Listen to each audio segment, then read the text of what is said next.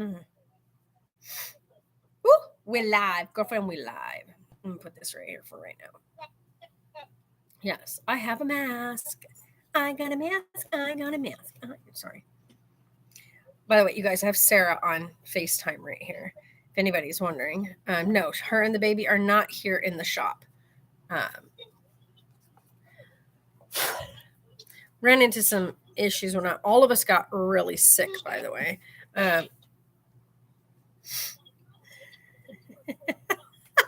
His little face, he's all at the camera. All of us got really sick. First, Carlisle caught a cold from being at the doctor's office. And then Sarah and I caught his cold. Then we passed our cold on to the girl that I work with, but she also had something like a stomach virus or a bug or what the heck ever. And that got passed on to Sarah and I. So we had a cold. Then we ended up both of us having a 24-hour stomach bug that knocked us both down. Like Sarah had it first, then I got it. So yeah, it ended up going back and forth, and now we're both dealing with all this like congestion. Though I have to admit, like Sarah said this morning, both of us today finally feel like way better. Even though we're like still congested, like we can still feel the congestion and stuff. We're no longer like dealing with like feeling like worn out crap, which is like the first couple of days, it feels like you've been hit by a bus. But this cold, like the cold that I ended up getting, it feels like any other cold that I've ever had growing up as a kid, all through my adult life, whatnot, every time, same time, every year. So it wasn't anything different. The congestion, though, because of the drainage, when you're congested like this and everything starts to drain. How are you guys doing today? I'm telling you how we're doing today, Kristen. So yeah, it's so I've been doing inventory. I got to finish the rest of this. There's a bunch of it that's on here, but then there's a bunch of it that is missing. So I've got to go back through and get the rest of those bits and pieces. So yeah. Ow, he got a hold of that stuff. Oh, and it feels so, by the way, you guys, we finally got our extension hose on last night. Sarah and I were like, we were cheering last night.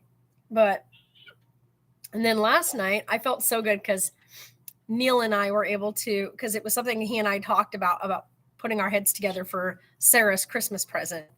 And so he and I got together last night and we got her present. Well, we'd already previously ordered it because they don't carry it out here, which is so dumb. Like, by the way, if you guys see me looking this way, I'm looking at Sarah. She's on FaceTime with me. You would think, because this is Lake Havasu City, it is one of the biggest like tourist destinations. It's got the London Bridge. It's got all amazing campgrounds. It's the massive lake. They film movies on this lake. They filmed Piranhas. I know they filmed some of Sharknado out here. Quite a few other movies have been filmed out here on this lake. This is not like some little, off the beaten path type place. This is Lake Havasu City, one of the biggest places used for movie productions. Like I said, London Bridge is here, big touristy place. However, it lacks a lot of stuff. There's no Target here. There's no Target store. Oh, wow, nice. So there's no Target store here. There's no Sonic's fast food here. So you can't even go and get a Sonic shake, which, by the way, Sonic shakes are amazing. There's one Walmart in this massive place. So if you live on, let's see, I need to orient myself. If you live on the northern side, right? East. Because if I go that direction, I'm traveling north. Right. If you live over on the south side of town, there's nothing over there for you. There's no big stores or anything. It's like all the beautiful housing development, all the big city stuff, all the schools, everything is over on that side of town. And as you travel north, and then because like you would travel north, and then you would take the west, right? Going west, west. Turn west. So that's north. Turn west to go towards California. Okay. So anyway, making sure I'm orienting myself correctly. So if you're on the south side of town, you're nowhere, because get this, the Walmart is at the very beginning of the north side of town. Like when you first come out of the mountain into Lake Havasu City off of the I-40, which by the way, that's a 10-mile, 11-mile trip in between the I-40 going. It's like 11 miles through the mountain pass before you get into Lake Havasu. So when you come into town, the first light there is the Walmart. That's where it's located. You have nothing else though between there. Like there's no big stores. So like everything's on that end. So it's like, why did they do that? This place is huge. And the thing we wanted, you could get it at several different places. I'm not going to say what it is because like I said, Sarah's right here and this is a live stream. No. It's all right. So we ended up getting together and we decided this would be a great gift for her, like super good, because one of the things Sarah and I are big about, and Sarah's really big about, is don't get her anything that's not going to be useful. If it's something that she's got to try to find a spot to set up or a place to set it or a shelf to put it on, she doesn't want it because it's just, she's not going to get any use out of it. Yeah, pretty things are cool, but like it's not useful. I just saw that. But she wants stuff that's going to be of use to her, right? So something that day in and day out is going to be productive or make her productive, or, like, okay, maybe even like adding a video game to her gaming console so that maybe her and the baby can do stuff. Like he loves video games, by the way, you guys. He's 7 months old and he loves video games. But anyhow, so we got together and we talked about it, and I was like, I thought of something, and I was like, well, maybe this item will be really, really cool. I think maybe it's something that I think she'll use it every single day. And then he and I talked about it, and he was like, oh my God, that is brilliant. That is something she would use every day. And so we talked about it. We went through a bunch of different like options of this thing. And so we were like, he was like, okay, you kind of know more about these items. So could you go through it and like let me know what you think is like the best one? And so I went through and we found a couple of different ones, and we went back and forth about it and went over the different pieces and different kinds. And so finally we ended up finding the right one for her. Like it's like, this is Sarah. This is going to be Sarah. This is going to work great for her. And I'm keep smiling really big because I can't wait for her to open it on Christmas morning. Yeah, my temptation now is to not give it to her before Christmas. She needs at least a gift under the tree. Right now, the tree is going to be so loaded underneath with the baby stuff. So, by the way, we didn't go overboard, like go and get him a bunch of toys and stuff, because that's just pointless. We live in an RV. But we did go a little clothing happy. We still also I have a couple pairs of shoes I'm going to get him too, because like you can't not have him in cute little shoes with his cute outfits and stuff. And this week coming up, the last day of Thrive, we're having a party. I'm going to miss my friends. Oh, of course, Kristen. But you know what? You have to remember, like, it's not permanent. You know what I mean? Like, this is just because it's the holidays. Ow, I can't do that. That cough hurts so bad. But anyway, so I am, ow. He's like, let me see this hair, Mom. Time for decorating. But yeah, so I am like excited to give her this because we got together. We finally found the one, and then go figure, the one that we end up being like, that's it. That's the one. That's it. But we're not looking any further. That's the one. Like we just knew. Go figure that they didn't have it in our area. I'm like, for real? Like, you would think because it's a rural, like Walmart is nationwide, that they would have it at all of their locations. But no, like there are some things that you can get out in Phoenix. Like when we went to the Phoenix Walmart, Sarah and I were like blown away because I haven't been to a Phoenix Walmart since I was in the military. And we went to a Phoenix Walmart when we were out there. And I was like, this is ridiculous. Like The size of the Walmart alone, yeah, Sarah's on FaceTime. The size of the Walmart alone, that's not even counting the grocery department of the Walmart. I'm talking about just the household goods and like clothing and whatever, was probably double, almost triple the size of like our super centers here. It's like it puts our super centers completely to shame size wise. I was blown away by the baby department alone at the Walmart in Phoenix was mind boggling. I mean, it could have been its own department store. Yeah. He was tearing up my shirt, and of course it says NASA. Mm-hmm. And I was like, my guy, you can't tear NASA apart. He's like, Mom, I'm trying to do this. Oh, you gonna tell me about it? Well, tell me about it. He gets so confused why I'm on the screen. He's like, Grandma, what are you doing in there? He's too smart. Too smart for his own good. Really? Did you hear him at 3 o'clock this morning? Yamming it up? He's in there just, I blah, blah, blah, blah, blah, blah, blah, blah, blah, blah. I was like, for real? He was having full conversation with me in there at 3 o'clock this morning. Yeah. He said, I eated my whole babies and I was talking about it. I was telling you all about my baba. And the fact that he's really getting good at like standing up on his own is crazy. He's 7 months, you guys. This baby be crazy. Whoa. I saw that. Look at him just like letting go and just going for it. Woo! So.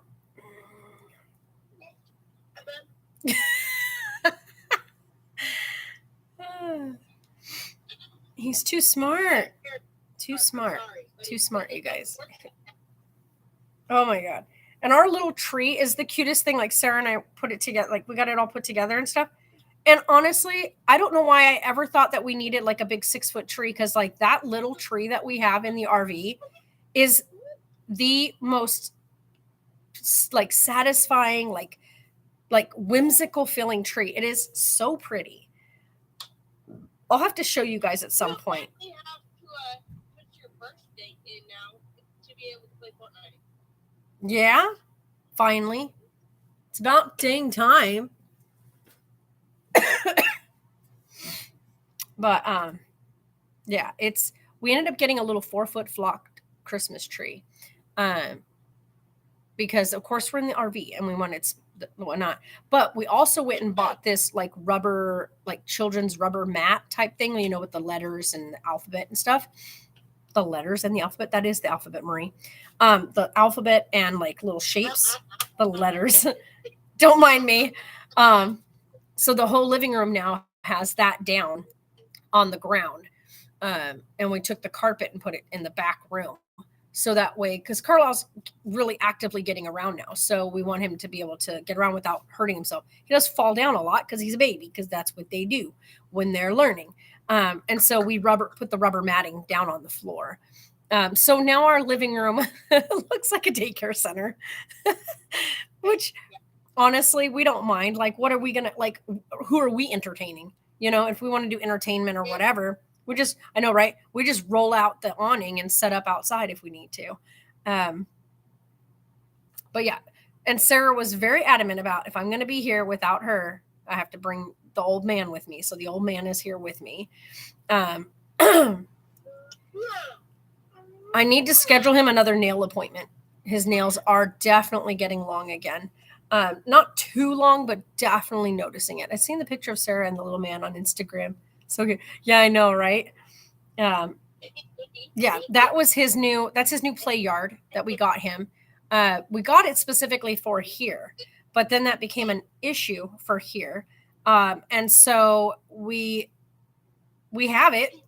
I might still talk with Neil about getting him the ball pit balls, because I would love to set that up outside, you know, in the yard, and put the awning out and let him play in the big ball pit I think that would be fun because we got him the big, huge play yard, so we could buy ball pit balls and let him just have a full ball pit outside. So what we'll probably do is do that and get that set up for him because it's huge. Like, I'm not even going to kid you guys. This play yard, as you saw, Sarah is in it with him, and there's still loads of room left in it. It is 4 foot by 4 foot. So yeah, it's big. It doesn't sound big when you say it that way. But it's huge. And so we thought it would be really fun to put ball pit balls in it for him. So, oh my God, my nose is so plugged up. But yeah, we got him between Sarah and I and Neil, we got him 6 learning toys. Well, no, 4 learning toys, 2 toys that are very geared towards like one of them is definitely his, what did we call it? His first gaming system. Yeah. Well, he got the game controller that we got him. The other thing is it looks like a game. Yeah, it looks like a Game Boy. But it's for babies. But yeah, so he got his first little game system. And then a set of like teether things because he is cutting more teeth still, of course. But yeah, but the other 4 items are like educational, like learning items. One of them, I was looking everywhere for it, and finally Sarah's like, Mom, right there. There's one right there. Because Sarah had it and Taylor had it. They used to make them, well, they still have them too, like the square where all the different shapes are around it. But then they have the one, which I loved for my kids because I found it made it less frustrating, was the one that's like a little bucket. And then it has the shapes on the top, and then they drop the shapes in through the top. I had gotten the square one, and I remember when Taylor was little, Taylor would get very frustrated very fast when something didn't quite work when he thought it should. Carlisle's a little bit like that, where if he tries something once and it doesn't quite work out, he starts to get very frustrated. And he gets very upset very easily when he's trying something and it's not working.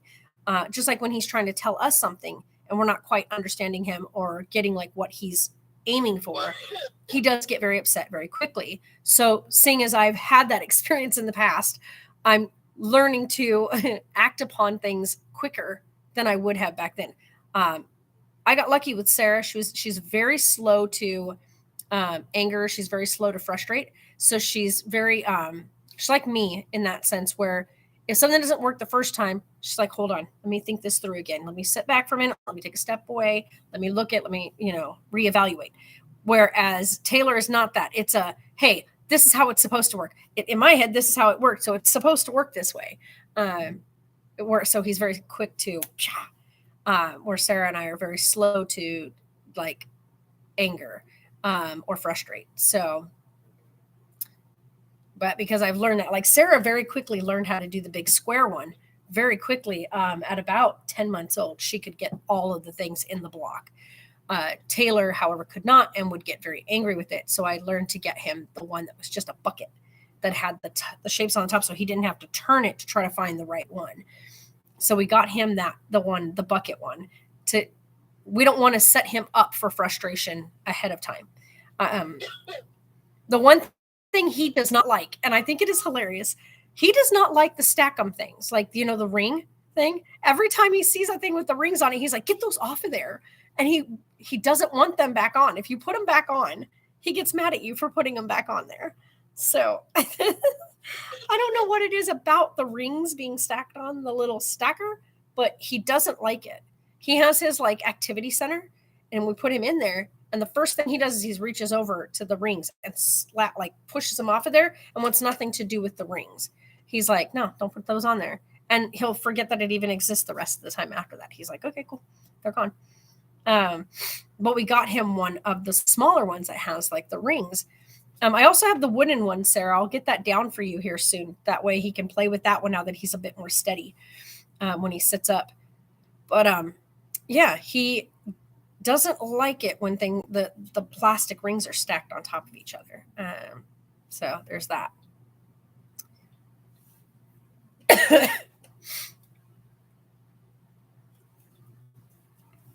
But we got him his brand new car seat, which we're both very happy about, because we did go out and we got him like just a really low cost car seat when he was freaking out in his infant one. And we needed something like ASAP. So we went to Walmart and we got a safety first, like the small, like just the basic car seat. Like the one that faces backwards, but also faces forward when they're older. But we were like, this isn't going to be the one we stick with. Like we wanted one that was going to have, that'll grow with him, which we now have. But the other one, I told Sarah, I said, well, now that she's going to be at the house during the day and I'm going to be here, his car seat is like, it's fixed in the car, right? And that thing, by the way, my car, I hate my car. That car seat took every ounce of energy that I had, every bit of every muscle in my body to get that thing into the car. And it was because my car, the way that the car seats are made now are wider set, right? They're bigger, they're bulkier, they're heavier. They have like durability to them. And my car is got those, like the way it's made back in the day, it's made to hold something a bit smaller. So like where the seat things come forward, like where the latches move and whatnot, are big, bulky metal, chunky pieces. So you couldn't get the car seat in and like fasten in. And there's no anchor system in my car because it's an old car.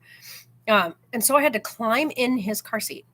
Had to climb in it and push myself against the roof of the car, the ceiling on the inside, to shove the car seat down enough to get it past the metal, like latch piece. Once I finally got it down there, I was able to buckle it into place and pull the thing into position. And now the car seat is like, it's so secure. I don't think you can, trying to cut it out of there is going to be fun. So yeah, that's a thing. But we left the other car seat, the kind of cheaper one, at the house. So if there's ever anything that comes up or whatnot, Sarah has a car seat to put him in.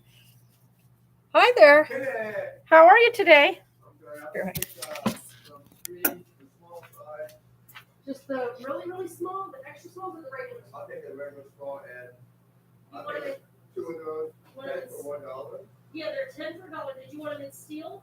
What? I think that's all I got is steel. Okay, I'll take whatever you got. Actually, I have, Whatever you have lasts steel and longer. what's that? Whatever you think lasts longer. I guess it just depends on use. Okay. Um, You take it, then I'll take it. Whatever you have. Oh, like that. Okay, I'll take 20. Okay.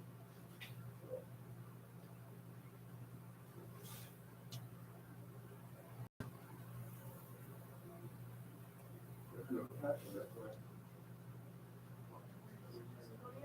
Yeah. Is that it for you? Just the screens? Yeah, that's it. $2.15.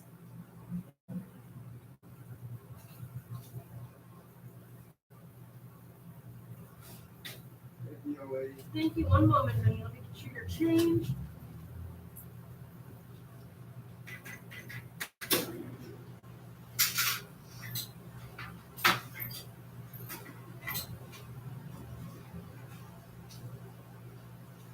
There you go. Okay. You have a Thank you. great day. Okay. Thank you, young lady. Thank you.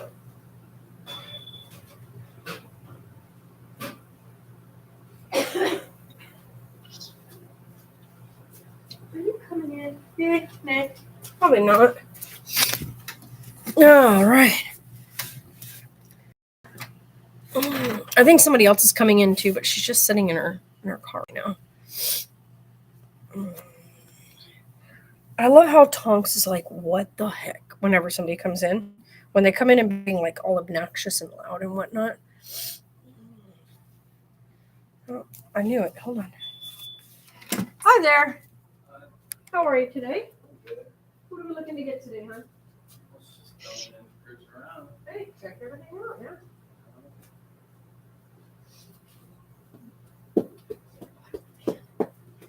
Joy, buddy.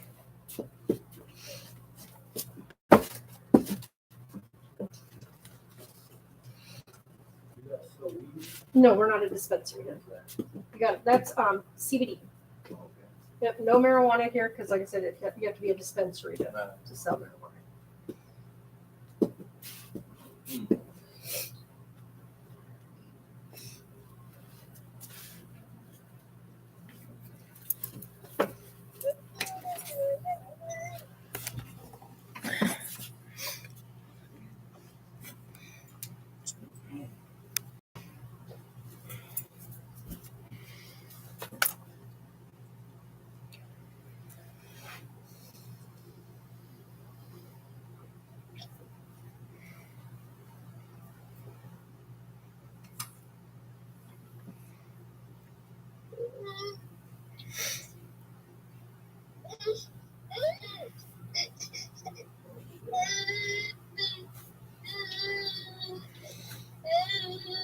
Mhm.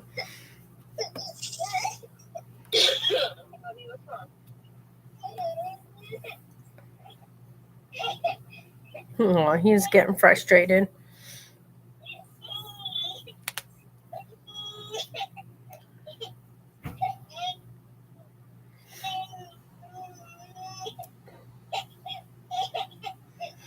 He is tired.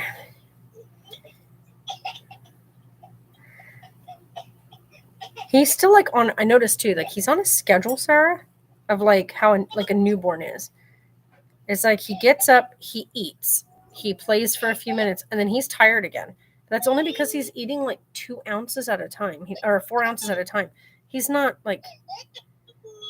eating like what most 7-month-olds would be eating.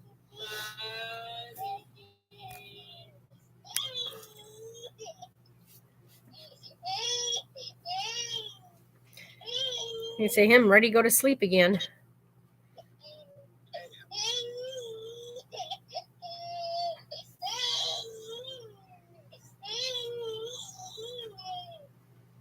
Hmm.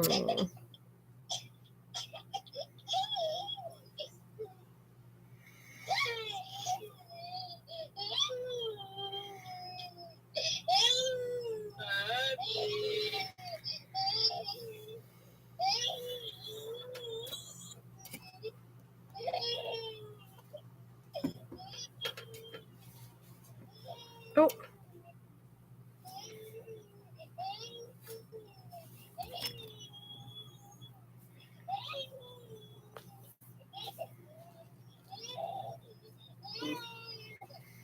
Hmm.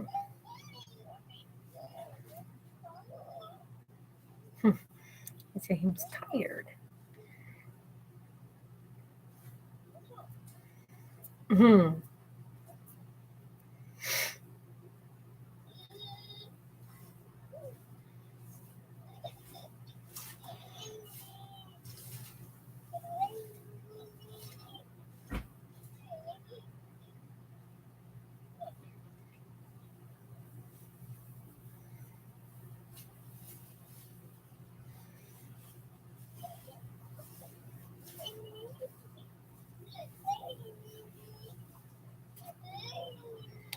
Oh my back.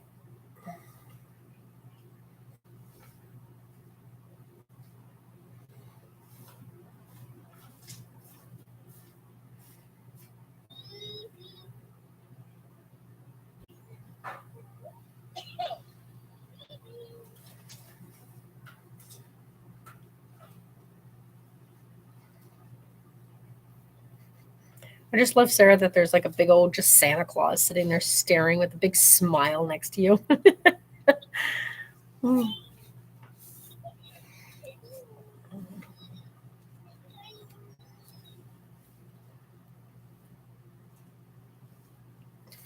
Poor little guy.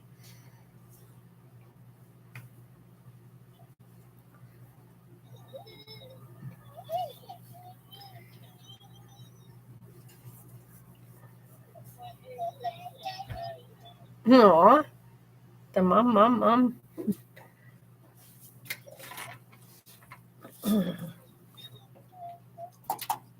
Give me that. I was looking for this. Found it.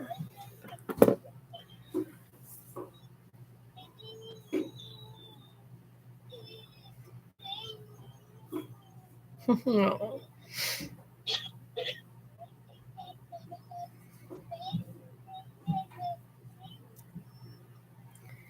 Aw.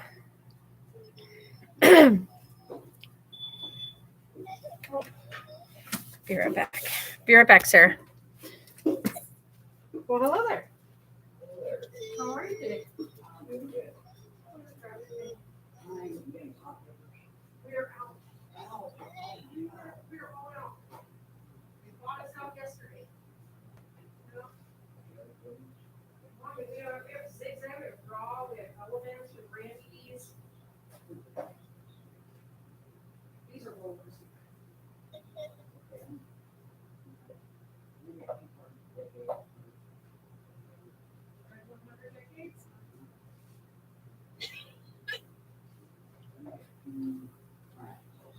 Two cartons front.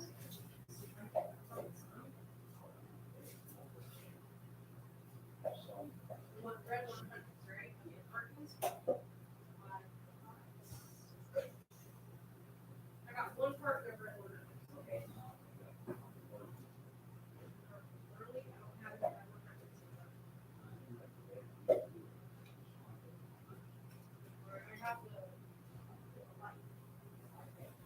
Okay. One of those, one of those.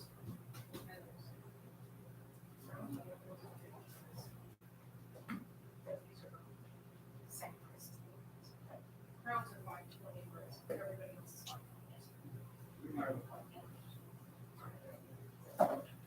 All right, and you still want the crowns too? Okay. We got your zigzags, original zigzags. All right.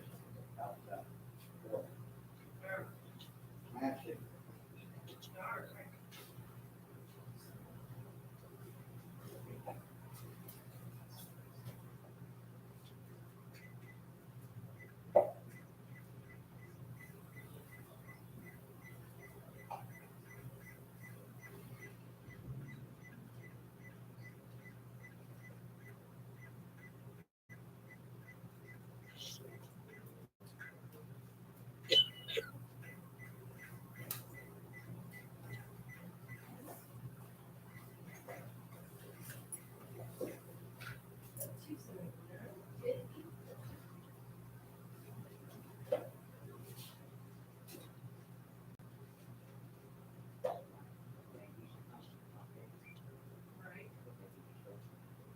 Yeah, we usually always have talking. The other day that I bought the whole thing. Yeah.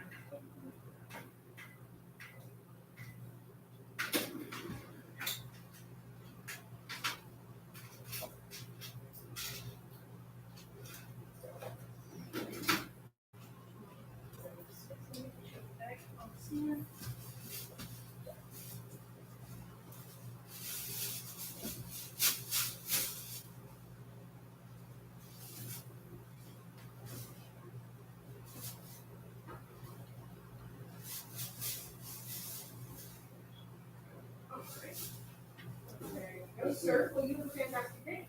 Did you need a receipt at all? All right.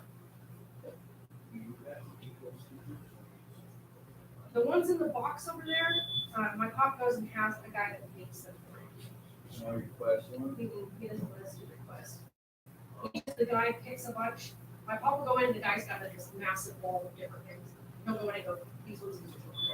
Yeah, so it's not on request or whatnot. The guy already has them. So that he just picks out of what he has. Yeah, there's some good ones. Oh, I know. There's some really good ones. Yeah. Yeah. All right, you have a good night. Hey, you too. Hi there. How you doing? Good. What are we looking to get, honey? I can point you in the right direction. Oh, we don't have much left because we are getting rid of what we've got. So it's all 50% off. It's because it still won't get FDA approved, so they're just not going to carry it anymore. people. Yeah. So this is all we have left. It's all like on this top shelf. So from right here, this is all we got left in powder. The rest is all capsules, and it's just under here. And that's, like I said, 50% off of all of what we're carrying. Okay. Yep, the FDA just won't approve it, so there's no point in continuing That's to. probably because it's good. Right. Yeah. How much is the big bottle? The really Big big jar. bottles are 174 and then half off of that. So How about the small ones? these guys are 69 and then half off of that. So you're looking at like 35. Well, take that small. Which one? Just the reserve, or do you want Bali? I think that's what I have left. Reserve and Bali. What's the difference? I don't know. Even if I did, I wouldn't be allowed to tell you because it's not approved and I can't get it. Oh, okay, I got you. Yeah. That one's good. All right. Move on over.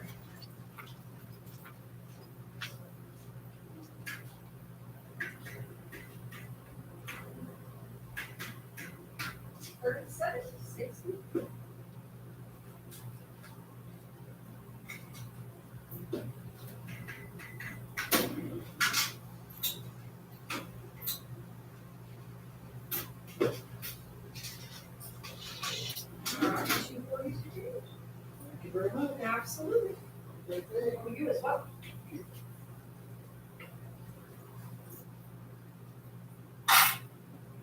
See ya.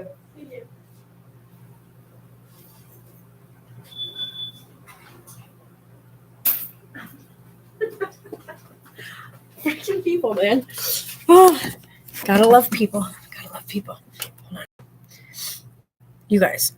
So there's a product out, right? It's not FDA approved.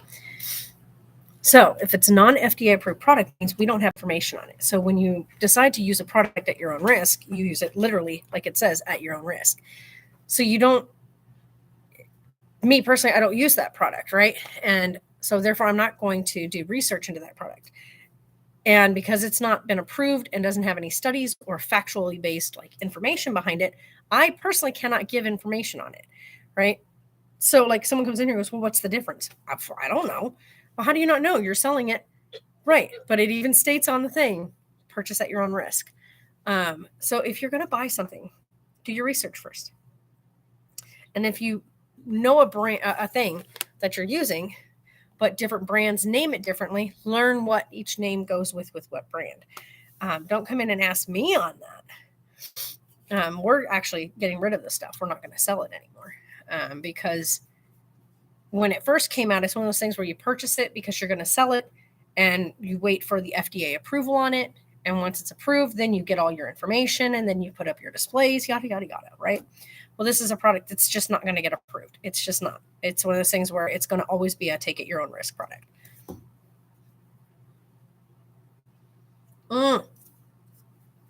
My neck. I even took some medicine and it's still not doing anything. I got rid of my headache, but it's not doing anything for my neck. My neck hurts so bad. Carlisle was not having it last night. I think it's just because it got way too cold. This baby is a freaking Eskimo half the time. But last night, it just got too cold. Like it just got too cold. So tonight, we have to make sure that when we do use the heater, we don't use the AC. Like we don't use the blowing air. Because the heater, when you turn the heating unit on, it actually is blowing through vents. So there is circulating air. It's blowing air out. Last night, because we're so used to having moving air, like moving air, that we turned the fan unit on. But in doing that, it pushed all the hot air back down to the bottom because the heating vents are down at the bottom of the RV walls. And so it blows heat up because as everybody knows, heat rises. So what it does is the heating unit blows hot air down at the floor level, and then that heat rises to the top. But because we are not used to having no moving air, we turned on the regular fan to move the air around. Well, it blew the hot air right back down to the ground, which in turn it just stopped turning on. So that was fun.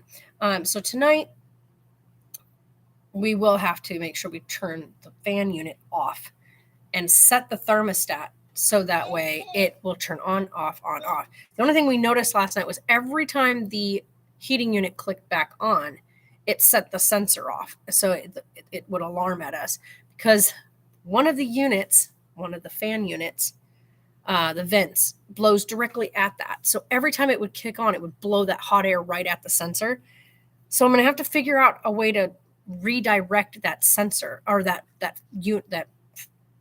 what the heck is it called? The vent. I need to redirect the vent so that it's not blowing straight at the sensor. I need to figure out which way to turn it so that it misses the sensor. Because right now it keeps hitting the sensor. And with it hitting the sensor, it keeps setting the sensor off.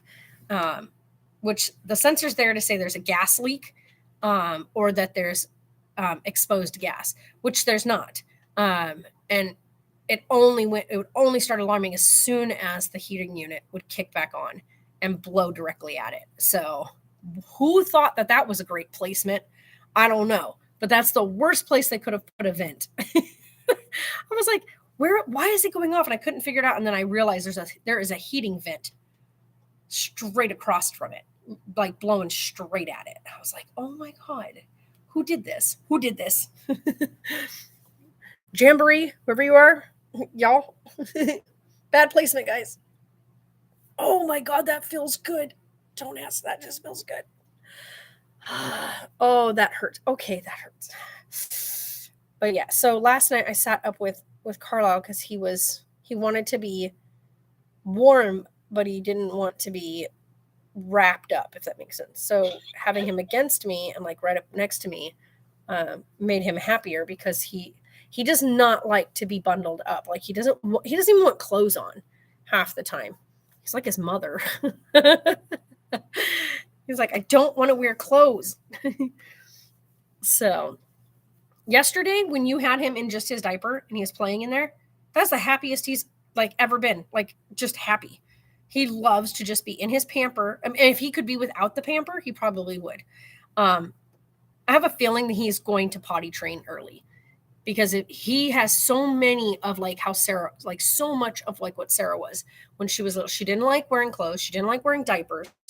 And she was potty trained by 18 months. She didn't want to wear one. She wanted to go potty on the potty and be like, she wanted to be a big girl. And I have a feeling that he is going to be on that, like in that same scenario. He hates wearing his diaper. When you take his diaper off, he's like, oh, thank you. And then you start putting a clean one on him and he gets so upset. He like grabs it and like pushes it away from you. He does not want a diaper on. Hold on. I got another customer. Hi there. Hi there. How are you today? All right. What are we looking to get today? For like a Sherlock. Like a Sherlock Holmes type pipe? Yeah. Yeah. If you look actually right there by the right top, right here, in that cabinet. Oh. Look at those guys. Oh, those are interesting. Oh, yeah. Those are metal? Yeah, I like glass. So looking at these, yeah, we have those are everybody. Okay. You see, we've got. That made no sense. See. Oh, this, let me see if this is right. Yeah, we laid it down so that we could see that the way it sits. That was that was wrong.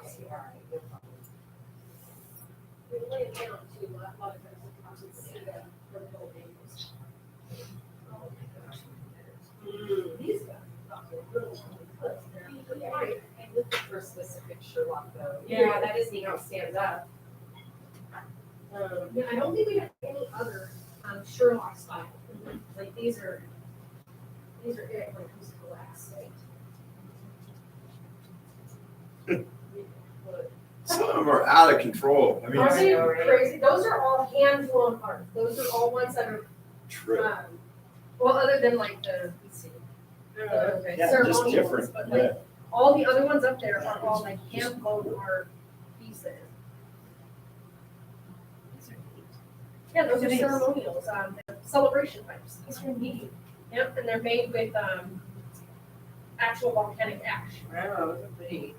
That would be something Be the pizza. actually, because this is so cool. So They each come with their own certificate of authenticity. It's too short though, he'll burn his beard. Oh yeah. It's to be longer. There's a reason for the length. So, I mean, there's a. They're kind of different ones.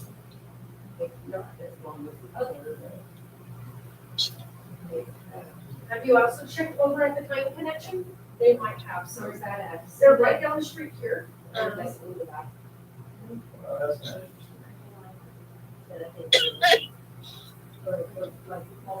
Yeah, yeah. But yeah, the Time Connection's right here on Lake Havasu Avenue. Just go that direction.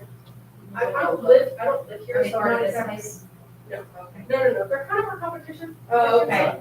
However, I do. I mean, I really just like a Sherlock that stands upright, you know? Yeah, and I figured, let you look around. We're here till 8 o'clock, so, Perfect. you know. if How you much don't is like that today, iridescent one? This guy down here, That's just- these guys are $29.95. So, Okay. Yeah, it's like a sure makes mix it it. limited. Yeah. He said nothing. All right, Thank you. hey, thank you. Yeah.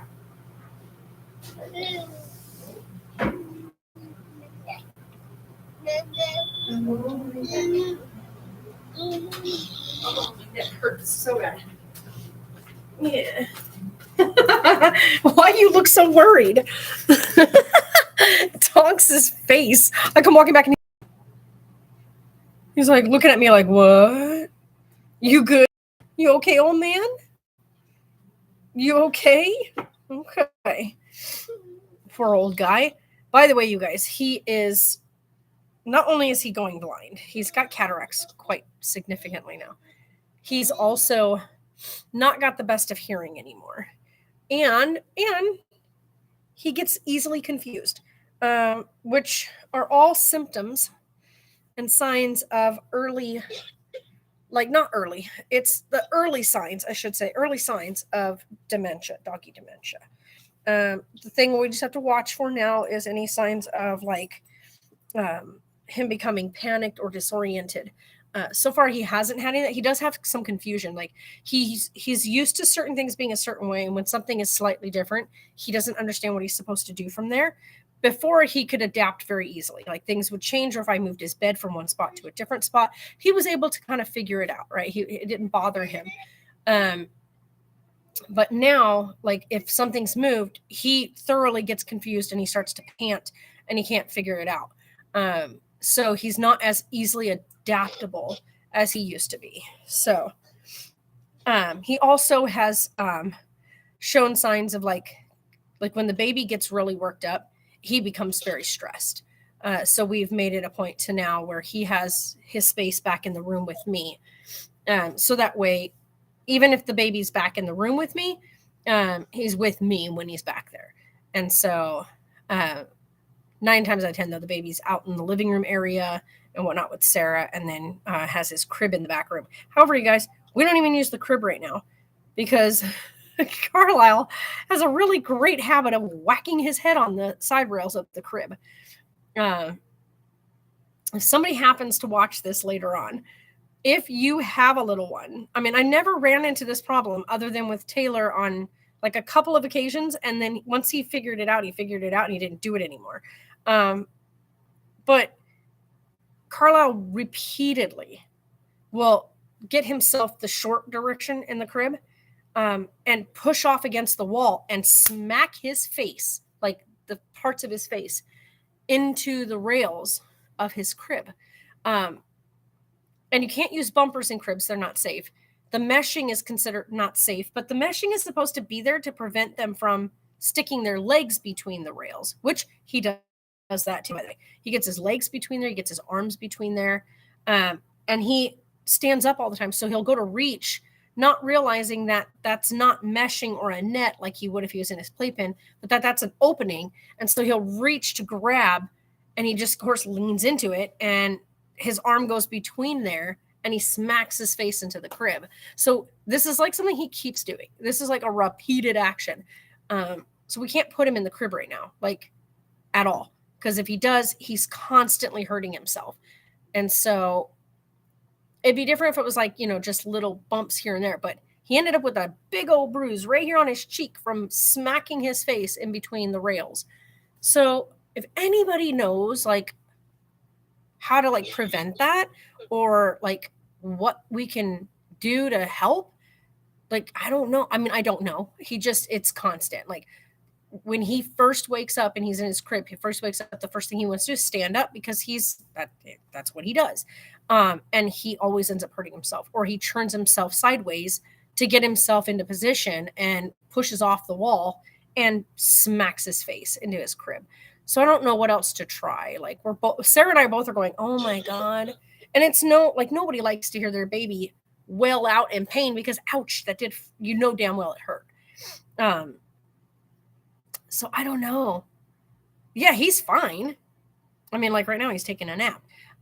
He's fine. This was before. We don't put him in the crib anymore because of that. So right now he pretty much sleeps in his playpen because it's meshing and it's soft and we don't have to worry about him smacking his face into it. So for now we're using his playpen out in the living room. I talked to Sarah the other day about probably just taking the crib down for now, and putting it away, like putting the crib away for now. As much as I love the aesthetic of the crib, because the crib is gorgeous, you guys, his crib is gorgeous. But because of him constantly hurting himself on it, it's literally kind of pointless to use it right now. So putting it away until he's a bit more like sturdy and stable and understands like that he can't just like throw himself in between the rails of it. Which I guess is fine. Like a lot, like even when I looked it up online, some of like the things you can do, one of them stated to put him in have him sleep in a playpen until he's a bit steadier. Just for, one, mentality's sake, for our own freaking mental sanity. Because I think both of us, every time he does it, both of us just go, oh my God. Because, the sound that it makes when he bashes himself on the crib, holy crap. So I think the biggest thing will be probably just take his crib down for now and put it in storage until he's not so unsteady on his feet. Once he's really got like his understanding of like his surroundings. Because right now he's not got a lot of spatial awareness. He just kind of goes with it. So I think with his lack of spatial awareness right now, it'll be probably best to take that down and set him in, use the playpen for a little while longer. Yeah. So probably going to end up doing that. You doing okay, Mama? Is him sleeping? He just laying there chilling? Good. Don't forget, you do have his swing option. So. Yeah, that influenced me about you get. No, I know. Don't worry about that right now. So probably, yeah, I'll probably do that. We'll probably for Monday take the crib down and put the playpen in its place. Now that we have the two different ones, we can use the small one for him to sleep in, and the big one, the really big one, we can set that up and have that for like outdoor play and stuff. It is so cold. Like this morning, it was 33 degrees. Who said it was okay to make Arizona 33 degrees? Who gave permission for this region of Arizona to be 33 degrees? Because no, absolutely not. It was so cold. I was like, oh my God, I'm freezing. I wore a sweater and a jacket to drive to work because it was so cold. Yeah, not. Oh, bless you, love. Bless you. And that sounded painful. I'm so sorry. I forgot my fingers got the big cut. I just caught it on my pants. But yeah. So, like I said, if anybody watches this later, because I know there's not people in here right now that are watching this, but if you are somebody that comes across this later on down the road and you know of a way to help out with a baby that is constantly banging themselves into the sides of their crib. And this has been a problem since we got the crib. Like, we got him his crib when he was 4 months old.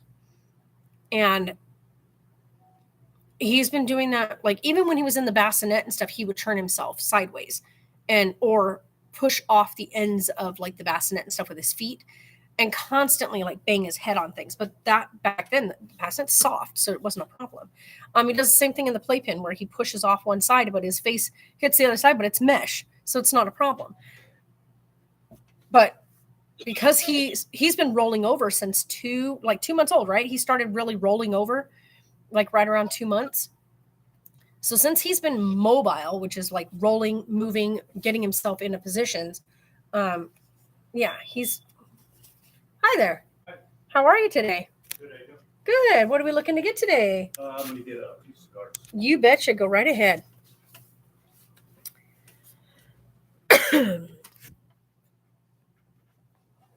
But yeah, so if anybody happens to see this later on down the road, and like maybe somebody will have the same problem, and you can comment down below, so that way maybe we can find a way to like help him out.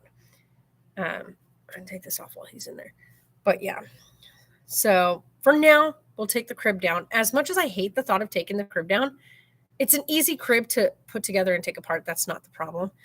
It's the thought of like, we so badly wanted to make sure he had his crib set up in there and it was like perfect for him. And yet he sleeps in the playpen because he constantly hurts himself on the crib.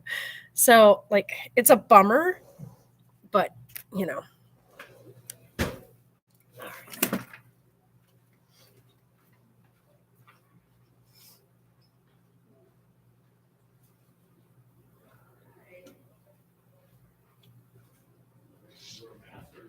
I'm sick. Yeah.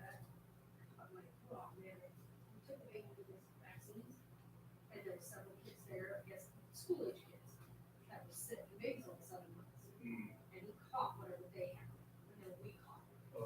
I was like, oh man, that's not right. It's old and flu season. Yeah. Sure. So 19, 37. Yeah, so I was like, man, y'all got us sick. I was like, go figure you would get sick at the doctor's office. Right.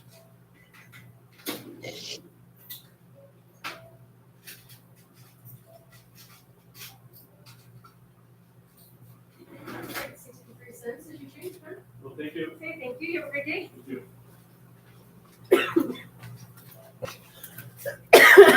Ow. Ow. Do you remember? Take that off there. Huh? Remember Dad? Yeah. Hold on. Go that direction. Not that far. Hold on. Just wait. Just give it a second to. What the heck? What happened? What in the heck? That's her new man.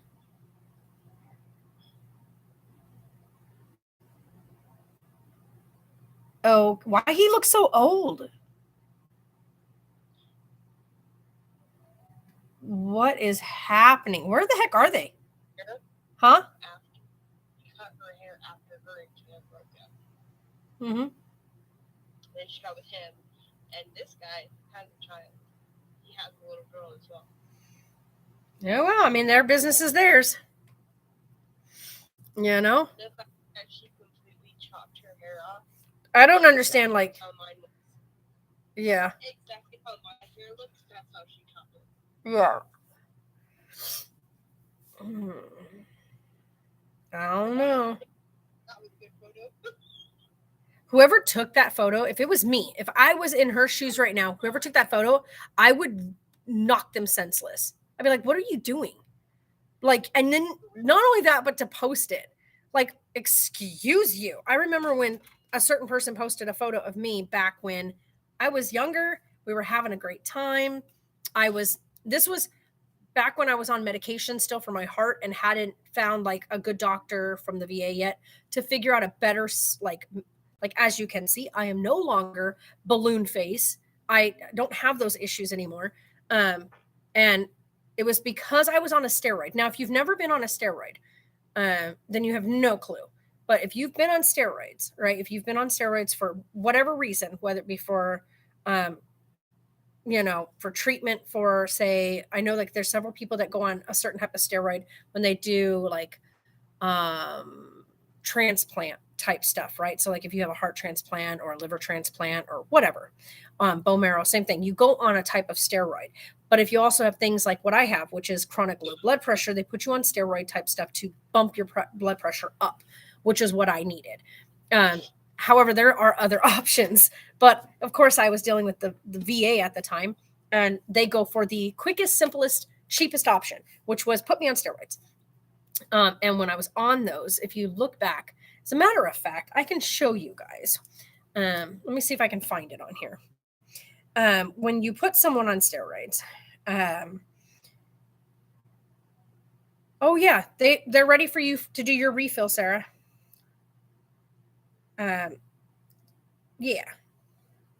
Let's see here. Would you like to refill me? That's due to refill on this date. Yes or no. Text name for full Rx name. Yes, we'll say yes. We'll get it refilled for you, and then I'll go pick it up, okay? Okay. Thanks. Cool. All right. Anyway, so I was going to look. Jesus, Marie, get a grip.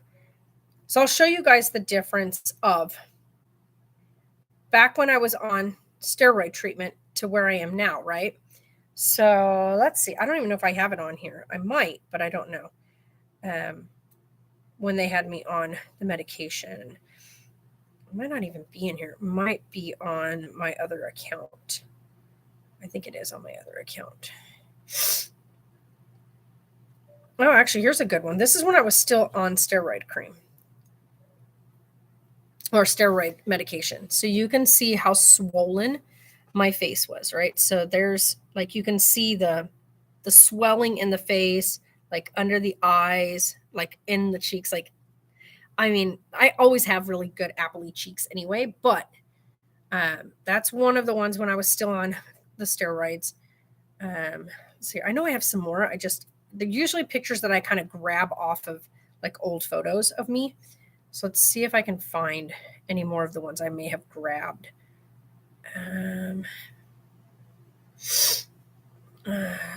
Gosh, I am so congested. It's not even funny.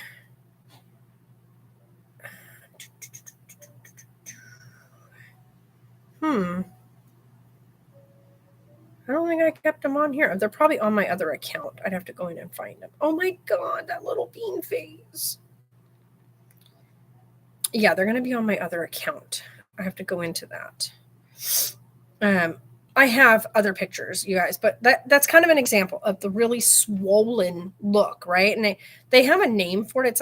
It's like where you literally get like a balloon face from the actual steroid treatment. It just causes a lot of like full water retention. And it makes you feel really bogged and weighed down. Like it really does. It makes you feel all the time. And so being on that, like I was so swollen and just, I hated it. So yeah, I'm exhausted right now. Really? Oh, hi. Check your ring activity. It's because I haven't done much else today. There was something I was actually on a rant about, and I totally forgot because I got distracted by people being in here. But anyway, I have to pee really bad. I have to pee. Dude, that's a huge dog. Holy cow. Be right back. I have to go pee real quick. Hold on.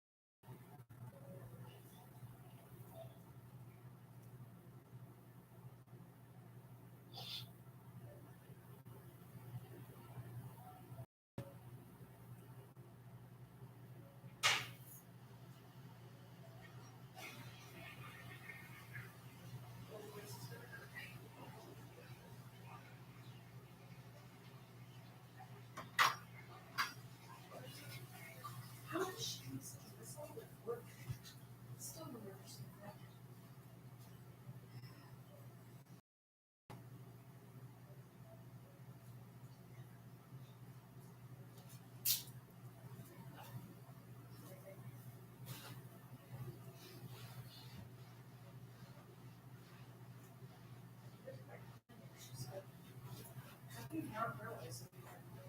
Look at this.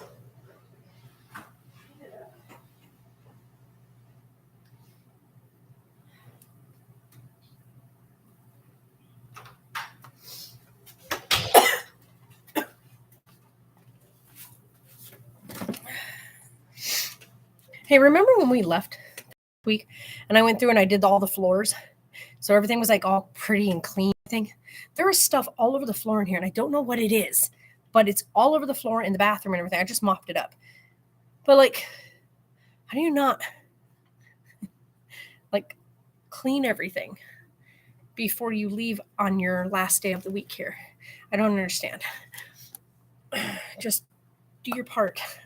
That's all I ask. Like, if I come through here on my Saturday, like today, and clean everything, wipe everything down, stock everything, at least do the same thing for me on on Wednesday, so that when I come in on Thursday, it's done.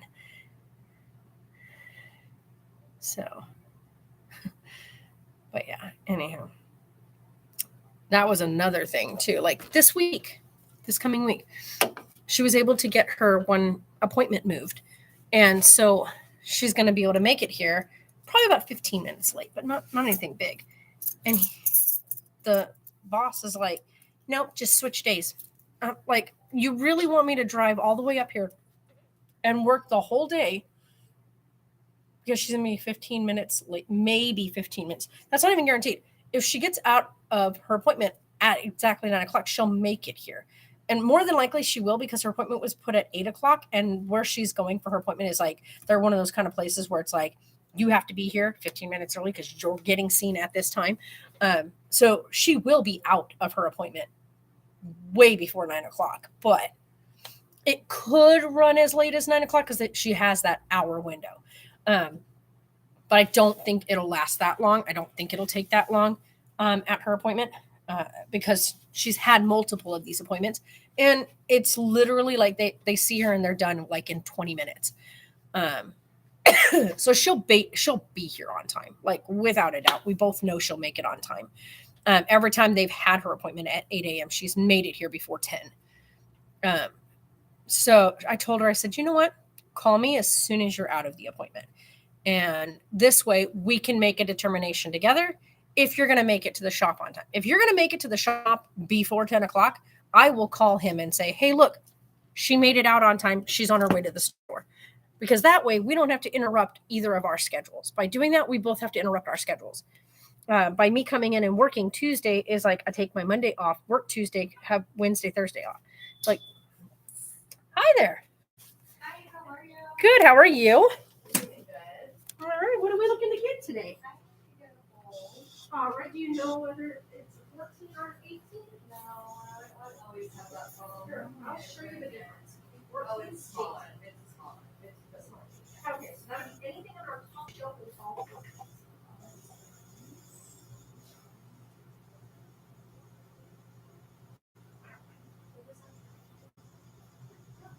We get dusty quick, I know. I live next to the freeway and I dust in the next day. My house will be the same on it. I don't even know why I bother. That's what I said the other day.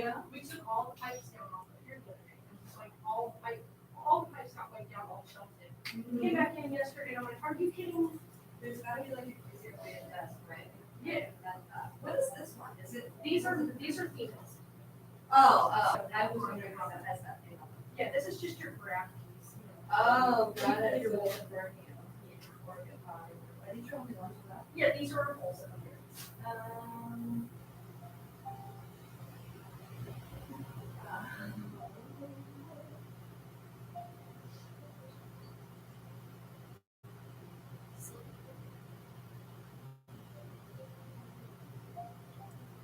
Right. And then sometimes like this, I know, right? those are the worst because like when you smoke it, it's choking us back up in here and it's so hard. I got blue one that, yeah, that one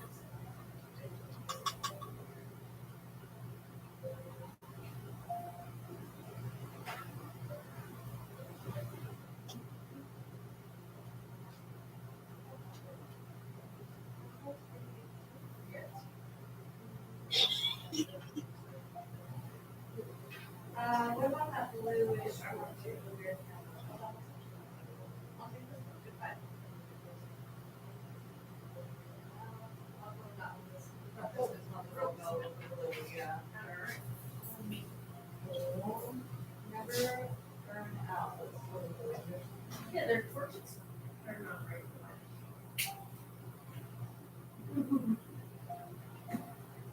We have other designs too. So we have those ones. You know,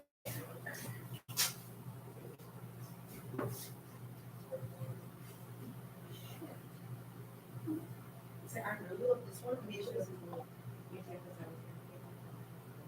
That's actually pretty cool. I love that one because I do photography. I love photography. And so I love this one. Me neither. Like I like pink, but I'm not like it's not. Like, yeah, I would buy it just because it's Right. good, right? This one has done. It's got everything. They're $9.95. Oh, that's so good. Alright, well, I'll take this one, All right. and then I'll take the ball and I'll look at, I'll deal with it. Oh, you're not in my way? Do you guys do cash back here by any chance? No, I don't. I wish we did. Ooh, isn't that ask that all the time? Yeah, there's a guy in the parking lot playing the violin, and I'm such a sucker for people during the holidays. Oh, I I just know, try to help right? them out. Like, my husband's like, you know, it's a scam. I don't care if it's a scam. It's I just, know, right? it's That's what I told $20. my It's not kids. gonna kill me or break a bank. You know Right, what I that's mean? what I told my kids, because I know, like, I had a friend of mine who were out, and a guy was sitting out, and was, you know, panhandling and whatnot.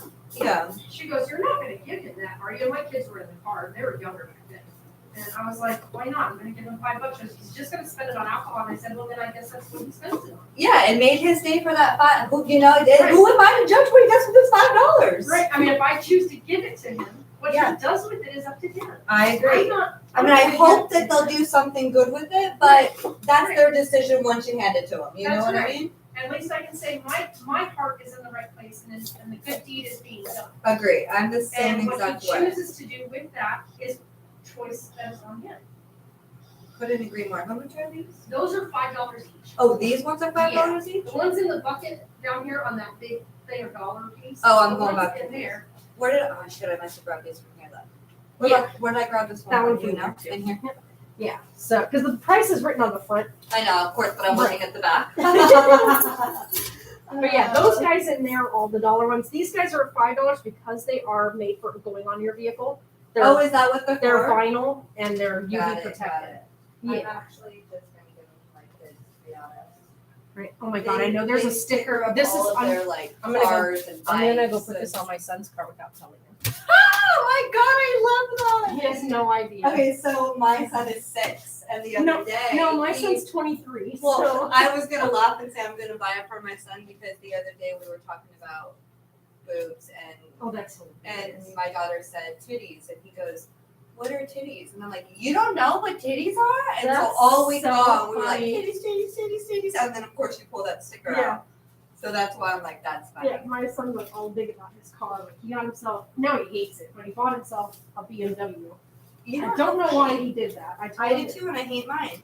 and he was like, "Oh my god, this thing is so much crap, Mom." I was like, "I told you not to buy it." Yep. He was like, "I hate this thing. There's like everything keeps breaking." I'm like, "I told you not to buy it." My daughter and I call it a glorified Honda. Yep. Because I traded in my Chrysler 300 for, which it had like all the bells and whistles for the BMW, Yeah. and it doesn't have heated seats. It doesn't have. You put the cup holder in where it goes, and it blocks the entire radio, so you can't even change the station. Because I'm like, who fucking made a car like that? Right. Like, oh my god, I have a BMW, Like I and drive I that hate piece. it. I drive that piece of crap. I fucking hate my car. It's a stick shift, 1998 Honda CRV, and Stick shift, that's Stick a lot of shift. work alone. yeah, I'm too lazy to drive a stick shift. Oh I my God, I can, hate but. that thing so freaking much, and it's so janky at this point. It's so, like, oh my god. Hi, Mike.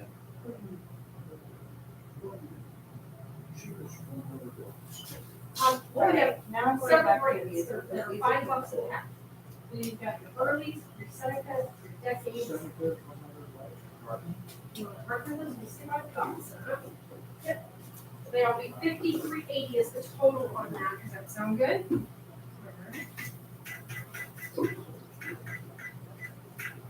$53.80 is covered, and I'll need your ID with your card, okay?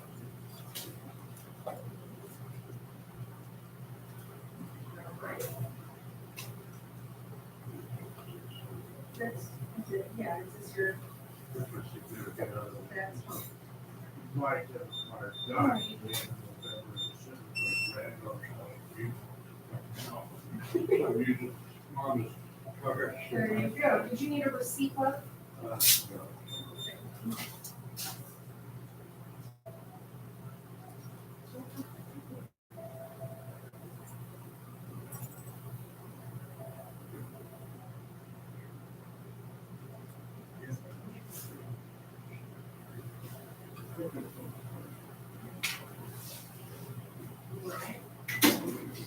All right, well, you are good to go. Thank you very much. Hey, happy holidays.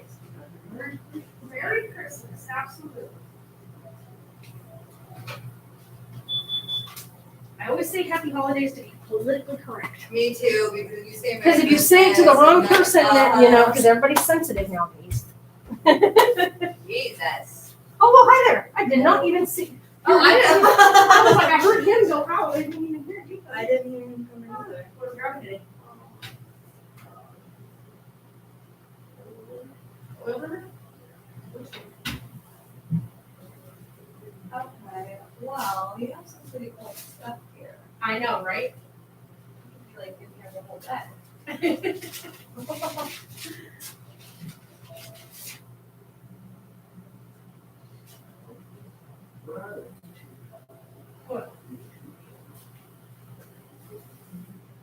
They're just the regular, like the straight glass tubes. They're just straight glass tubes.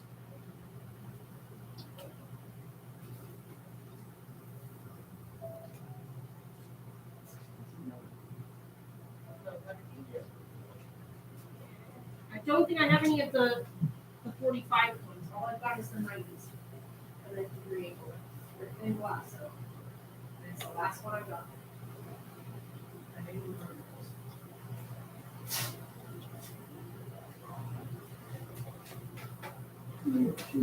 Number 2.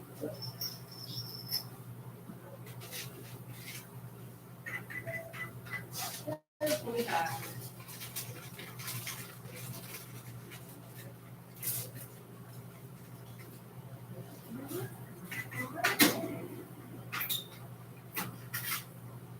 Ready to go, man? Absolutely. I have to go back to my other little pipes. We need a bigger pipe. Oh my god, that's so cute. Yeah, I bet. I brought all of that from our storage unit because we live in an RV now, so the tree won't fit for RVs.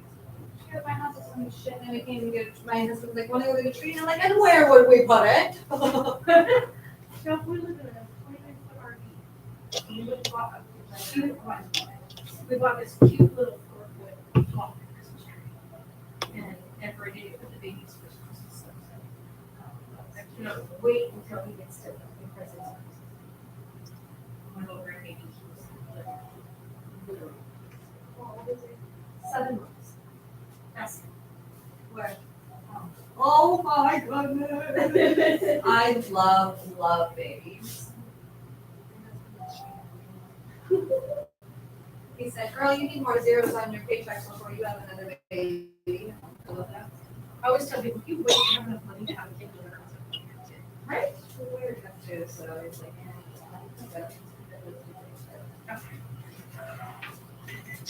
I love the floor, long, Margie's and stuff. Oh, the March? Yes, Oh my Marge, God. I love that. I know. I love those whole setup back there. Really cool. Do you have tasers here by any chance? We actually do. I bought a taser at the swap meet. It looks like a flashlight. Do you happen to have those ones? No. We have like just the Can you show me actual. where they're at? Are they behind me? Here, come on over. I need to not look like it.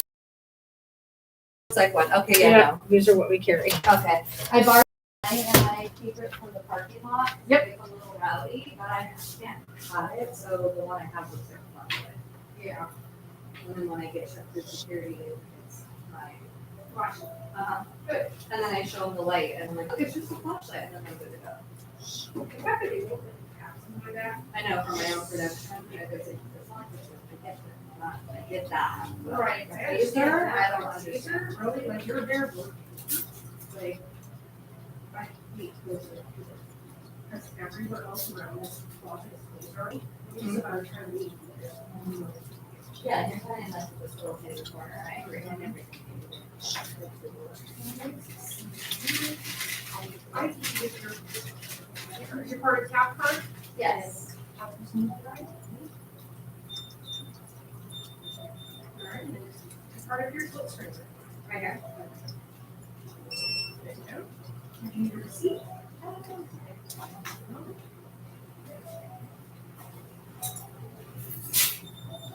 Thanks for your help, don't be surprised if you see me again. Not at all. You have cool stuff there.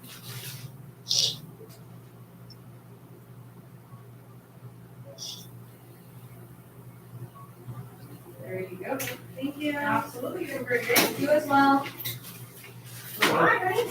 What you looking for today? Thank You have three double large, right? Yeah, we want 3 of them. You don't carry the 1.5 pounds. Not anymore. The only thing we have in the 1.5 size is gonna be your zigzags. The original. I'm taking that money. That'll work, man. The one zigzag? No, I'm Oh, just just thinking the long just one. these. That'll work. 952. Did you need a bag? No, you know what? I got change here. All right. Perfect. Maybe let me see here. Oh, I hope so. Look at you. I'll find a penny somewhere for you. As long as they get it. You ever seen it? No, it's not yet. What would you need? 52. There you go. All right.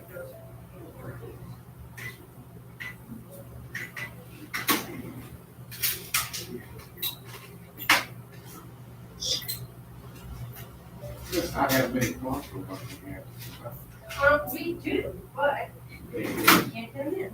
Ain't that something? Yeah, like I'm completely out of like jokes are the ones that are really popular, and I've been out of them for 6 months now. And what are those? They're 1.5. They're hemp, organic hemp 1.5. Who said this? We don't have it. That's what I'm saying. We've been out of them for 6 months now. Oh my God. Yeah, Thanks, hon. Hey, Hey, we'll you. talk to you. you take it easy. You got it. You got a card to this place? I Put it do on for actually. And what I'm saying is I can, instead of coming down, I cut it for, you know. Where are my cards? You want here? Give me one of these for now. It has all the information right here on the back. Thank you, Each John. parcel. Appreciate it. Thank you so much. Thank you. You have a great day.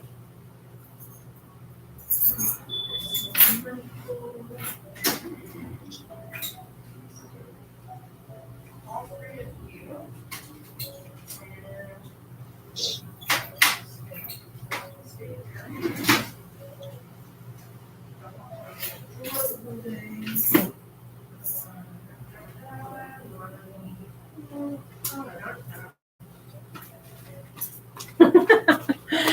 That was funny. Sorry, guys. That was fun. That chick was hilarious. I freaking love her. I hope she comes back. You're getting a puppy, Sammy.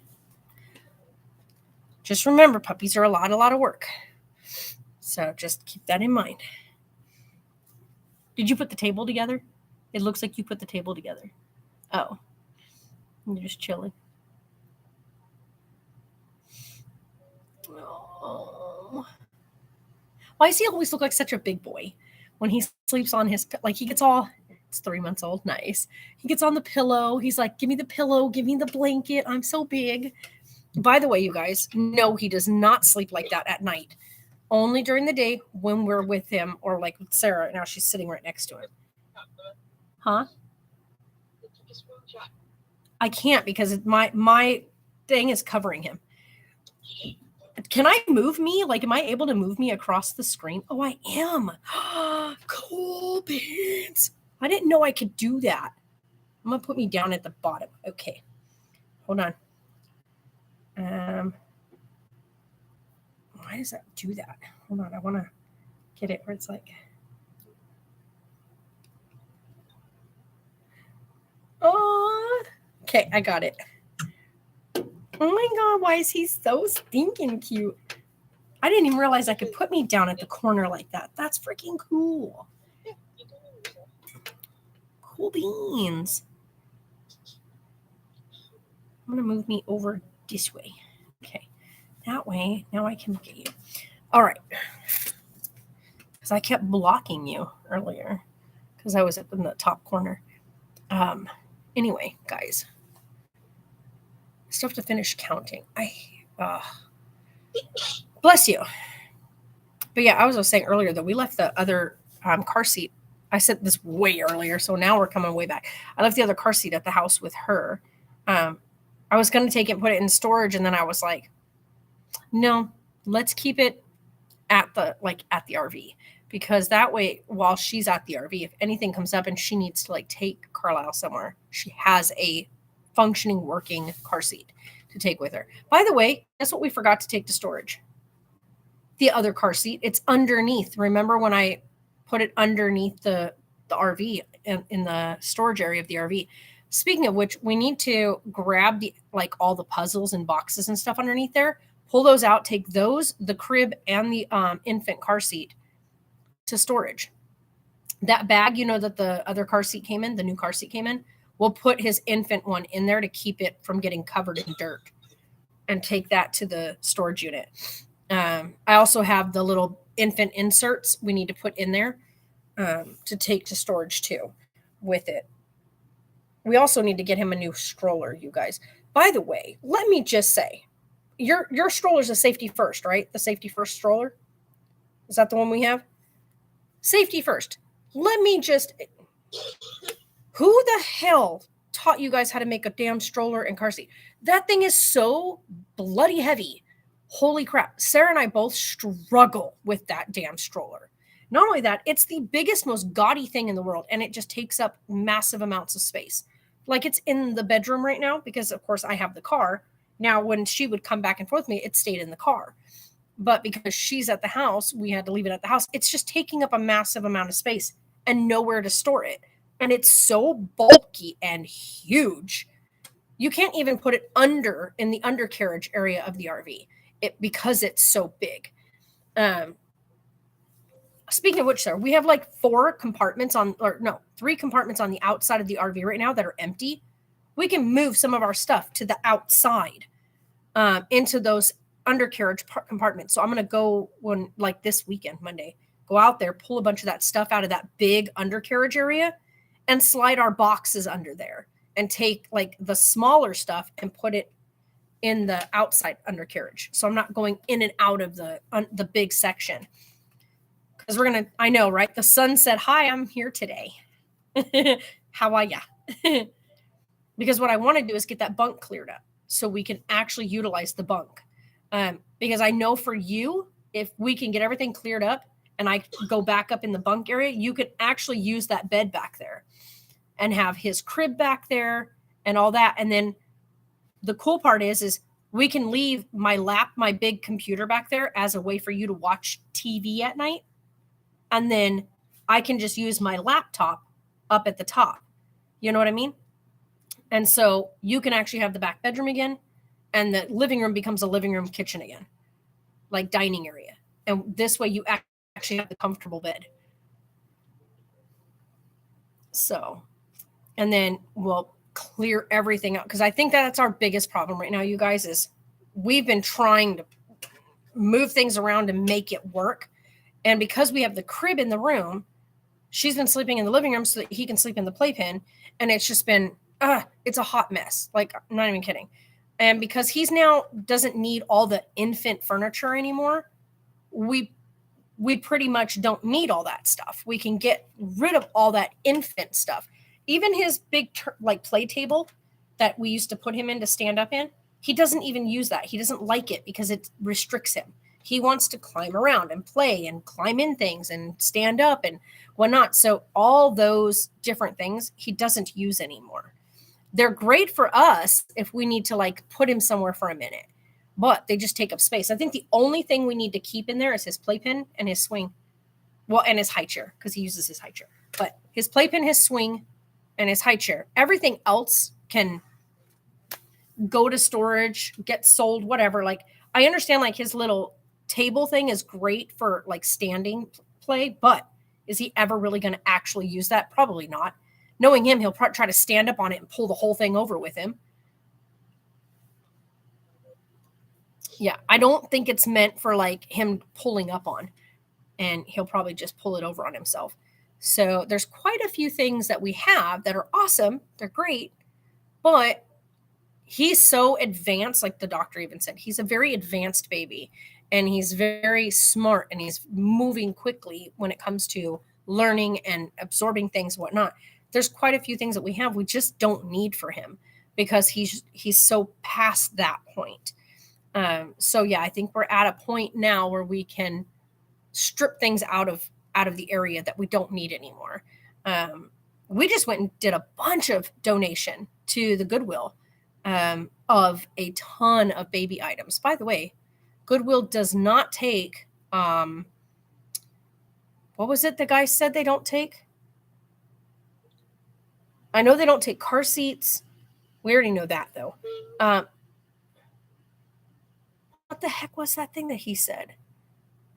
I was giving him the play seat. And bouncers, that's what it was. They don't take bouncers. And I was like, oh, he goes, no, we don't take bouncer seats, and they don't take I think he said swings. no, because they took the swing.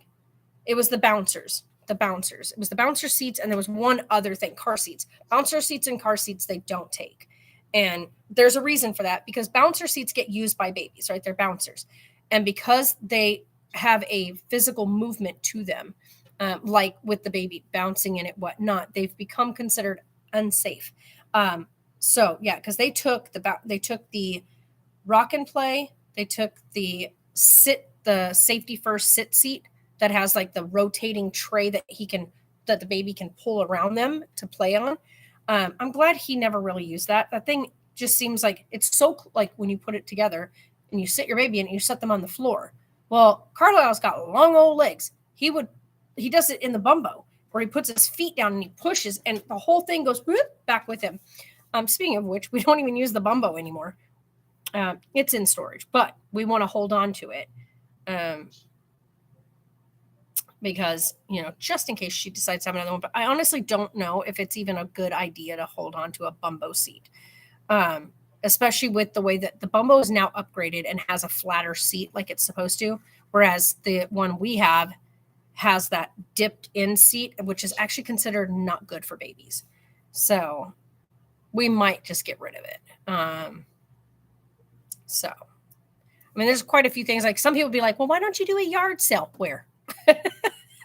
Where are we going to do a yard sale? Not only that, but like, to me, it's one of those things where it's like, if I was in somebody's shoes, like who was struggling, it'd be nice to be able to walk into Goodwill and find something like you're looking for, for your baby. And be like, oh my God, they have one of those. Awesome. I remember when we used to go to Goodwill and be like, we're just looking for this one item. If they possibly might have it for a much more discounted price, and finding said item when you're looking for something is like amazing. So it'd be nice to give quite a few things to Goodwill to allow them to go to somebody who needs it at a lower cost. Now, I know there's better charities out there to give things to. I know that, but we don't have that option out here. The option we have here is Goodwill. Salvation Army they never take stuff. Like you try to drop stuff off over there and they're like, take it over to the Goodwill and they'll give us what they have. So they take what Goodwill won't accept. So Goodwill will get a whole shit ton of stuff, and then they'll read through what they're going to keep, and whatever's left over goes on a big truck and it goes over to Salvation Army out here. Salvation Army, if you pull up at the Salvation Army out here and try to drop stuff off, they're like, go take that over to Goodwill. So we have Goodwill. That's our charity location to drop stuff off at. So yeah, we're going to probably put the crib and the mattress over into the storage unit.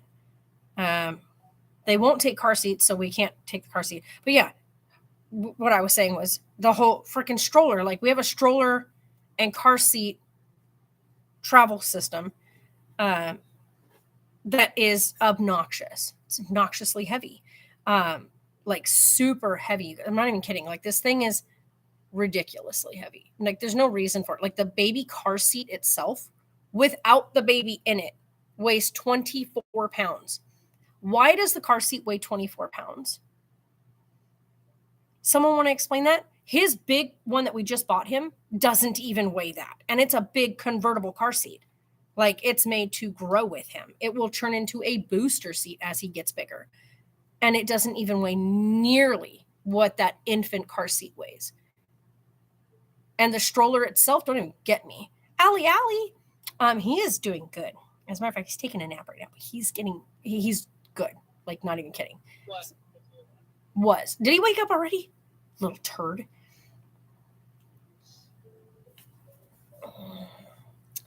He does not sleep very often. Or very long, I should say. Does Sarah work with me? No. Sarah takes care of the baby. Usually she's here with me at the store, but right now with inventory and with everybody getting sick recently, she's staying at home with the baby. So, but yeah, so she's at that. That's why she's on FaceTime with me because if something should happen, the lady that owns the property that we're renting on, like, cause we're on we stay at an RV location. They're very close by, like they're right up the street. So if anything happens with Sarah at the house, I'm able to immediately get contact with them and they can get over to the property. So they are aware she's there with the baby. But yeah, we don't like it. Like we don't like not having her here with me. Let me tell you what, this is only day 2 of her being at home with the baby on her own. It is anxiety inducing. Let me tell you what, I cried all the way here yesterday driving to work because for 7 months he's been in our lives, right? For 7 months he's been here. And for 7 months he's been baby worn here at the shop. Like I've worn him on my chest in a baby carrier for his naps while he's here at the shop. However, he hates the car ride here. He hates the car ride home. It's extremely stressful for him to come back and forth, but it's also stressful for Sarah to hear him in such a distress. And while we're doing that hour-long ride, you can't just take him out of there and comfort him. He hates the car. And so it's one of those things where as much as I hate not having him here with us, like here with me at the shop, and I hate not having Sarah here. Like I love having my daughter here with me. You baby, you on her chickies. I love my daughter so much, and having her here and with the baby is always so comforting. And knowing like if anything happens, I'm right here with her. Hi, Bucky, Bonzi. I like how he like looks from. There he goes. He's like, oh, there she is. Hi, buddy. Oh my goodness, the fate. Hi, baby. What are you doing? Hi, handsome. Oh, his little sleepy eyes. Oh my goodness. Oh, you cuddle with mama.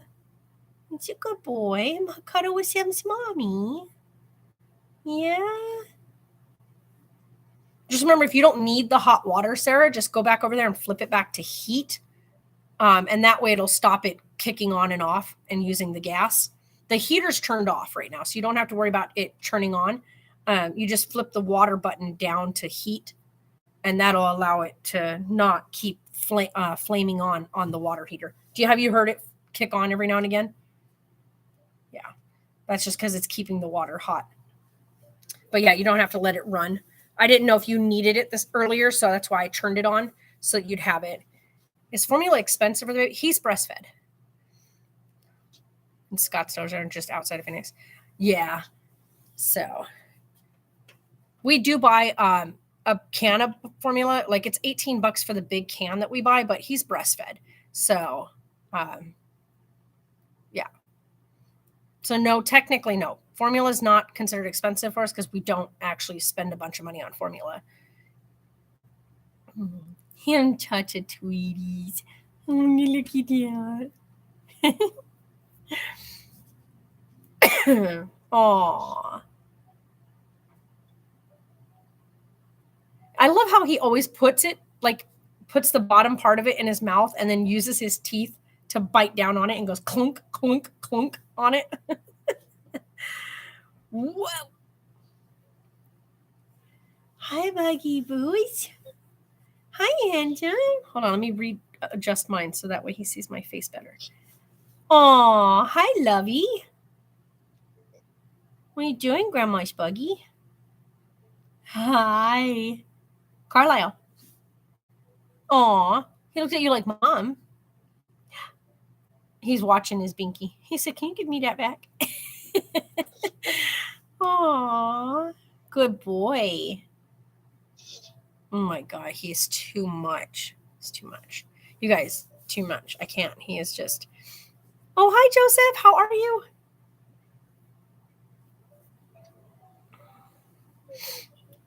Does WIC cover baby formula? She doesn't do WIC, hun. WIC covers baby formula, but Sarah doesn't do WIC.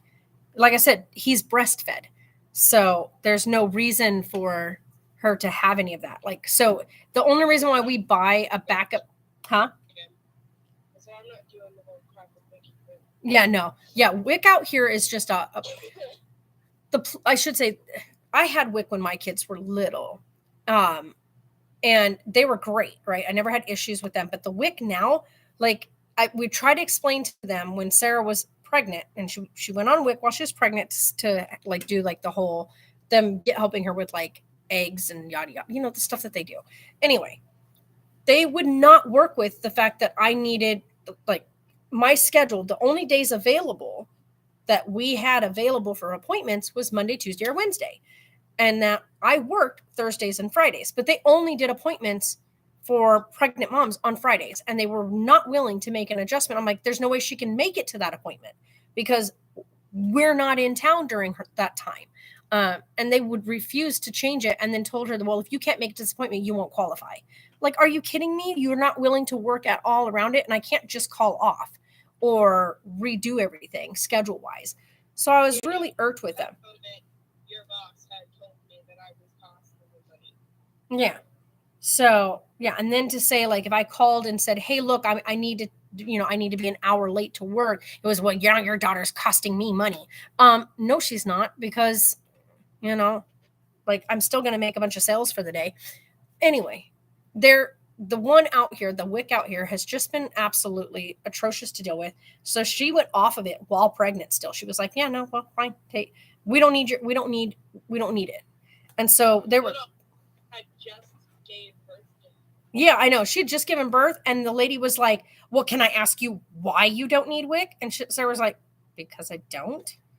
Like, I'm breastfeeding my baby. We make enough money to pay for our own groceries. Like, it wasn't worth going through all the freaking stupid like they kept calling her, asking her like all kinds of appointment questions about like her dietary restrictions, dietary wants, dietary needs, things she should be eating, things she should stay away from. I mean, the lady was so rude to Sarah when she told her, like, can I change one of the items that I'm getting on WIC to something else because I do have an allergy to dairy products. So I'd like to change it. And the lady was like, well, you need to be having dairy because you're pregnant. And Sarah's like, but I can't have dairy. Like, do you not understand that? Like, it's causing a lot of problems. I have an allergy to dairy products. And yeah, it's now a mild allergy, but it's an allergy nonetheless, which while she was pregnant, amplified.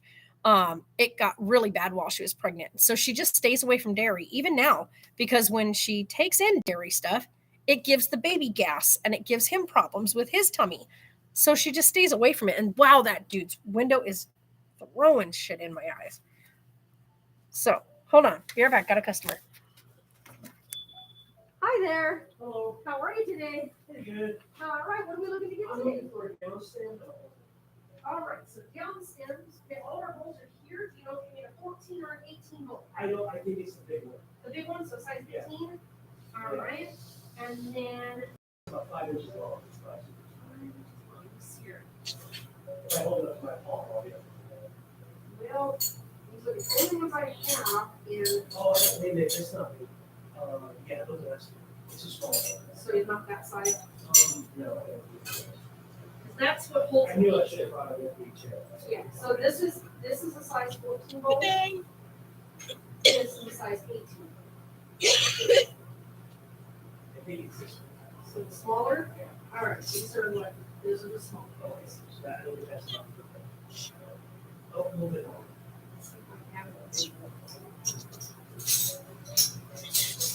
The only ones I have that are gonna those are all that short. So here's our rhinos. You said about 5 inches? Yeah. Well, that's exactly 5 inches. That's perfect. All right, Perfect. so 5 inch, So, yeah, all right. and then the bowl, I don't know. Don't need a fancy one. Anything on the top is gonna fit this. Let's go with double right Big old Yeah. bad boy, all right. there. And if this is too small, I can bring it back, right? No, but if you come back today, Oh, all right. 32.17. I need a second to wrap these up so that way you don't have anything for you. oh, glass cleaner. Glass cleaner right here. Yeah, do you have rabies? Oh, we are out of Randy's. We've been out of Randy's for months. The black label, okay. That's the one we always, that's the Randy's black labels that we always carry, and Yeah, it's but it's the out. best. So, No, there's nothing in there. Those oh, are just displayed on the store. Yeah, and if I gave it to you, then I wouldn't know that I was out of it, because I don't have a bottle to tell me I was empty. yeah, right. What about the orange? Orange Strike's another good one. I just looking for something that's so it doesn't take 30 minutes to sit. Yeah, the instant clean, Formula 420, 710 instant clean is another one. I'll get you. I'll try to go with you.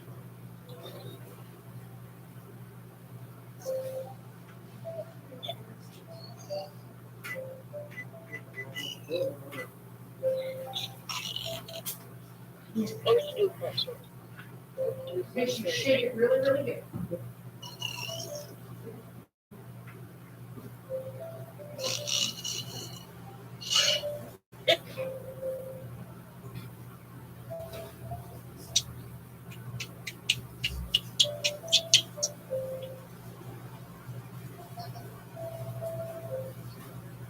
Don't switch. That's what works. And those recipes are really nice. Can I look and see what the prices are? Yeah.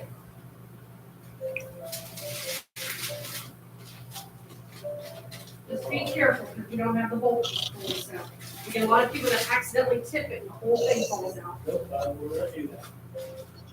That is beautiful. Yeah, it's done with, hot glue. That is nuts. They use colored hot glue, and then of course it seals to the plastic. Yes. That's literally one of the best pieces I've ever seen.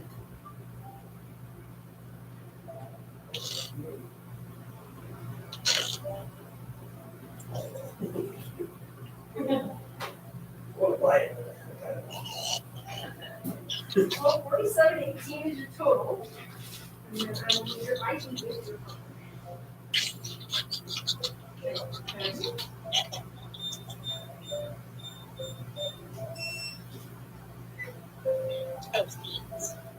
Actually, he has this piece right here. Can we Well, no, test? you're not allowed back all the way to. Oh, okay, Yeah, you'll get on me for that. Okay, it's Rick and Morty. Oh, the Rick and Morty? Rick and Morty one, yeah. Okay. That's just sat down. It's gonna be, Okay, cool. it's gonna be a I work. never even thought about it.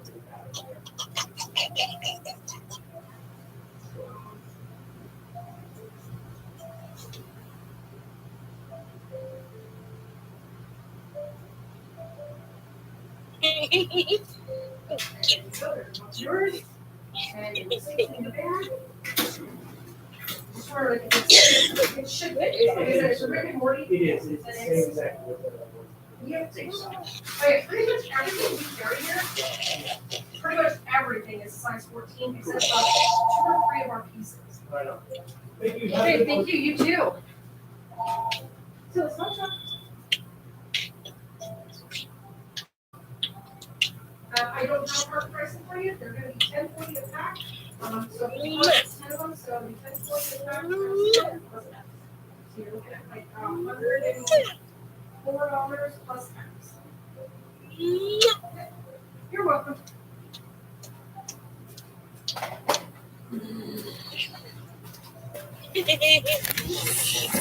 Oh my goodness.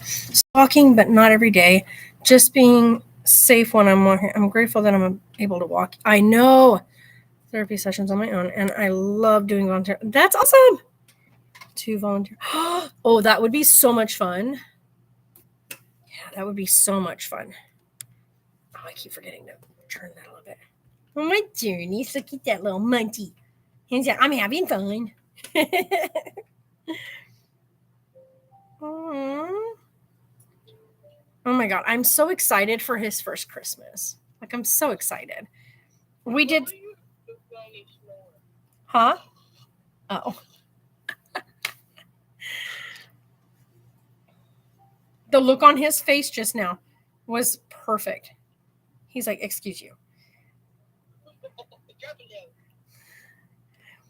Doing well. Yeah, we're doing, I think Sarah and I both are feeling so much better today. We're still both very congested. I think my biggest issue right now isn't necessarily the congestion, though it's all tight.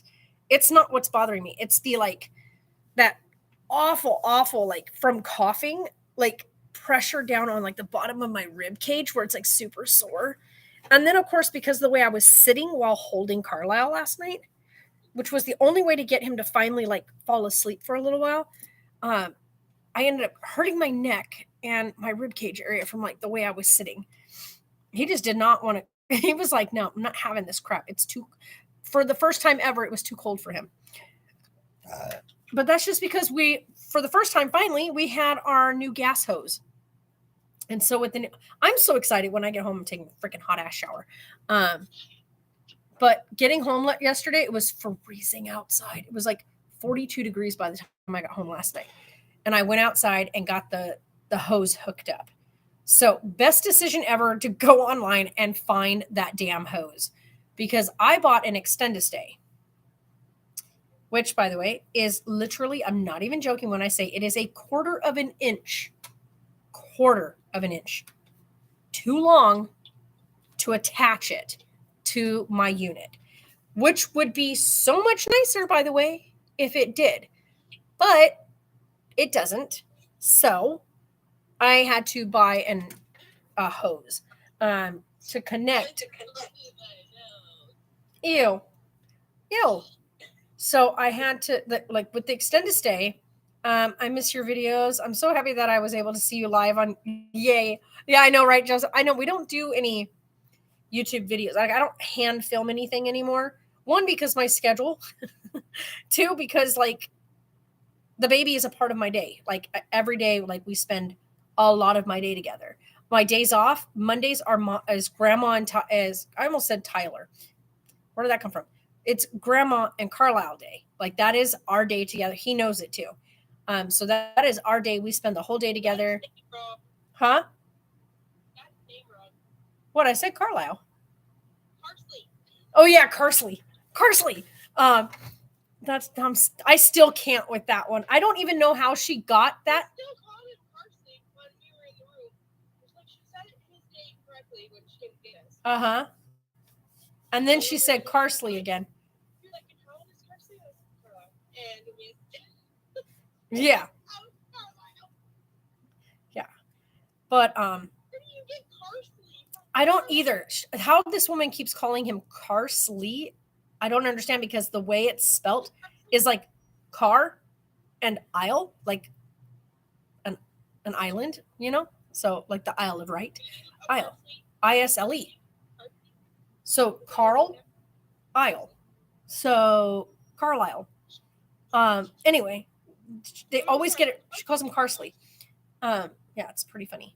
Anywho, so I don't film stuff because like Sarah is very big about him keeping his face offline, to let him make that decision when he is old enough to understand what the internet is and what it means to be exposed to it. And that's understandable. I know that she has been in the thought process of possibly sharing him, which is great, but it'll be like one of those things where it'll be shared, kind of a small little hello to the world, and then that's it. Like there won't be anything else. There's not going to be like him being exposed on camera or filmed or whatnot. But it'll probably be once he's a year old, stuff like that. So, yeah, he said, "Come here, mom. Let me."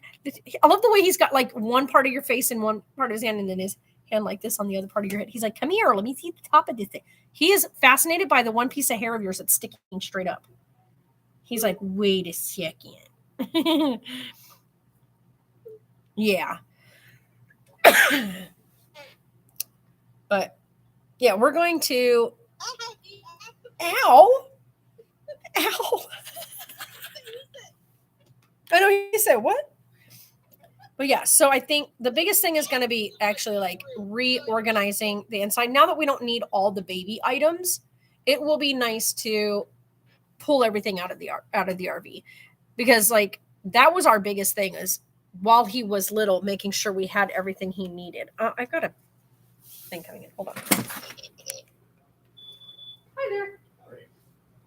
We have a package. What is this? Bill. What is this for? You told me the It's a career bill. styles. Bill at First Styles. This is. I mean, is this I had to assume. Boulevard North? So 1761 Republic Boulevard, Unit I, and that's here. But who the hell is Bill? Maybe it was the whole address. Maybe. I don't I know. don't know how long you guys been here for. This But is, we've been here for 4 years. This says for workwear outfitters. Well, we don't wear uniforms here, so it's probably not here then. yeah. I'm wondering if it's a different part of McCullough Boulevard, because this is McCullough Boulevard North. Yeah. I wonder if it's the other part of McCullough Boulevard. Because I know that there's McCullough Boulevard South. Yeah. That would be. I wonder, let me look here. Let me see if we can find it.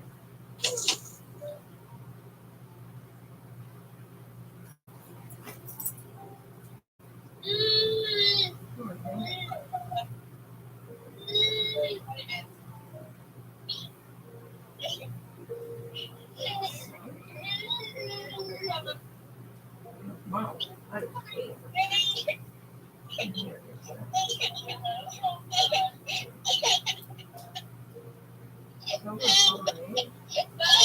Loop shop. Yeah. I don't know if that's the real address, so. I know, that's why I'm like, it shows, yeah, by the quick oil shop. I don't know. There's a Neither have I. That's why I'm like, what in the world?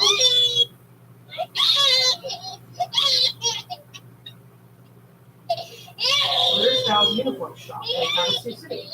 Wow, that's like really close.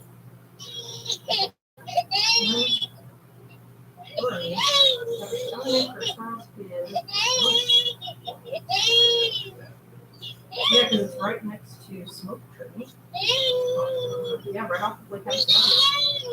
There's Sal's uniform shop. Don't know where they got 1761 from though. Yeah, I know, right? But Yeah, I would go down that direction. Yes, 313. Lake Havasu Avenue. South. Yeah. thank you. Hey, thank you. Have a good day. Uh-oh, someone's mad.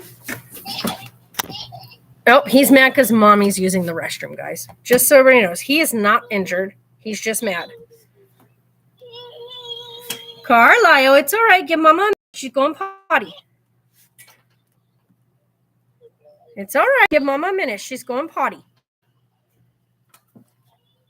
He does not like that. He does not like to be like left where he can't see someone. She's literally right there, like right there. I mean, it's an RV. It can't go very far. You know what you should do, Sarah? Set up his little chair right there by the bathroom. So that way when you go to the bathroom, you can just set him right there in it so he can see you. Yeah, he is mad right now. You would think that like the world was coming to an end because she sat him down in his playpen so she can go to the bathroom. But yeah, so over this weekend, I'm going to get everything like pulled out, cleared out, so that we can actually just, because like I said, he's not an infant anymore. And we don't need all the baby items. By the way, Sarah and I should probably sit down and do like a video with you guys and tell you guys kind of like absolute essentials that we found were like really helpful with Carlisle, like a very active baby versus like things that we just didn't use that were just. Yeah, next time we should probably just get his little chair set up back there. So that way, whenever you do have to go to the bathroom, you can just set it up back there next to the door. So he's not freaking out while you go potty. Oh, he's like, you left me all alone. Oh, buddy. Yeah, we were like, what in the world? The FedEx guy showed up with something for someone from some custom uniform store. And we're like, that's not it. That's not here. And then we just looked up where that uniform shop is, and it's a whole different address than here. So we're like, why? How did it even get to that address? That doesn't go here. We don't wear one. It's addressed to that uniform store, not coming from the uniform store. So we're like, that makes no sense. So, oh, buddy. Have you tried seeing if he'll nurse for you with the attachment now, being like sitting up like you are, to see if he'd actually do it from sitting up? Because I know he doesn't want to lay down to nurse, but he might actually sit up. Oh.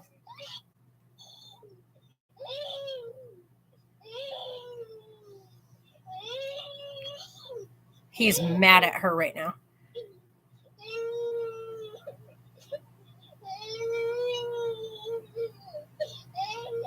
Try putting him on you, like with the attachment, Sarah. See if that comforts him.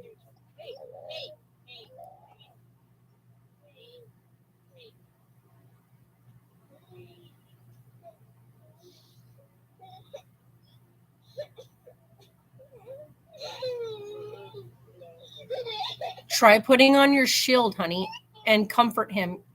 See if that will help. Try putting on your shield and see if he'll comfort nurse to let him know he's okay. Maybe, but maybe he'll also be happy. That was the whole point in spending what we spent on that thing.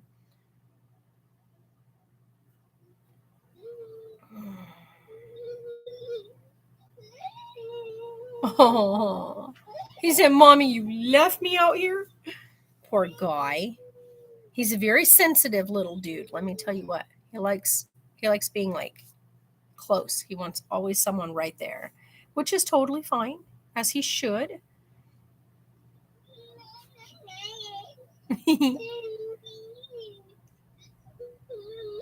What?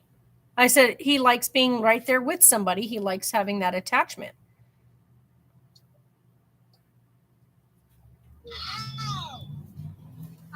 Hi. I'm back. All right. What are we looking to get? This hole is so tiny that it's actually not even opened at all. Is it not? I know. Oh my god, goodness. I didn't see you there before.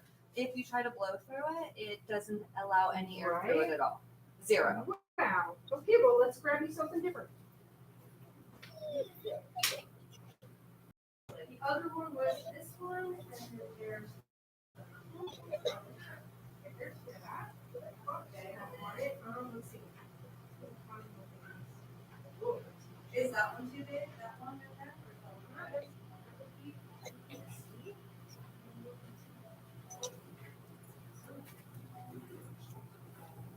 I know. I think that one's really. I know it's myself. I think I'm gonna go with this one. All right. Let's wrap it. Thank you very much. Good dog. He's well trained. Should cost a lot of money. Well, he's a service. Well, he's now retired, but he was trained for me when I first got out of the military for protection because I have serious anxiety around it. He helps keep me feeling like I'm not sick.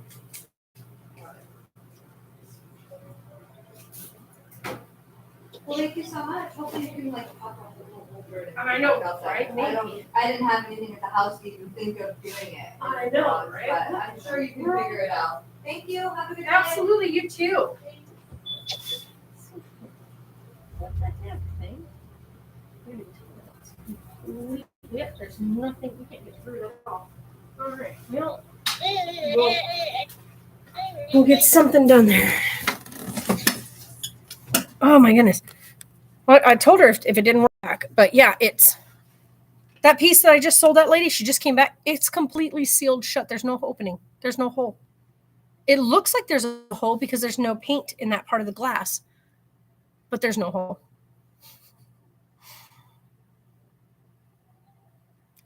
Aww. Does he like it? I don't want to speak too soon. Hopefully it gets the flow going for her and they can finally have that bond. Like, oh, look at him holding your shirt.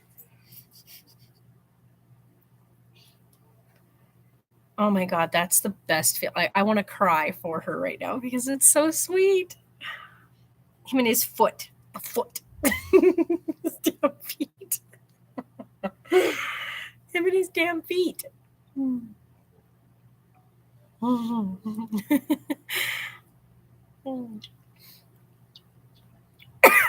my God, I love that for you. Oh my God, that's the best thing. Like, we just spent so much money on that stupid thing.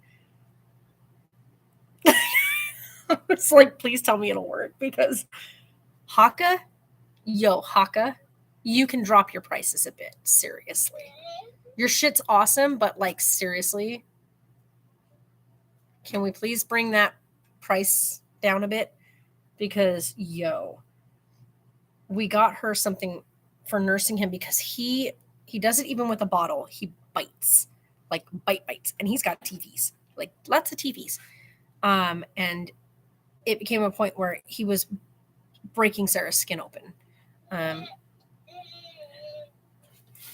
So we got her this Haka shield for him to use that is made so that if he does bite, it doesn't impact her nipple. And he loves it and he's using it and she gets to just nurse him right now. And that is huge. You guys have no idea what that means for her. As a mom, what that means for her to be able to have that continuous bond with her baby and not have to worry about constantly putting a pump to her chest because she has to give him the milk, but like he wouldn't stop biting the crap out of her. We tried several other shields, the Medela shields and stuff. Let me just say about the Medela shield, dude, it's completely pointless. It's useless. It's literally such a thin little piece of silicone. Like it's literally nothing. It's just this papery thin little thing that wouldn't stay put, first of all. And so he's like, really? But yeah, and as soon as he would bite on that thing, it would just go, like she would get the full bite from him. Other than it wasn't going to cut the skin, but it was like the putting it on and then trying to make sure you have to make sure it's wet right, and then it has to be like a certain amount of wet, and then you would squirt your milk onto it to make it stick to you. And the Haka one is amazing because it does exactly like the actual Haka itself does, which is where you squeeze the thing, you fold the piece back, you stick it on, it folds back against your breast, and then the baby attaches to the nipple of it.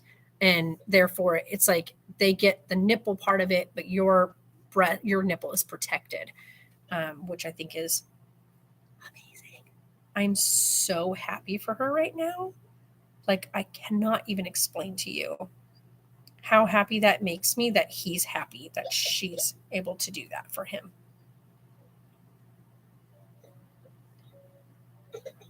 And the Haka one actually doesn't have open holes on it, so he's not going to get gagged by the flow of milk. So, but yeah, so it has the same like cross-cut nipple on it that his bottles do.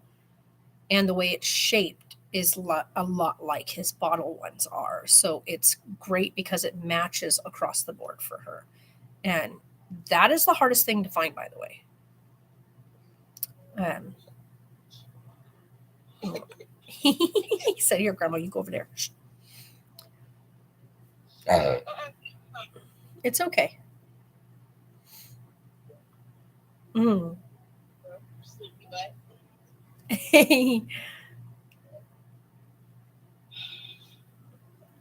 You got it, Mama. I love that he loves his feet. This kid, he loves his feet a lot.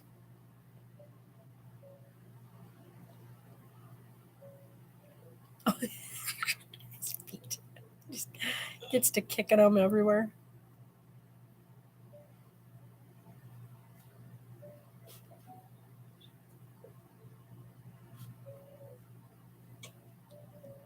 Once he realizes it's there, that's the best part, you guys. It's like and the best part is she's at home with him, so there's not like all the distractions around here. Like when he's here, he's so distracted that he just won't eat. Like even on a bottle, he would be so distracted by everything. He would not stay on the bottle. Like you'd have to like follow him with the bottle. So the doctor had told us, stop following him with the bottle. If he wants the bottle, he'll sit still for his bottle. Which ended up being that it would take him an hour to eat a bottle because we would just wait for him to come back to the bottle. He's a very, very active baby. So.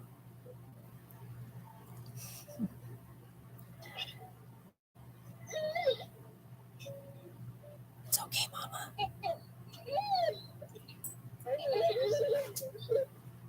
Yeah, and he's still tired, by the way. So he's like not fully, like he didn't take a very long nap. So he did like 10 minutes. And so he's still tired. But it's okay, Mama. It's going to be a learning curve.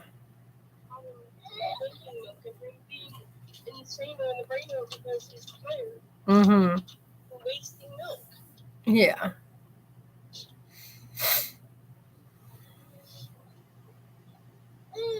And it's more sensitive when it comes to like when you have a hard time making milk, to have him waste it. But hopefully with the Haka, with the attachment, it's going to allow her to bump her production up more now that he's going to be actually nursing at her. And also because he's no longer around a bunch of distractions, it will help him become a better nurser. Like he'll nurse better, he'll eat better because he's not around so many distractions anymore. Which has been the biggest thing for us is like we'll be out in public and she will sit down to feed him, but there's so much going on that he is so nosy with everything around him that he just won't stay on and nurse. So then he gets aggravated because then she's got to pump it out. And so then he gets mad because now he's got to wait because he won't stay still to nurse. So now he's got to wait for the milk to be pumped. And then it becomes this whole ordeal of him screaming at her and her getting stressed. And then, yeah. What, baby? What's the matter, honey? My back hurts and I have a headache. Oh.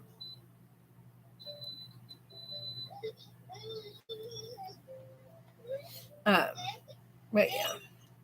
Did you put that thing back on heater for now? Yeah, I did. Okay.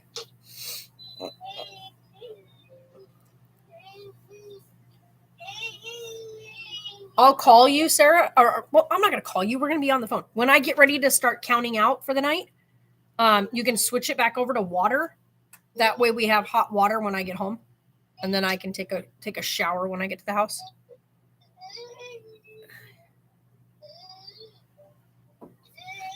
Oh, ow.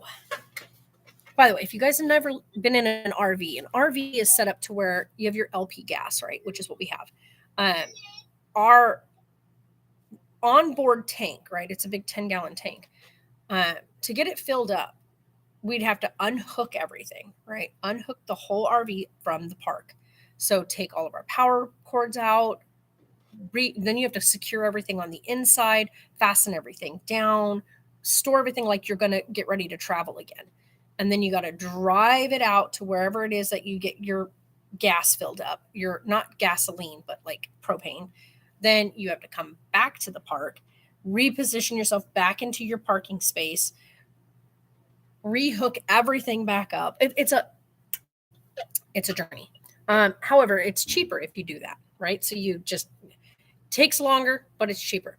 Now, if I want, like, it's $30 to fill up our propane, or we can call somebody out to come fill up the propane at the RV park, which is just for the trip alone is $100.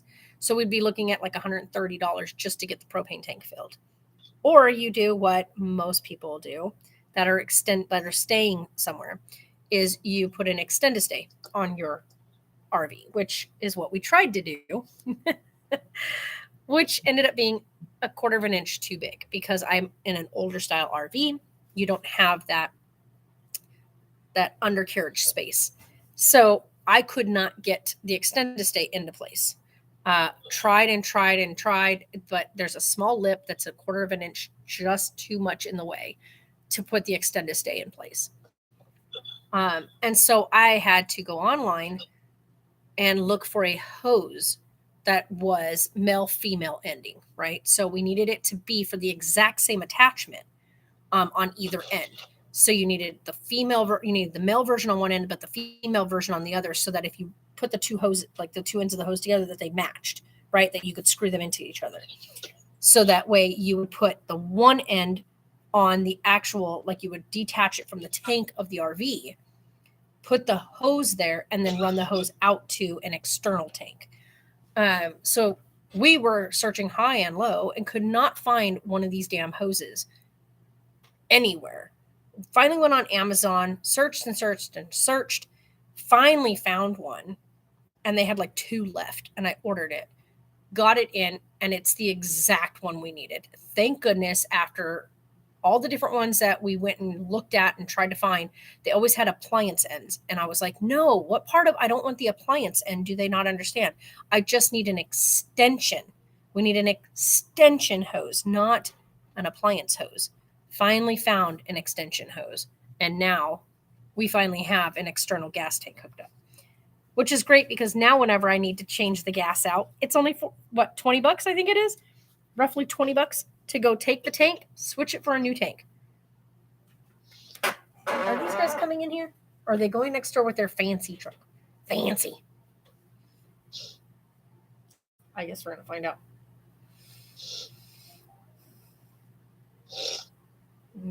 Looks like they're going next door. The look on her face. Yep, they're going next door. So yeah, I wish that the extend-a-stay would have fit, because we would have had gas a month ago. Because you guys, the extend-a-stay, when you put it on, the coolest part about the extend-a-stay is it's permanent. You put it in place, it's on. It's done. It's a done deal. You can also hook up a freaking gas grill. Like you can put a gas grill on your RV, which is great because then we can have an outside gas grill hooked up with the extend-a-stay, right? Now, I mean, you can still do a gas grill, but that means you have to run a separate hose, all that kind of great crap. So I was a little bummed about that. However, it's all good because now we actually have gas running through there. Cool part is when we're ready to travel, you just unhook the hose from it and rehook the thing back into the tank. So the cool part is we just screw that back into our onboard tank and it's secured, keeps the line clean. When we get where we're going, we pop it back off the tank, hook the external tank back up. If we do happen to travel again, we stop, we fill the big tank up, and then we have our external tank once we run out of onboard tanking. But for now, we just need to use an external tank, and that's fine with me. You look so sleepy, little mama. I know. I'm sorry you're so sleepy. If he takes a nap, even if it's 20 minutes, take a 20-minute nap. Mm-hmm. No, because I'm super grumpy. You're already grumpy anyway. It's all good. You're perpetually grumpy. I'm not. For the most part. But that's okay. It's expected. You're tired.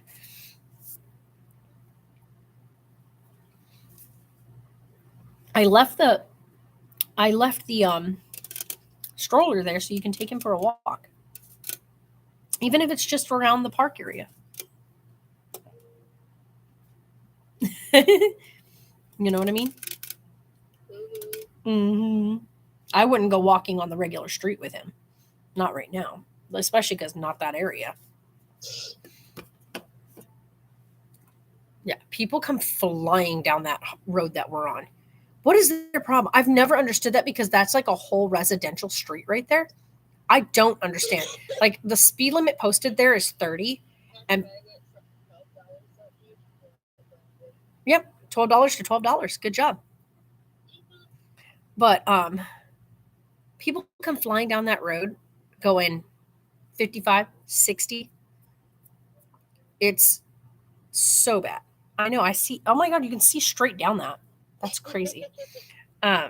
It's scary how fast people fly down that road. And it's a fully residential area where we're at. Like it on both sides of the road is actual like houses, yards, like It homes. looks like a tunnel. I know it does. It's crazy weird. Just look cute. I know, right? Here, let me put those boogers out of your nose. Right? Oh my God. I was watching a thing. This lady did one of those baby syringe things with the little nasal attachment on her baby. She leaned the baby forward over the sink and she like shoved water up one side. It's like the neti pot thing. The doctor said, like on the video, the doctor that the pediatrician that does like the follow-up of the video, she says, you know, this isn't like a first go-to kind of situation. Like that's like the last resort of clearing their sinuses because it's not like babies don't always do the best when you're trying to shove stuff up their nose. 1, 2, you might cause water to go down the throat if you don't have the baby lean forward correctly, stuff like that. But this mom did that thing to her. Like there's 2 different videos.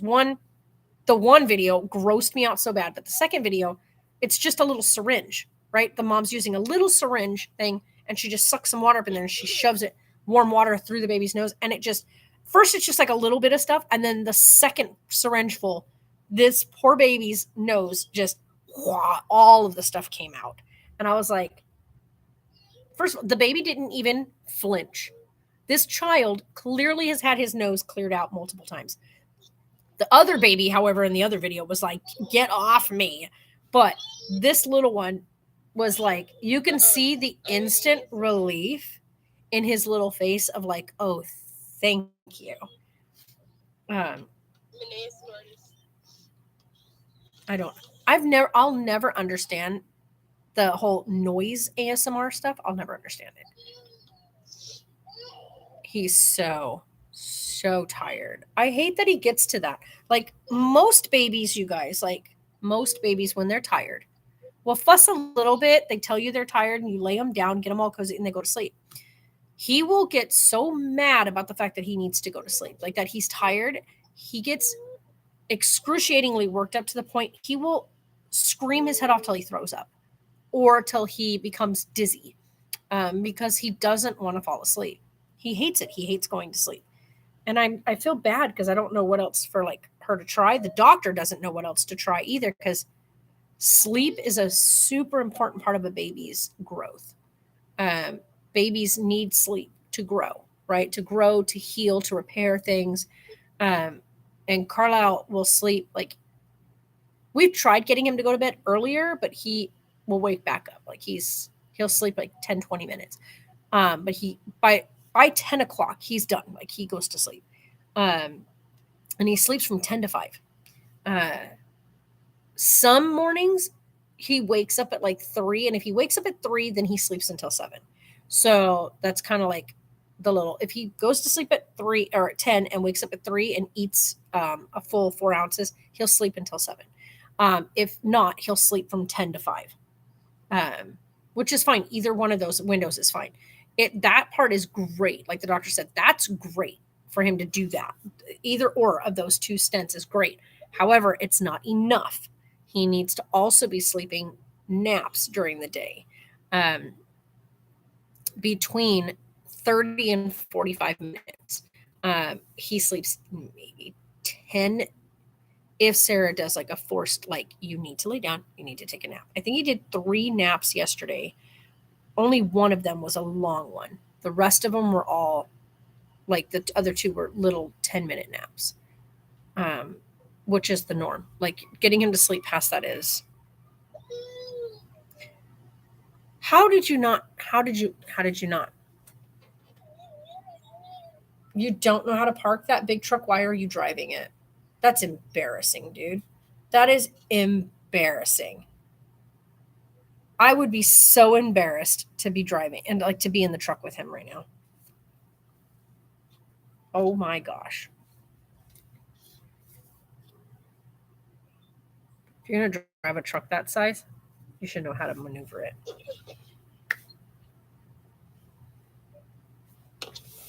Be right back. Well, hi. How you doing? Good.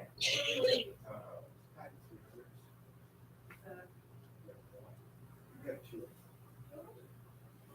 Is that it for you? 1060. 21.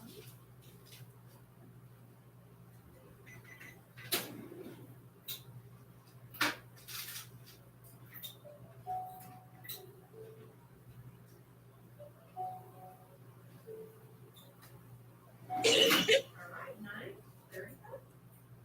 Absolutely. Have a great day.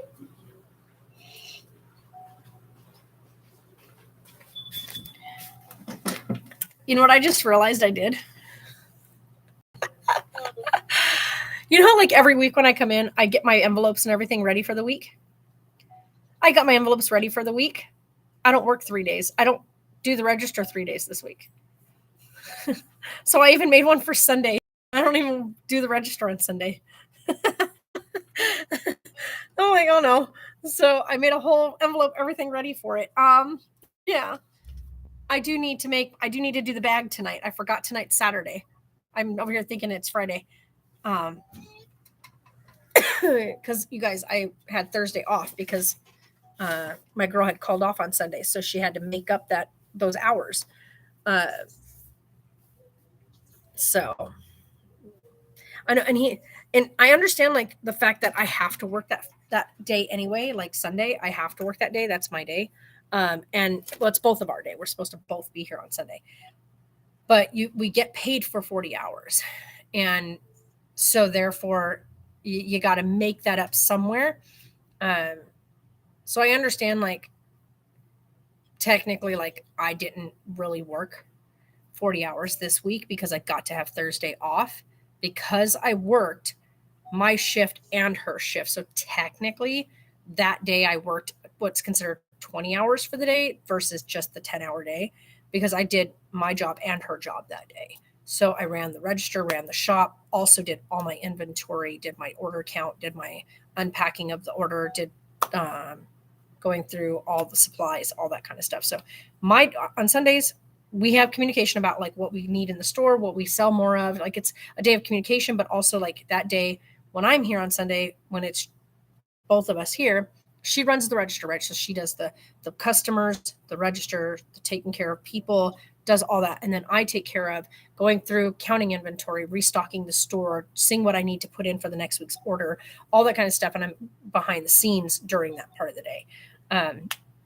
So when I'm here by myself on Sunday, I'm having to do all of it, which by the way is almost impossible to do because like I have a hard time. I can hear him on FaceTime. Yeah, you should. I have of course he's right here on the speaker. But for me anyway, it's really hard for me to make sure I'm getting everything counted while I've also got people coming in and out of the store while I'm trying to count everything. Like right now we're trying to do all the rest of inventory. And it's a lot. Hold on. Hi. How are you today? Good.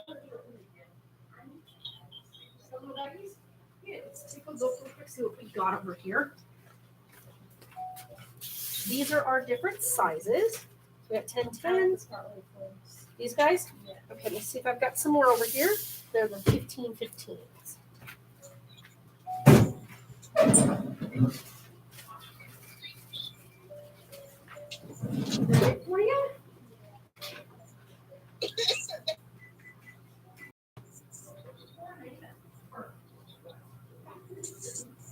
How many times have you already vortex?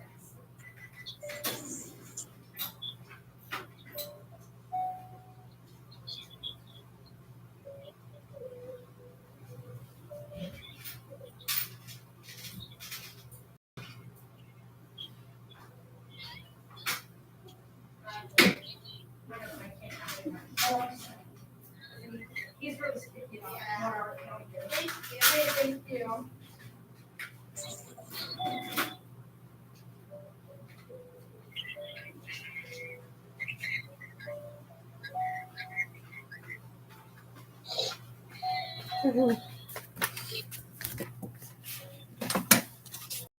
Sorry. I can't.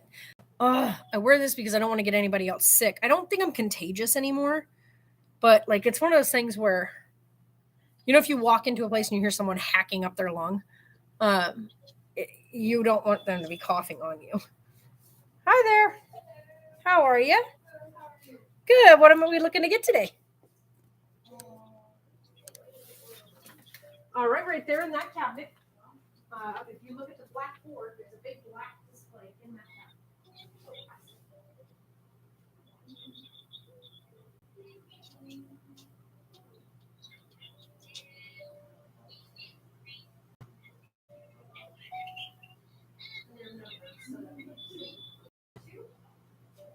Is that it for you? All right, it'll be $4.25.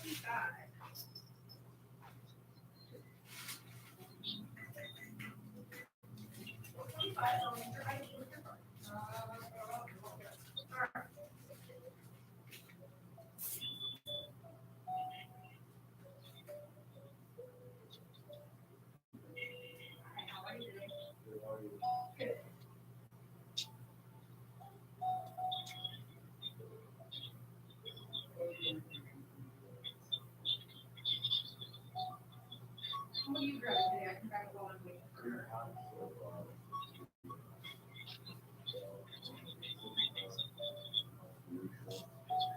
Three of those?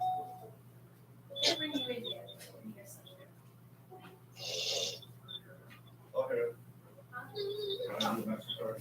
Yeah.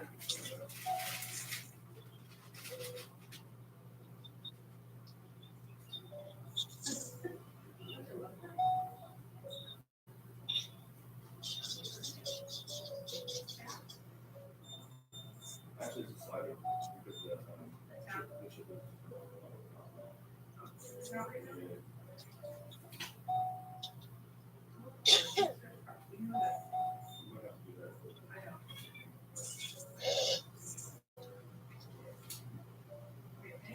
Yeah, I don't know what happens.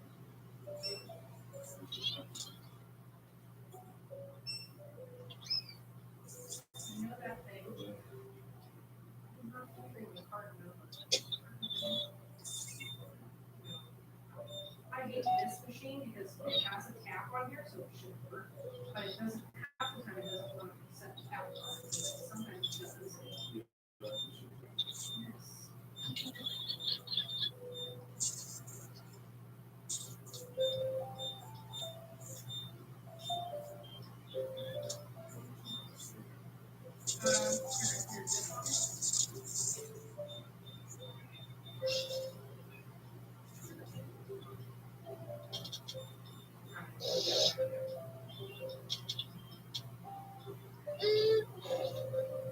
I have no idea.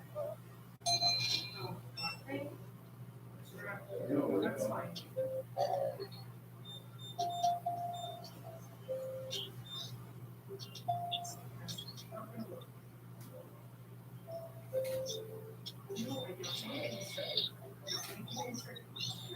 Sometimes I have to like, Yeah, this way, maybe, so.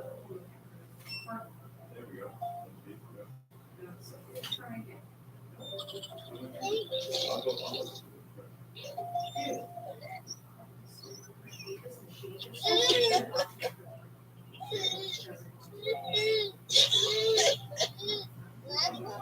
Yeah,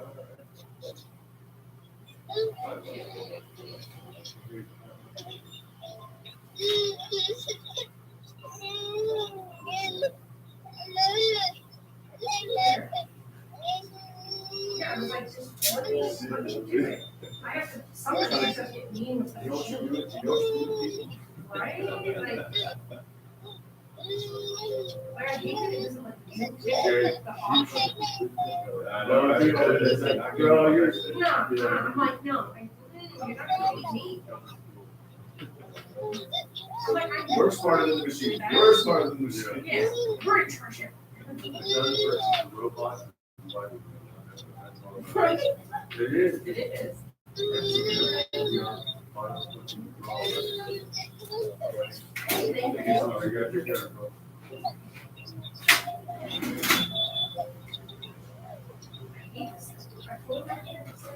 Because it's supposed to give you the option that if you don't have a chip on your card, you're supposed to be able to swipe. Right. And it's supposed to let you have that option. You just turn off the swipe.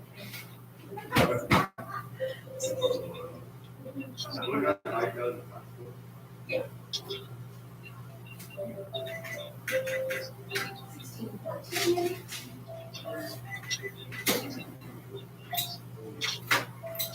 Funny stuff, funny stuff. Sometimes with those scan machines, I'm like, you just stop getting your ass kicked by a machine where I'm supposed to be able to get charged of it. Alright, 386, huh? You're hopping today, huh? You bet. You have a good day. You too. Hey, how are you? I saw the bottle he had down over there, the steel. The what? The steel water. Yeah. I had this little unit from the, I don't know. The owner brings it because it's for our people. I know, because I got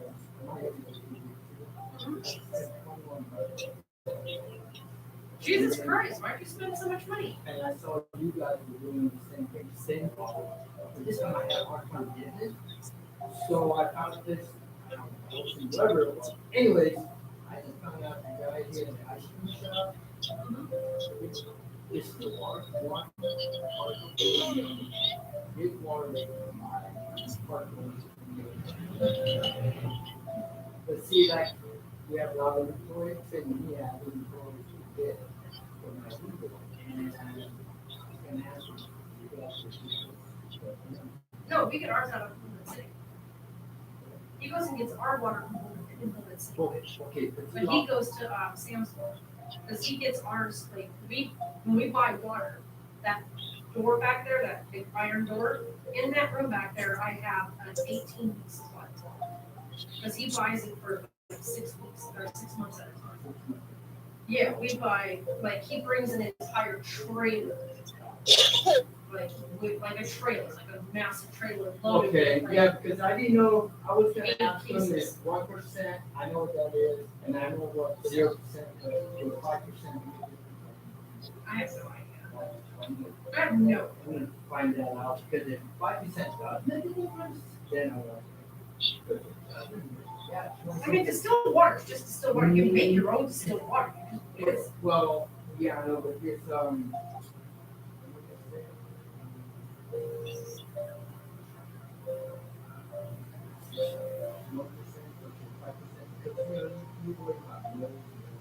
Right.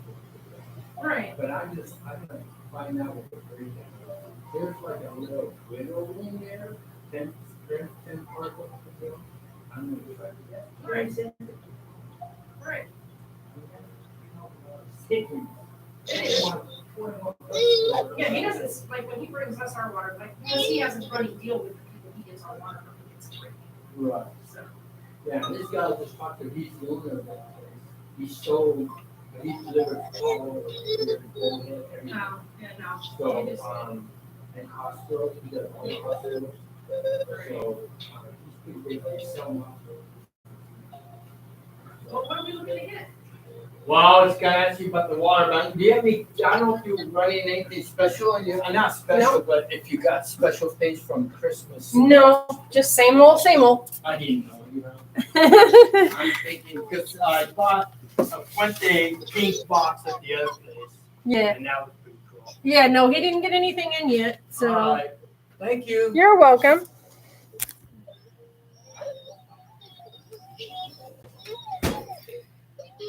Yeah, I don't have a problem wearing a mask when I'm active. I've never had a problem with the mask when I'm active. My biggest issue is I'm already congested right now, so that it doesn't cause a problem. I mean, I can go running in this and it wouldn't bother me. It's literally, I'm not even kidding. People who wear a mask and have trouble breathing in their mask, it's in your head, right? It's a mind over matter thing. These things, you can blow a candle out with these things on, honestly. Yeah, it doesn't restrict your breathing at all. Hi, BB. I see you over there. Hold on.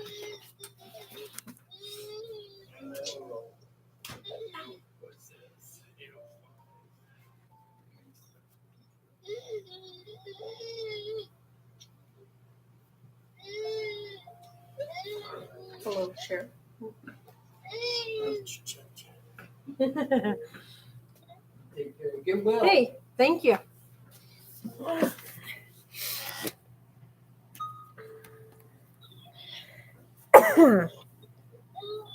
What movie are you putting on? What movie are you putting on? Oh. Oh, by the way, you guys, I found a channel on here that I'm really enjoying. Well, two of them actually. One's called Bad Medicine, and the other one is Popcorn in Bed.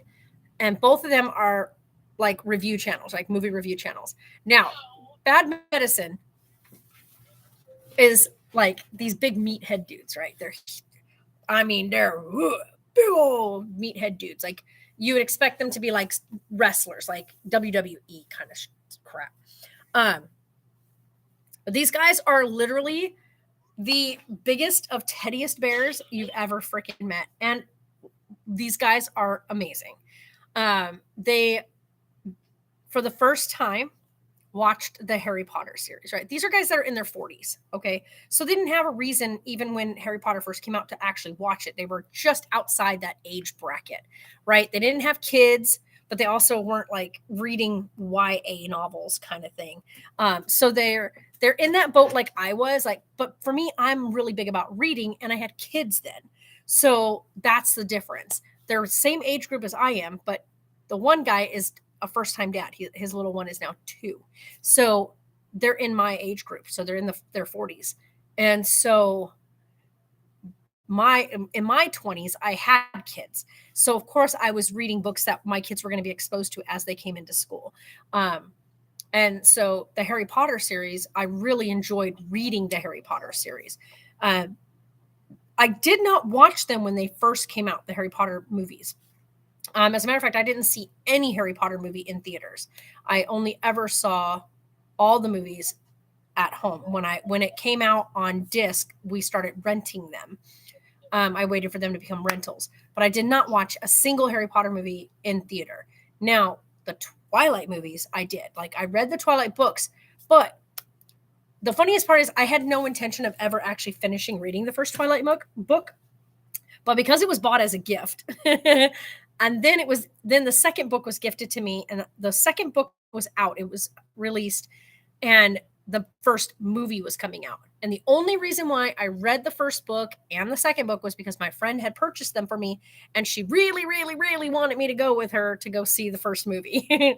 So I was like, okay, I guess. I mean, like, but she was all about it. And you got to read these. You got to read. Oh my God, they got a movie coming out. And I was like, dude, this is so not my genre. Like, I was a Stephen King, Anne Rice, like, kind of fan. I wasn't all about like young adult, rom-com-y type stuff. So I was like, okay, I guess. I mean, sure. So I ended up reading it. I feel forced at that point. So I read the first book. Now, the first time, my first attempt, I've said this story before, my first attempt at reading Twilight, I got through, I think, the first chapter and the second, I partially through the second chapter. I didn't even finish the second chapter the first time I tried to read the book. I think I have a customer. But I was just like, after that first chapter and part of the second chapter, I was like, okay, this is about a woe is me teenager. I can't. Because I know what that woe is me teenager feeling is all about. Be right back. Well, hi.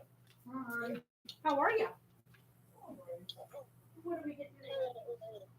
Just because the punch. Well, our oil burners are right here. And there's black one, and they have all the different ones, and you can see the prices on it as well, and then your number. So that way.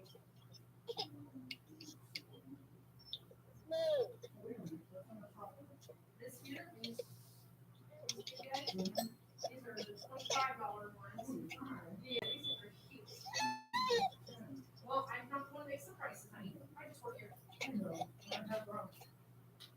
All blue, 100. All right, is that it for you?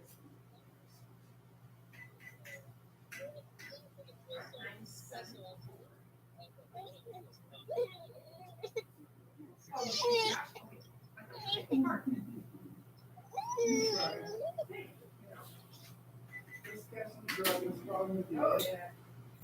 They make it better anyway, especially the fact that the machines now charge. There you go.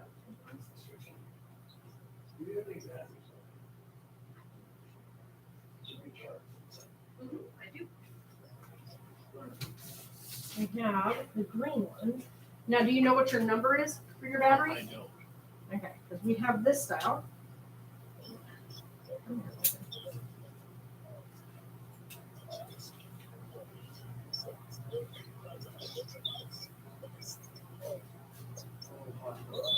All right. That looks like the one. All right. Just need one? Yep. Come on.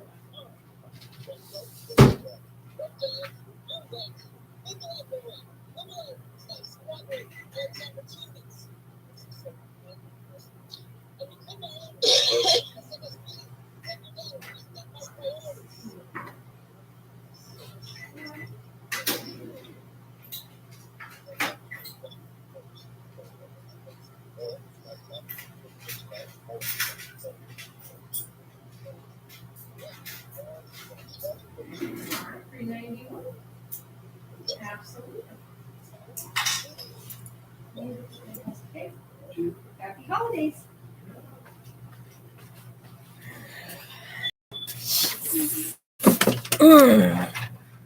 My mom is going to take me to see the new Avatar movie on Christmas Day. Ooh, nice. Sarah and I want to go see it so bad, but we have the baby and he is not going to sit in a movie theater and sit through a movie. I would love to take Sarah to go see it because it is in theaters right now and I would love to take her to go see it. But I also know this area, everybody's up there seeing it right now. And Carlisle would not sit through a theater sitting to watch a movie like at all. There's no way. I would love to take him to see a theater movie because I think he'd be mesmerized by the size of the screen. But I also know because he's only 7 months old, the sound in there is going to be too loud for a little bean like him. So it wouldn't be smart. The first movie I ever took Taylor to, which by the way, I was so mad about. Was I took him to see, well, I took him with me to go see Sleepy Hollow for my birthday. And I didn't even get to watch the movie because Taylor screamed his head off the first 10 minutes in. And I had to leave the theater instead of his dad taking him out or his bio dad taking him out into the hall and letting me watch the movie.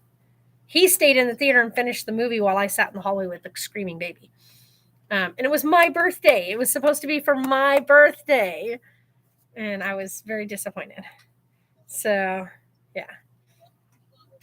Be right back. Got another customer. Hi there. Good. How are you today? What are we looking to get today? Some cigars. Cigars. We got an entire humidor back there. Yeah, the ones I get some specific, but last time I was here, you guys didn't have them, so. Right. Which ones are they? They're just, they're like a backwoods, but they're a different, they're natural, all natural. They don't have any flavor. And We don't have any of that. You Still, don't? no. Whatever you saw last time, we only carry backwoods and what is it called? Dutch Masters and Yeah, like Swisher Sweets. let me see what. Yeah. Just make sure you shut that door all the way. Okay.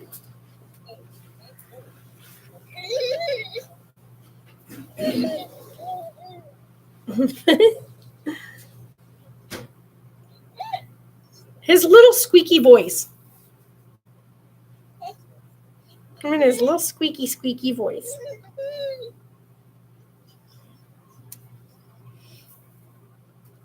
Mm.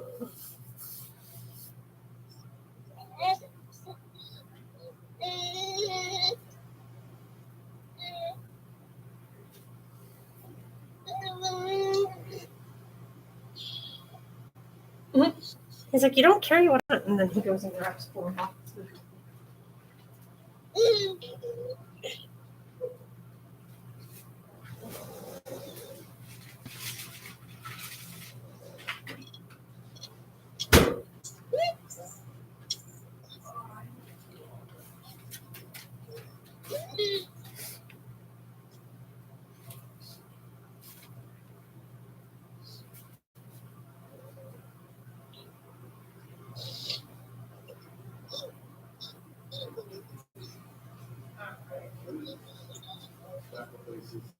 Nice. I don't know, like, well, I should say head shops, head shops are usually pretty good. Yeah. All right. When you do that, I'll make your ID. Gotta write it down. Yeah, 'cause it's 21. Like, we don't have the machine like now, everybody else does, they slide your ID, so we have to write it on the back.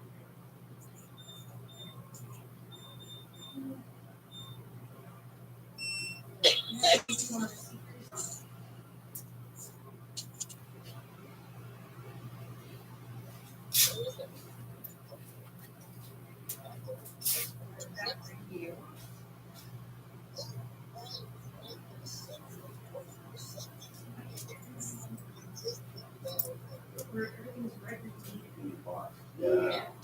Some places you're like searching the whole part, trying to find the information. Where is it? Yeah, well, because everybody else has, like, you, let's say you go to Walmart, right, you buy alcohol, they just go, here's your ID real quick, and then they take your ID and they get it right back. And it puts it in the system. Well, he won't buy the their machine for us, because he's feeling, Mr. This works just fine, you can just write it. Yeah. Thanks. Hi there, Alright. how are you? Yeah.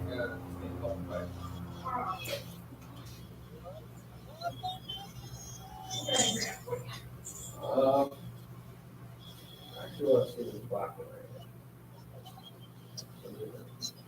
These are 24.95.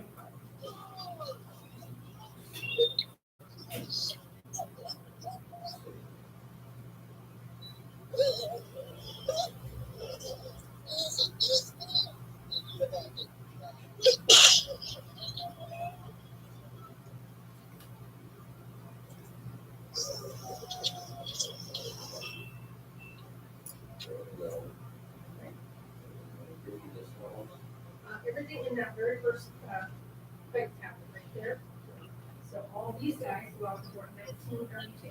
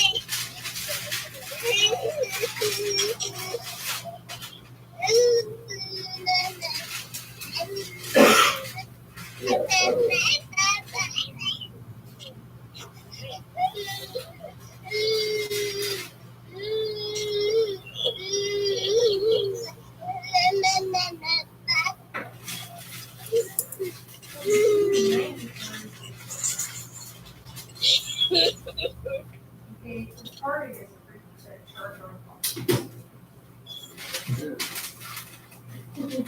Always let people know that ahead of time. And sometimes I get it, and I go, wait a minute.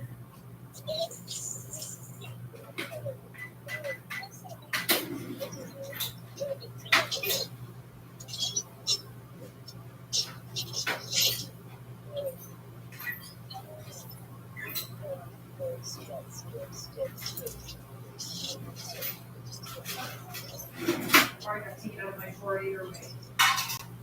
Okay, thank you.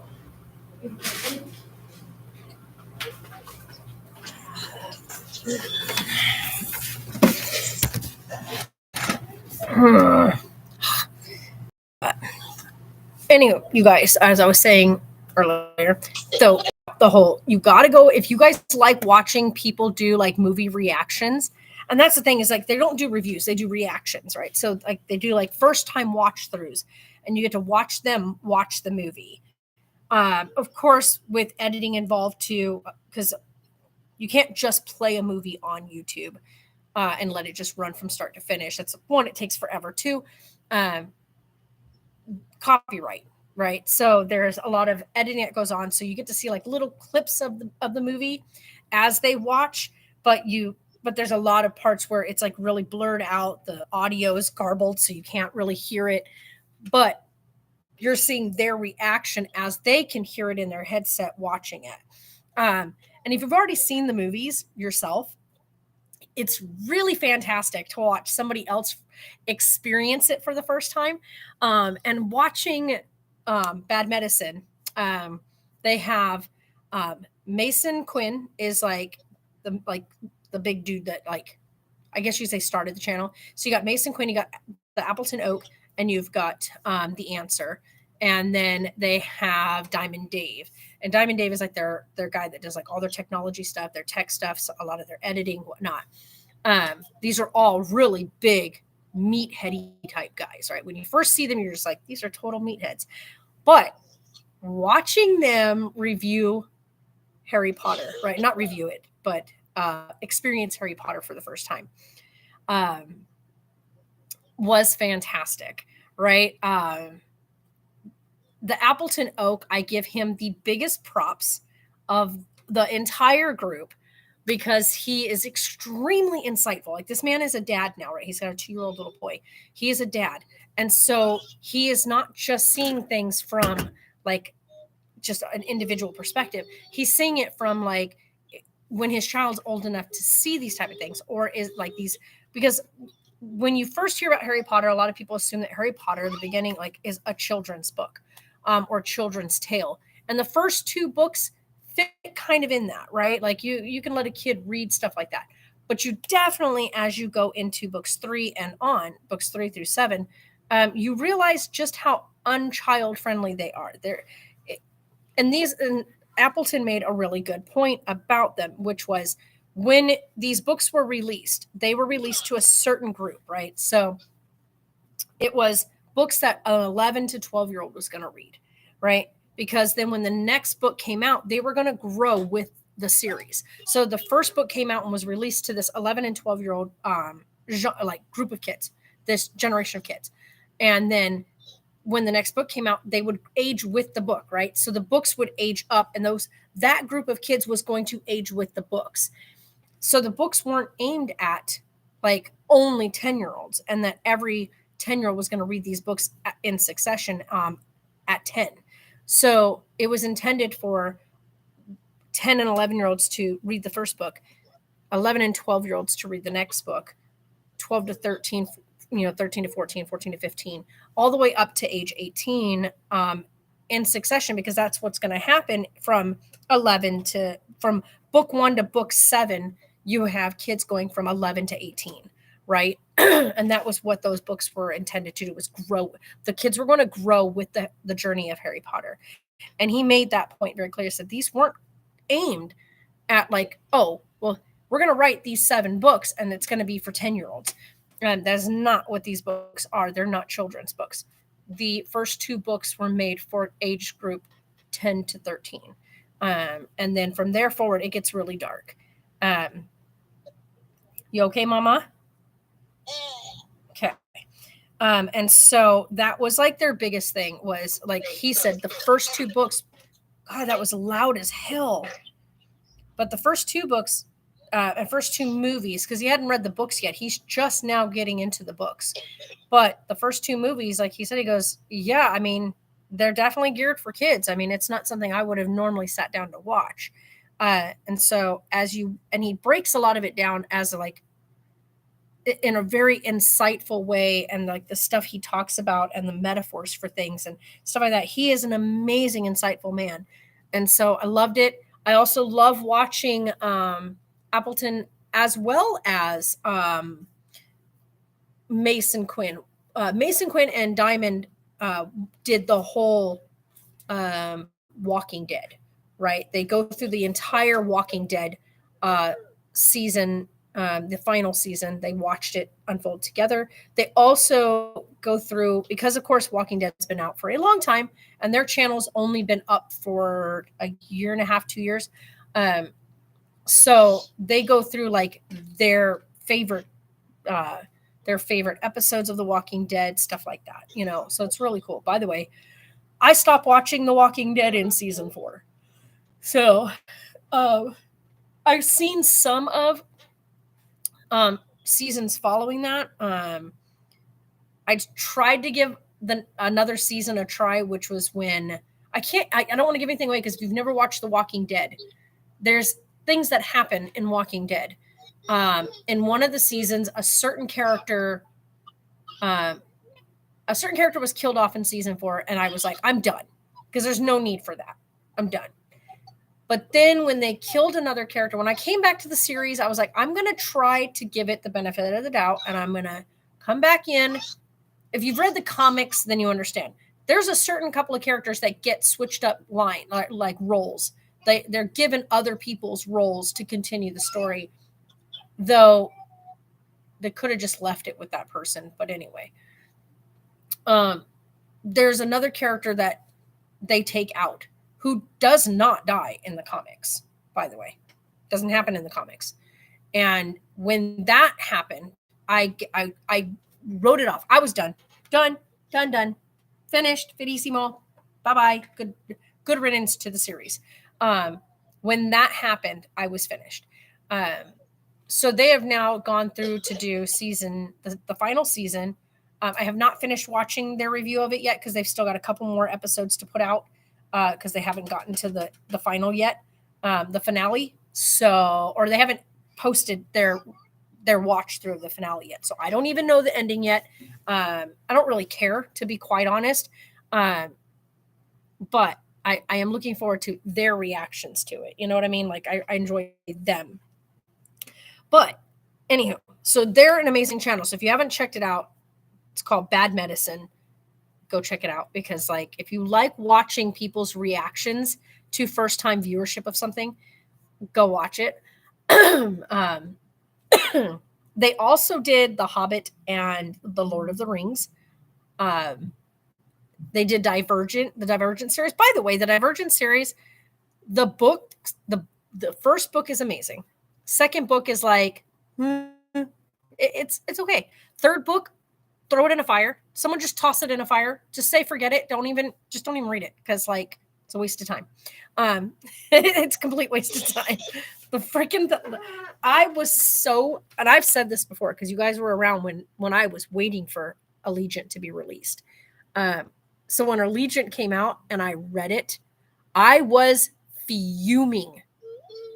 I was so mad at that book, because it was like the writer should just given up on writing her characters, like writing the rest of their story. And I was whoever did the movie, right? Whoever put the movie together did a fantastic job of reworking the story, which was great. They reworked the story and ended Allegiant exactly where they should have in the book. Like the way that they ended the movie is how the book should have ended. They carried the book on past a certain point and did some things that made me just, I honestly, I threw the entire 3 books away. Like I just tossed them. the physical copies. I didn't want nothing to do with them. I removed them off my devices. I was very angry with the fact that Veronica Roth ruined a really good story. She started off a good story and then destroyed her own story. So sorry, but like the movie writers, the creators who scripted it, great job there. Hi, how are you? Where is he? He's not here. He's at home. What? Yeah, he's at home with mom. Oh my God. Yeah, we decided not to bring him for, everybody gets sick. It's semi, yeah, everybody wants to look.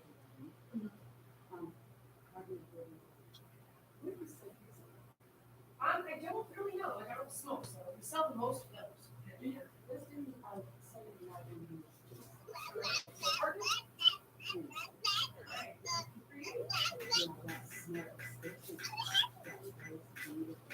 Yep.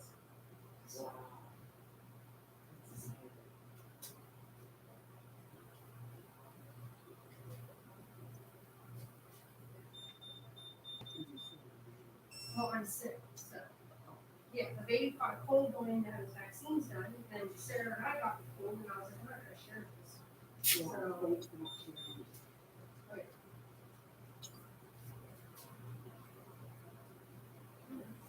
7 months.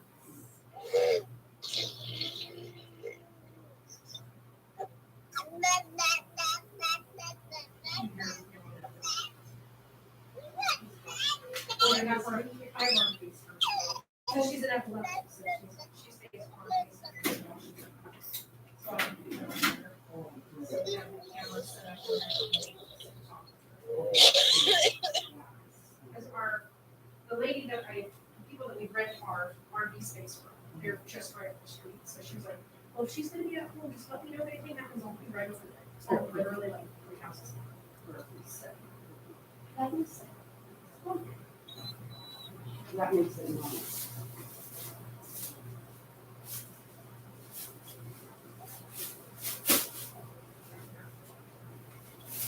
there you go. Thank you, thank you.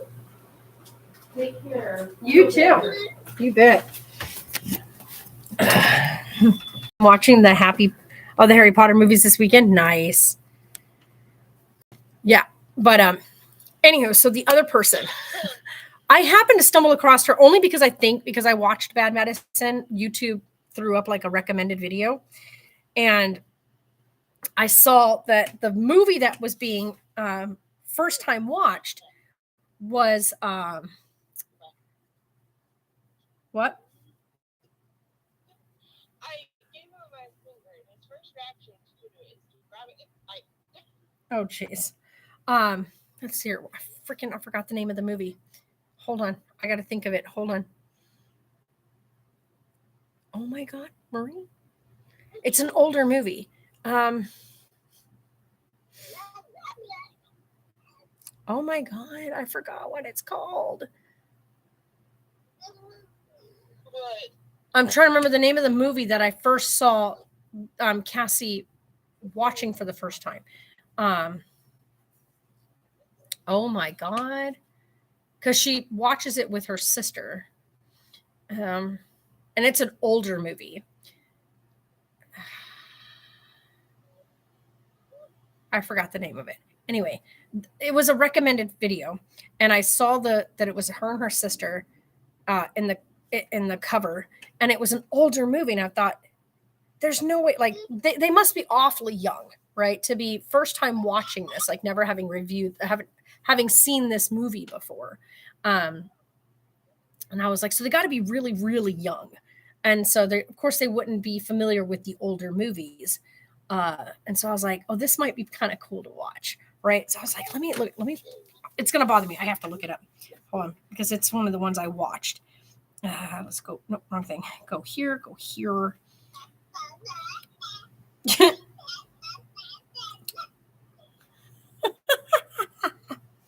blah, blah, blah.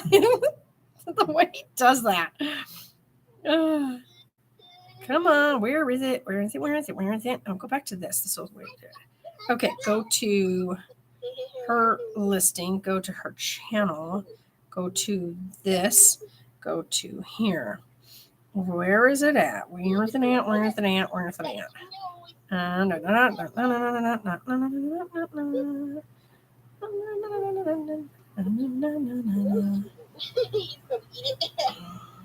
Where is it? It's one she does. Okay, here we go. Reactions with Carly. And it was Interview with the Vampire. Okay. First of all, Interview with the Vampire is a 1994 movie. Okay. So that one, I was like, what? They've never seen this? So that was the one that was recommended. I was like, what is the name of the dang movie? Interview with the Vampire. And because, of course, I love Anne Rice, I saw Interview with the Vampire. I can say, and after watching What's Your Name, watch it, I can agree with her on one thing. Well, if you've read the book, the movie's okay. It was never my favorite. One, I'm not a huge Tom Cruise fan. Brad Pitt is amazing in the movie, like his character's role, but Tom Cruise is not my favorite person. And I'm really, really sad that they had him play the role of Lestat. Lestat deserves a lot more credit than Lestat receives in the movie version of the Vampire, Interview with the Vampire. But anyway, that's beside the point. So I was like, she's got to be awfully young. She's actually not as young as I thought. And her sister and her are not as young as I thought. So I was like, oh, she's just very, I guess you could say not very well, like versed in the universe of these things. And so when I was looking, what year did the original Lord of the Rings come out? Because what year, you guys? Does anybody know what year that came out? Lord of the Rings movie. Lord of the Rings. Hold on. I want to look at the movies. The first movie, when did it come out? The movies. I want to read which year. The Fellowship of the Ring came out in 2001. So in 2001, she was 12 years old, she said, because she said it came out in theater. So when it came out in theater, which would have been in 2001, she was 12. So 12 years old, add, what are we at now? 20. Well, Sarah's 21 years. So add 21 years to 12. So that's what, 33? Yeah, 33 years old. So she's in her 30s. So there's a lot of movies out there that at this point she probably should have seen, that would have been something to have seen at this point in her life, I should say. But anyway, so she never, she went with her dad. How old is he now? Oh, he's 7 months. The baby's 7 months. And hi, Tiffany. How are you? So Popcorn in Bed was recommended, and it was with Interview with the Vampire. And I was like, what? Interview with the Vampire? They're just now watching Interview with the Vampire? And I thought at first, maybe it's the Interview with the Vampire, like that new series that's out. And I was like, no, because it says 1994. And I was like, that's when it originally came out. I was like, oh, they're going to watch the original movie. Like how do you not seen that? At least even on passing on TV. Because it's been on several channels throughout the years. But anyway, so I decided to click on it and watch her have her first time reaction. And needless to say, it was really adorable. And she's extremely, very kind woman. And she's a mom herself. And so I was like, oh, she's got kids. So every time there was moments with children, and then of course the part with Kirsten Dunst in there as a child who gets turned by both Louis and Lestat into a vampire. So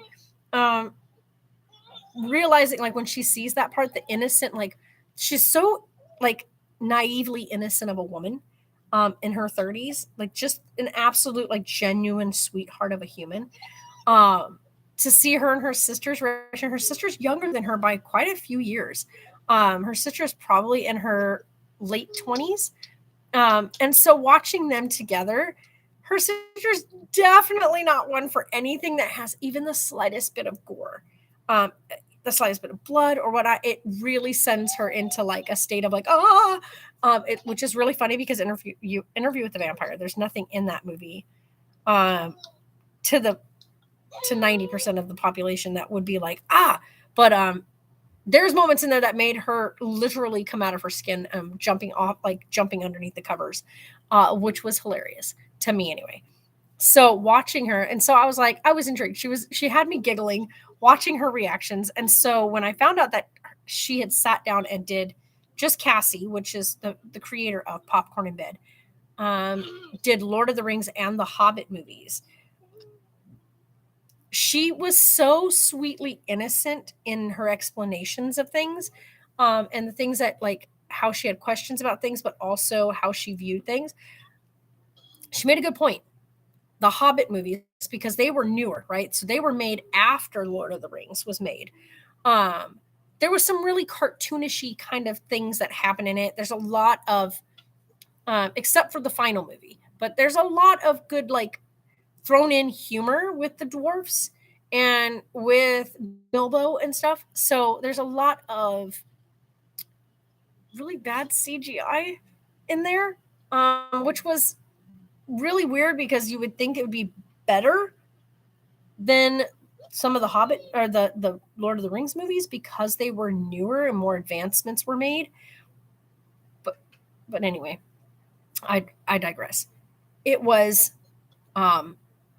she made some good points. There's like, she got to a point like in the first and second movie where she was like, are we almost done yet? Like, is the movie almost like, where do they cut the scene? And so she's right. There was moments when I watched The Hobbit where you were just like, okay, what's happening now? Like, are we almost over?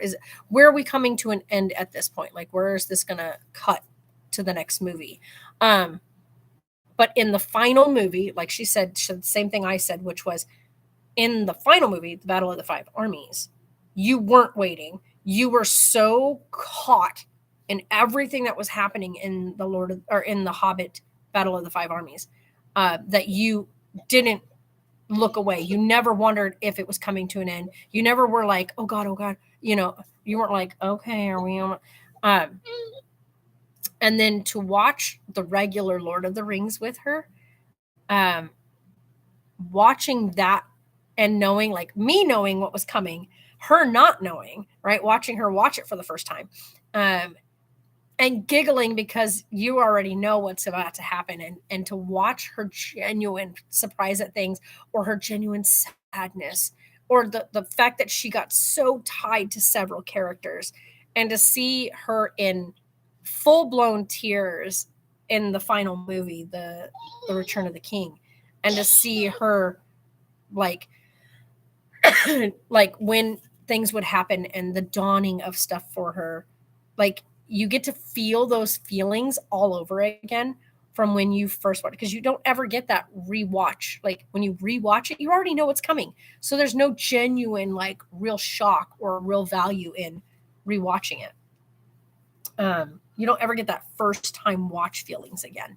And so watching her and feeling her, like the empathy that you have for her, and knowing like that's how you felt too when you watched it.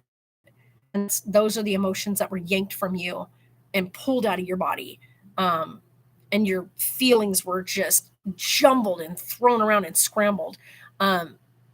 Watching that come from her for the first time through, it's like, wow, I know that feeling. And it is so amazing to watch somebody else experience those movies.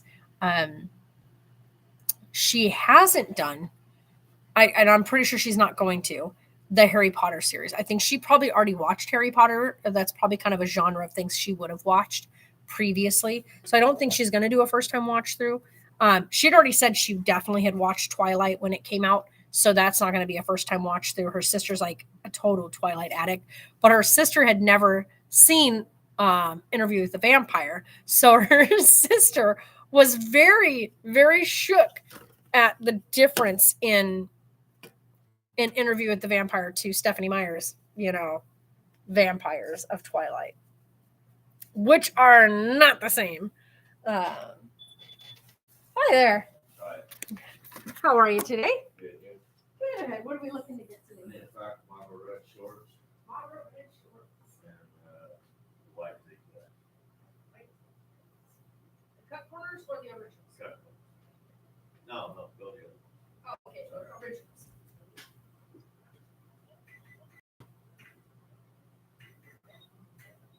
$12.91.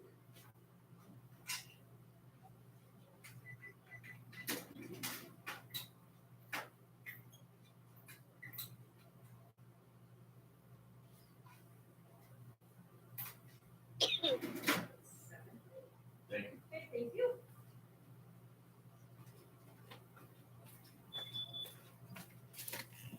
Ugh.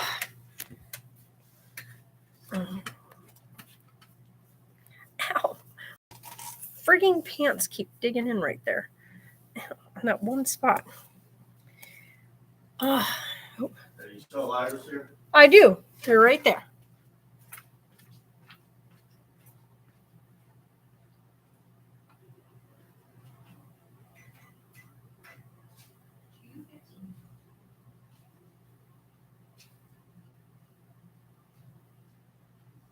You got 2, I've got 15 cents.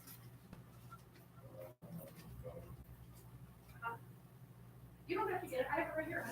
I have the 15 cents. You got the $2. Well, you're not ready to do that all day. Well, because people need change all the time, so Okay. we just throw it in the. All right, thank you very much. Hey, you're welcome.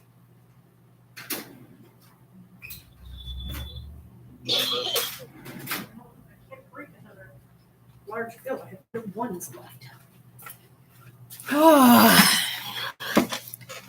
Oh my gosh, I probably should eat something. Probably. We've been on for 3 hours. You guys. Here comes somebody else.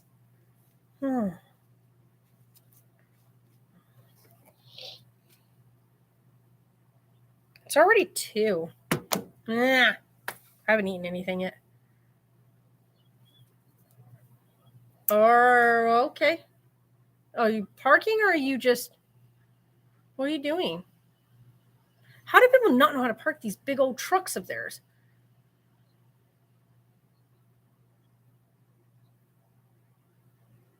That's the third person to back up and readjust. She's not even coming in here. She's going next door. Y'all. Here, you know what? I'm going to open up my Funyuns. Oh, you know what, guys? Hold on. I'll be right back. Let me go take Tonks to go to the bathroom, okay?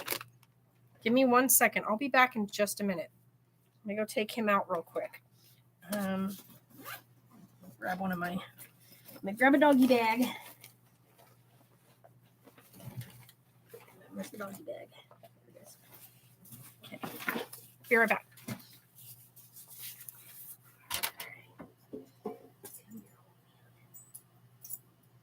Let's go.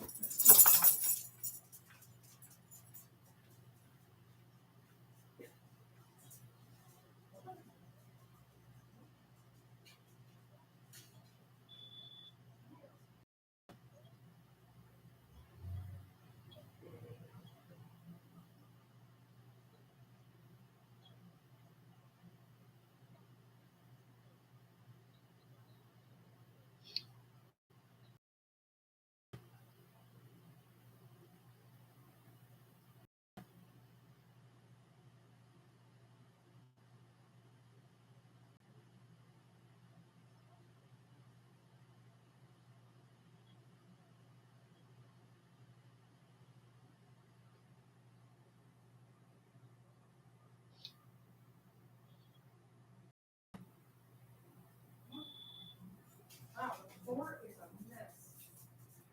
Oh, wait for me. Good old boy.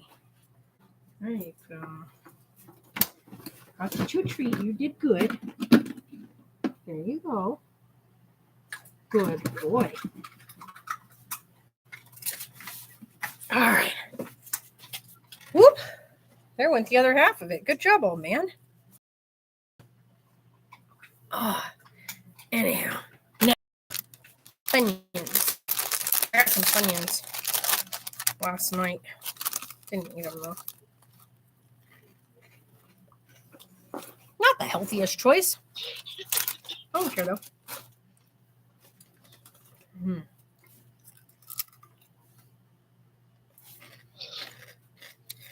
I have a bad habit of eating spicy chips and stuff. And right now with my stomach being messed up, I'm almost certain to have an ulcer. Every time I try to eat something spicy right now, it just tears me apart more.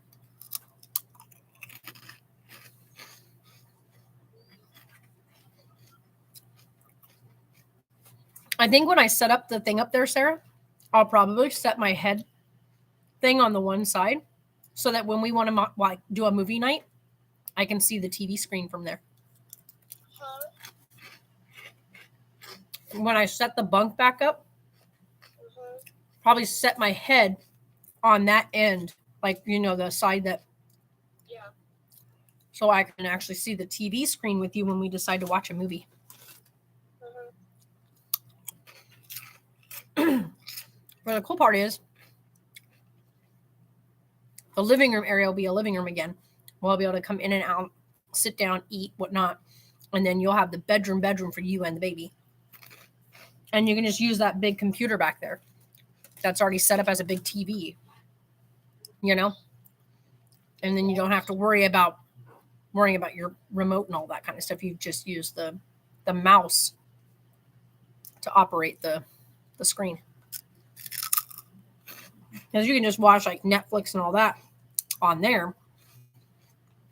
And then when you want a game and stuff, you just come out and play it in the living room.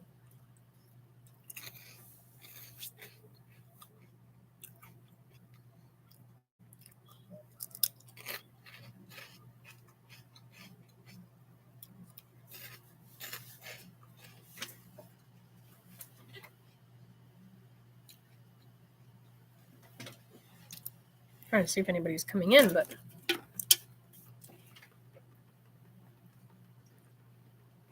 I'll never understand people pulling up and parking right here, but then walking all the way down, like 7, 8 parking spaces down.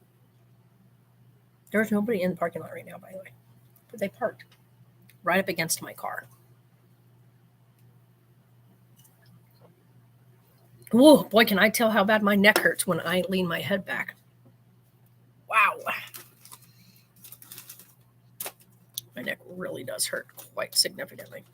You don't want to break the rest of these chips because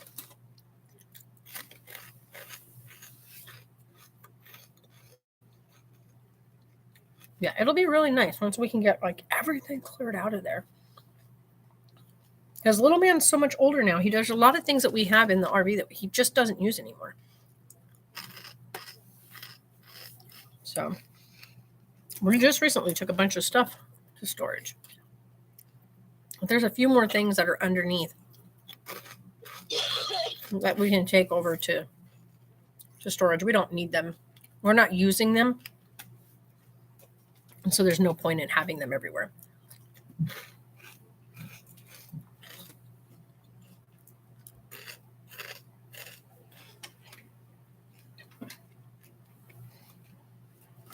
So we get all that stuff picked up.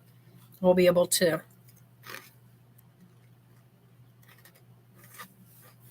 I think the area where we have like the cab of the car or of the RV, that area right there is great space to actually have Tonks back over there where he can come in and out of that area. But also have that where it's kind of like an exchange station, which is what we're using. Oh my goodness, stop it. I can't with him.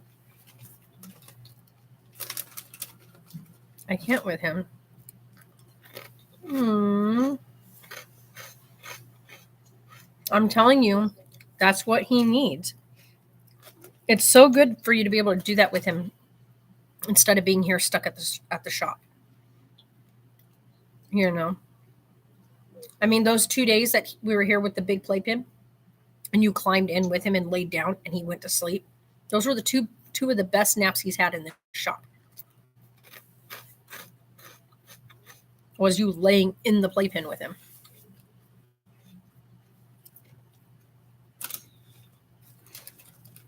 Yeah, that's what he needs. He just needs his mama.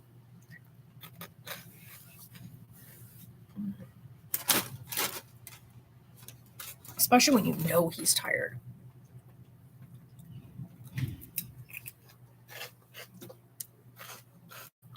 I hear him. Where is he? Probably parked. Probably parked right over there.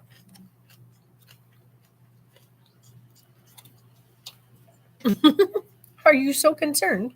Don't be concerned. It's okay. It's okay. Good boy.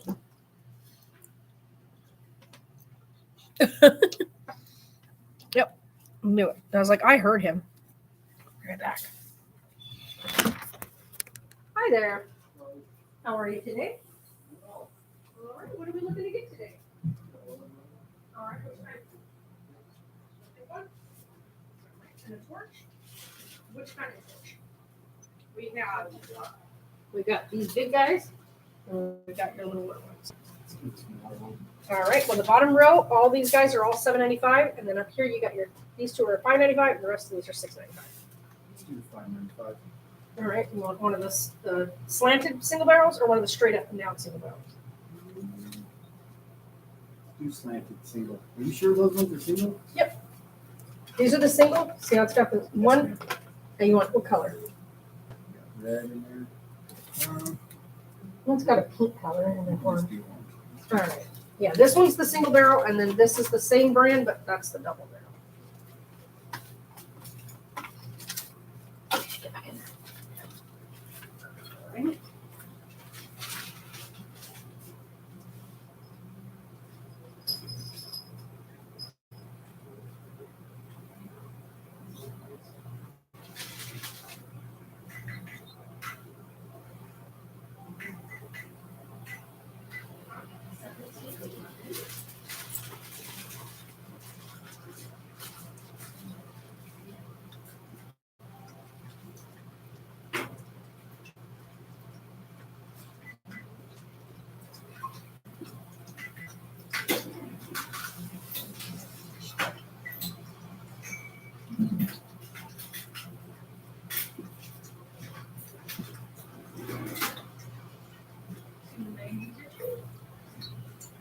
You have a great day. Oh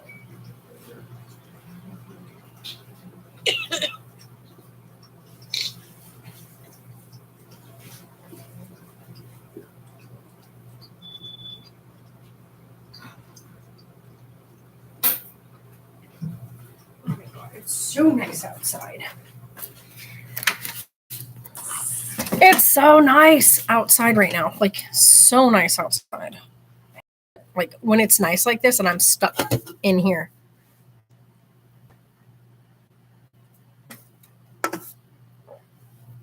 Oh, yeah, and I got Sarah's Christmas present right here. It's all wrapped up.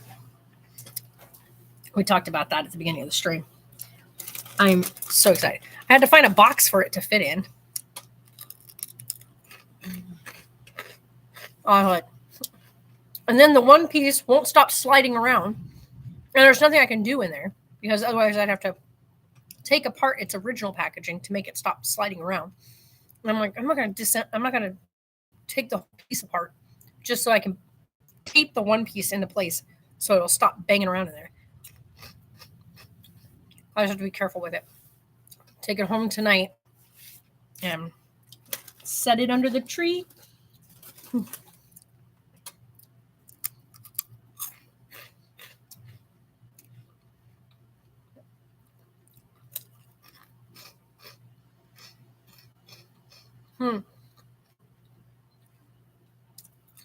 I have a bunch of these like old boxes over here. I'll take a bunch of them and wrap them up tomorrow. Well, Tatum and I are counting. I'll wrap them up tomorrow and put them underneath the tree here just as fake little presents. Because I think it'll look cute.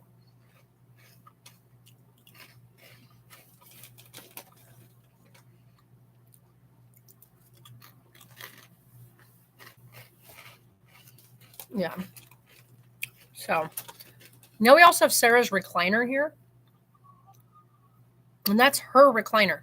We got to figure out how to, like, what we're going to do with it.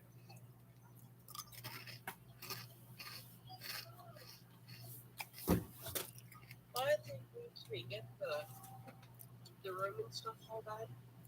It'll still be too big in there. We can set it up against the wall. How are we even going to get it through the house? That's the problem. How are we even going to get it inside of the RV? That thing is massive. Like, we'd have to figure out a way to take it apart.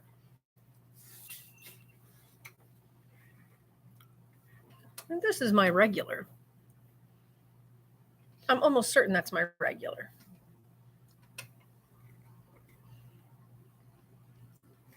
It is one of them. Be right back.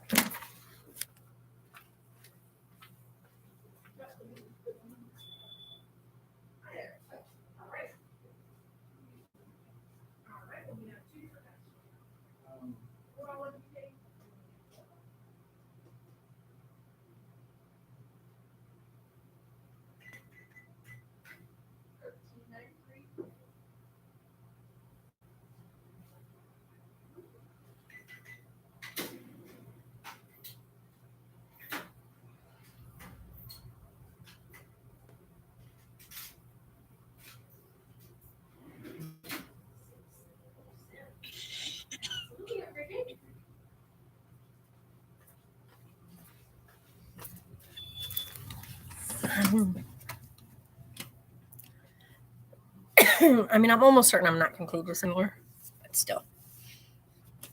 But this mask is making my face itch like crazy.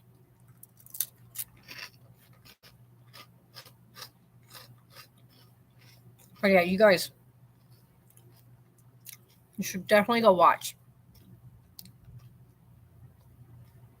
Bad Medicine and Popcorn in Bed. Because both of them, watching their reactions to movies is so like vastly different, right? Like, I just watched last night, Cassie, for the first time watching with her sister, Tremors.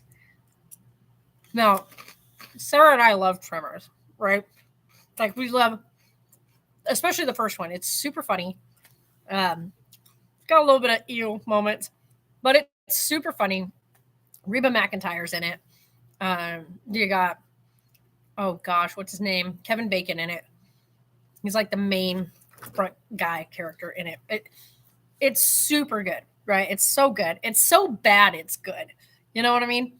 And so watching them watch it for the very first time, I could not help but like bust up laughing at several of the moments that seemed to scare the crap out of them.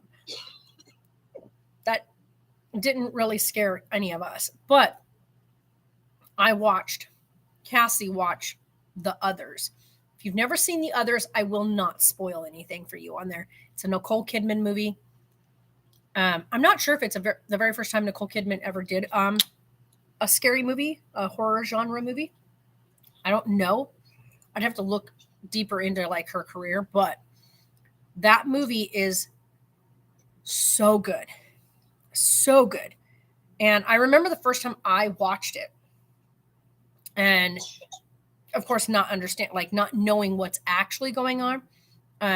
When you finally understand what's going on, you're just, your mind is blown. Okay. I won't say in what direction, just, it will take you for an absolute loop when you realize what's happening in that movie. And it's so well written. Like, whoever wrote it did a fantastic job of pulling you along through the entire thing, not realizing until the very last part what's actually happening. Just very well written movie. And watching Cassie watch it, are you coming in here? Yes, they are. Watching her watch that movie and seeing her experience all of that for the first time, so good. Hi. Hello, man. How are you doing? Good. How are you today? No. Yeah, I got a big tank on here. It needs to be filled. Okay. Well, you take. All right. Well, something simple. guys come with your attachments on there. So they're inside the lid, so you just pop the attachments out. You need a different attachment, otherwise you just use that to fill it up with. And then just make sure you follow the instructions on how to fill it. A lot of people will push it down and hold it there. Don't do that. It'll just spray all the butane back out of it. You gotta burp it as you go. So 5 to 6 second intervals. Push down, let it, push down, let it, down, let it, because it'll let the air out. Because as you, yeah, and it tells you even on here, because it tells you, press and fill the tip vertically downward into your center of your leaf valve. Apply pressure only for 5 to 6 seconds at a time.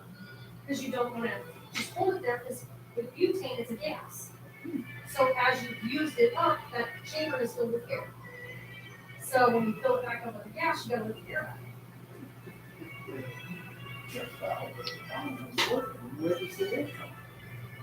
It's because as you empty, you have to remember, gas takes up space.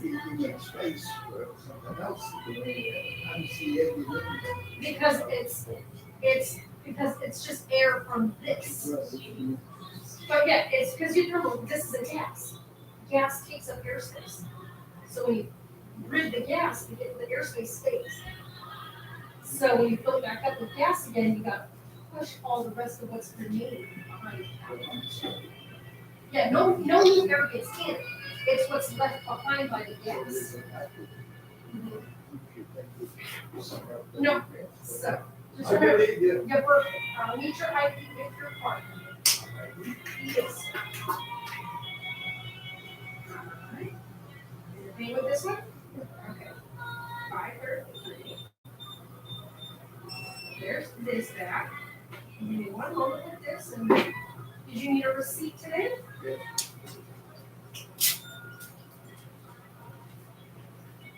And if you would like, if you have the letter with you, I will refill it for you. Okay.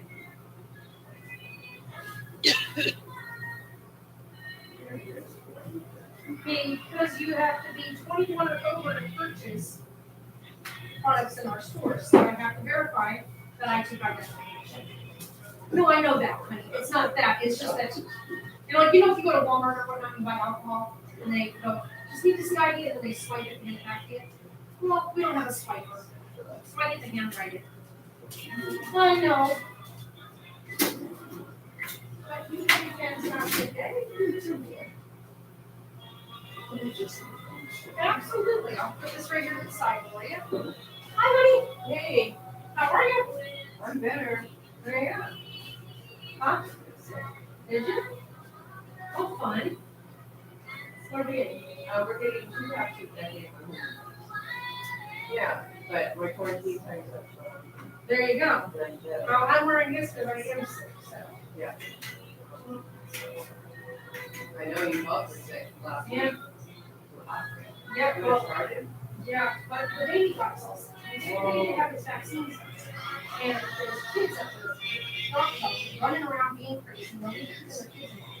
They were school age kids. So he got exposed to these kids that were sick. That's why he was there. The parents should have been sick. So he got caught cold, which then gave me to Sarah.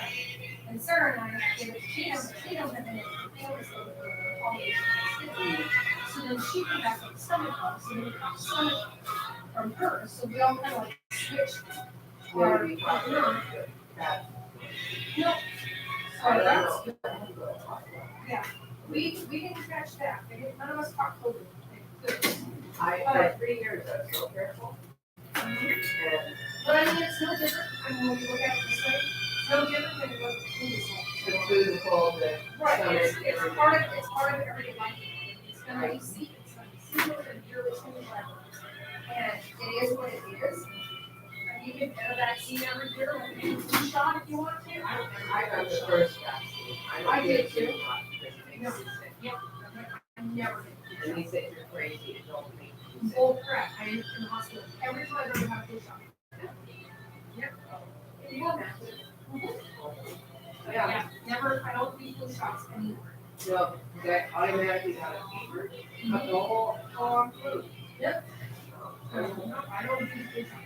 But, I will probably do the COVID vaccine every year just because. Yeah. With the little ones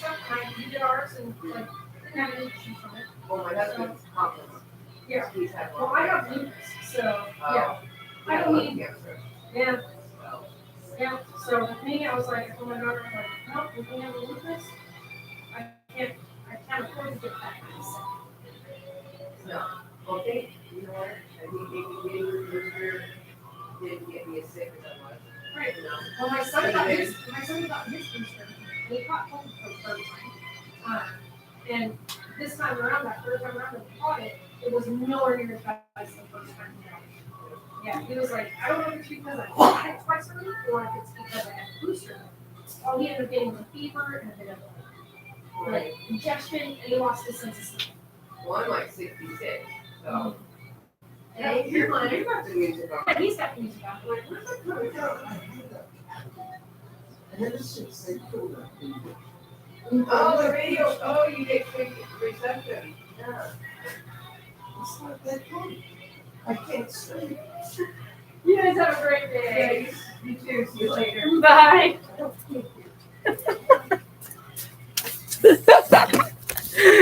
He had her a minute. She thought he actually meant that he had music playing out of his mouth. He does not. It was pretty. It was on his little phone speaker thing that was on his pocket. That was hilarious. She was like, "For real?" Oh. Oh my goodness, you guys. So anyway, if you guys want to watch some really fun stuff, like just watching other people's genuine, like innocent reactions to things. So if you guys haven't seen things like that, like it made me appreciate like certain movies again. So I was like, oh, I want to see that again, or I want to sit down and watch that movie again. She's watching some seriously great movies, like cult classic kind of things too. She watched Poltergeist. I don't see her watching any more of those. Between her and her sister, they're not really big on like scary movies, and that one, like, she screamed so loud in the one part, and I could not help it. I kept laughing, and I was like, I'm so mean for laughing at this, but it's so funny. And then she watched Sleepy Hollow, which is a Tim Burton version of Sleepy Hollow, which made me laugh because at her age, she should know what the Legend of Sleepy Hollow is. And so when they said his name, when of course Johnny Depp plays it and he plays Ichabod Crane, she was like, wait, that name sounds familiar. And then of course they talk about the Headless Horseman, and then she's like, I don't understand. Like, wait, is this? And I'm like, the name of the movie is the name of the actual classical tale of the Headless Horseman, is the Legend of Sleepy Hollow. And so I thought it was kind of funny because that's how naively innocent she is when it comes to like the world of movies. When they watching, okay, I should say she, because her sister and her have only so far watched the first Lord of the Rings together. Her sister has not watched the other ones with her yet. But she has watched all of the Lord of the Rings. And watching her, like she was talking about when she watched the original one, she talked to her sister because she's the older of the two of them. And she said, you know, when Lord of the Rings first came out, she was 12 and she went with her dad to the theater. And when they showed the orcs in Lord of the Rings for the first time, it scared her so bad she left the theater. She didn't want to watch the rest of the movie because the orcs made her so scared. And she was 12. And so she didn't watch them after that. So she only had seen like the very like beginning of the movie. And then didn't watch them after that because she was so scared of the orcs and couldn't see like sitting down to watch it again. But then after starting her channel and people encouraging her, you really do want to watch it. Get past the ghoulishness of those guys at the beginning and see the whole story for what it is. It is amazingly well done.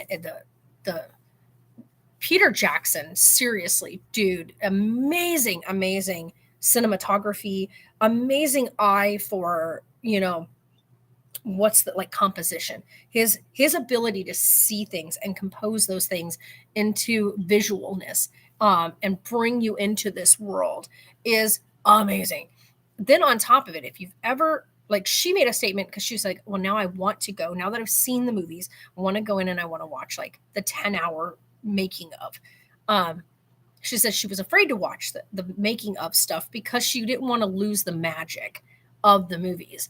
And I can tell you right now, if you've ever watched The Lord of the Rings and The Hobbit and all that kind of stuff, and you've never watched like the making of stuff, really should.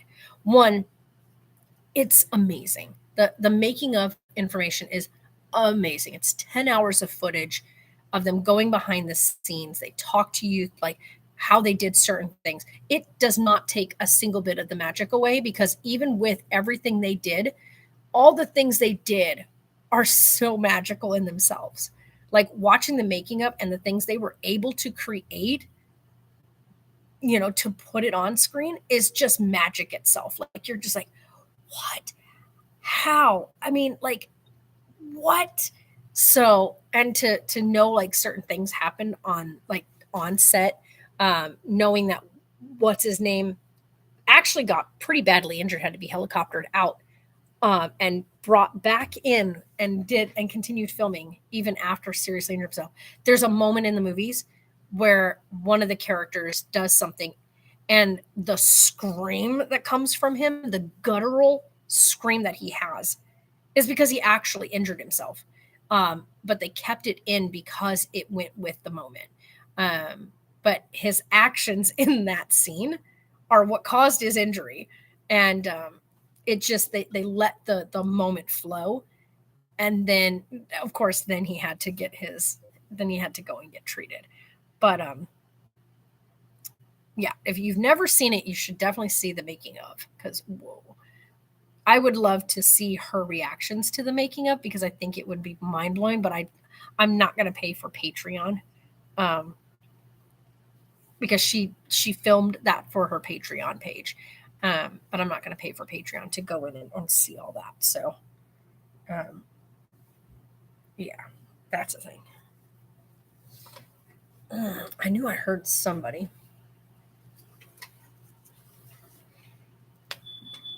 Well, hi there. Hello. How are you? I am good. What are we looking to get today, huh? I need a can of pop. Red pop?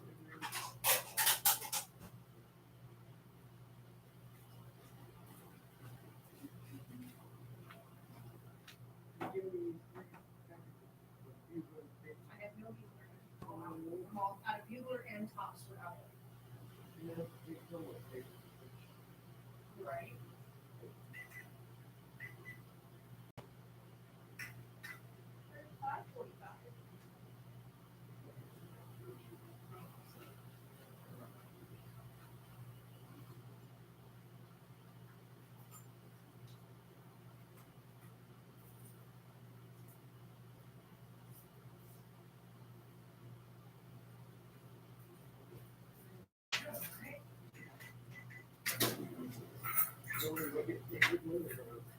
Should be on Sunday. I was afraid that tomorrow's Sunday. It's not right. Well, yeah, because I ended up not working on this Thursday, so normally I work Thursday, Friday, Saturday. You feel like when you, yeah. Yeah. You feel like it's interrupted? Nope. You don't feel it. Easy. Have a good rest of your day. Yeah. Okay. Bye-bye. Holy crap, today's gonna be insane. Holy moly.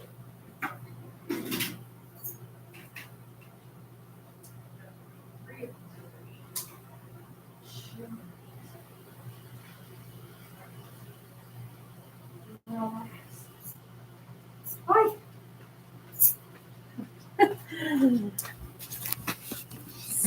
Holy cow. It's been insane in here today. What the heck? But anywho, you guys, so anyway, I watched her do that. Then of course the whole Legend of Sleepy Hollow was so funny. The fact that she didn't quite understand at the start that it was based on the actual Legend of Sleepy Hollow. Like that's what the whole premise of the movie is. So yeah, she watched that one and then watched her do like the whole Jurassic Park series. And yeah, it was watching her freak out when they first start the movie off. Like she has a total freak out moment in The Others, because in The Others, when you watch the movie The Others, when you watch that one, they start that movie off with the biggest jump scare in the whole freaking world. And I don't think it's intended to be a jump scare. I think it's just what happens in that very literal opening of the movie. I know I jumped out of my skin when I first saw it.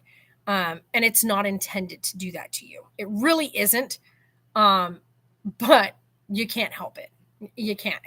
It's one of those things where it's so unexpected that it just, wow. Yeah. And so I know right as the movie started, she screams her head off. And it was so funny. I was like, I knew that was coming, but like it still didn't make it any less of a startle. But yeah, so that was great. And then yeah, watching her watch Lord of the Rings, she watched the Hobbit movies. She did quite a few what she called scary but not so scary movies. So if you watch those, she's done a lot of reviews, or not reviews, first reactions. So yeah, it's great to see that because she's done so many of like such amazing, like what we call like cult classic kind of movies. I'm surprised that at her age that she hasn't seen a lot of these. But then again, there's a lot of people that are just not movie watchers, or who have like their set thing that they like to watch because they don't like feeling a certain way, so they don't watch certain things. So yeah, that's pretty cool. But yeah, the what do you call it? But Bad Medicine, you guys. Bad Medicine is for the month of December, and they've already announced it that they are for the very first time. And I don't have high hopes for their opinion of it, but they're going to do Twilight, right? And in all honesty, I mean, these are 40-year-old men. These are men in their 40s, for one. Two, I have noticed, and this is something I'm going to say, I have noticed this.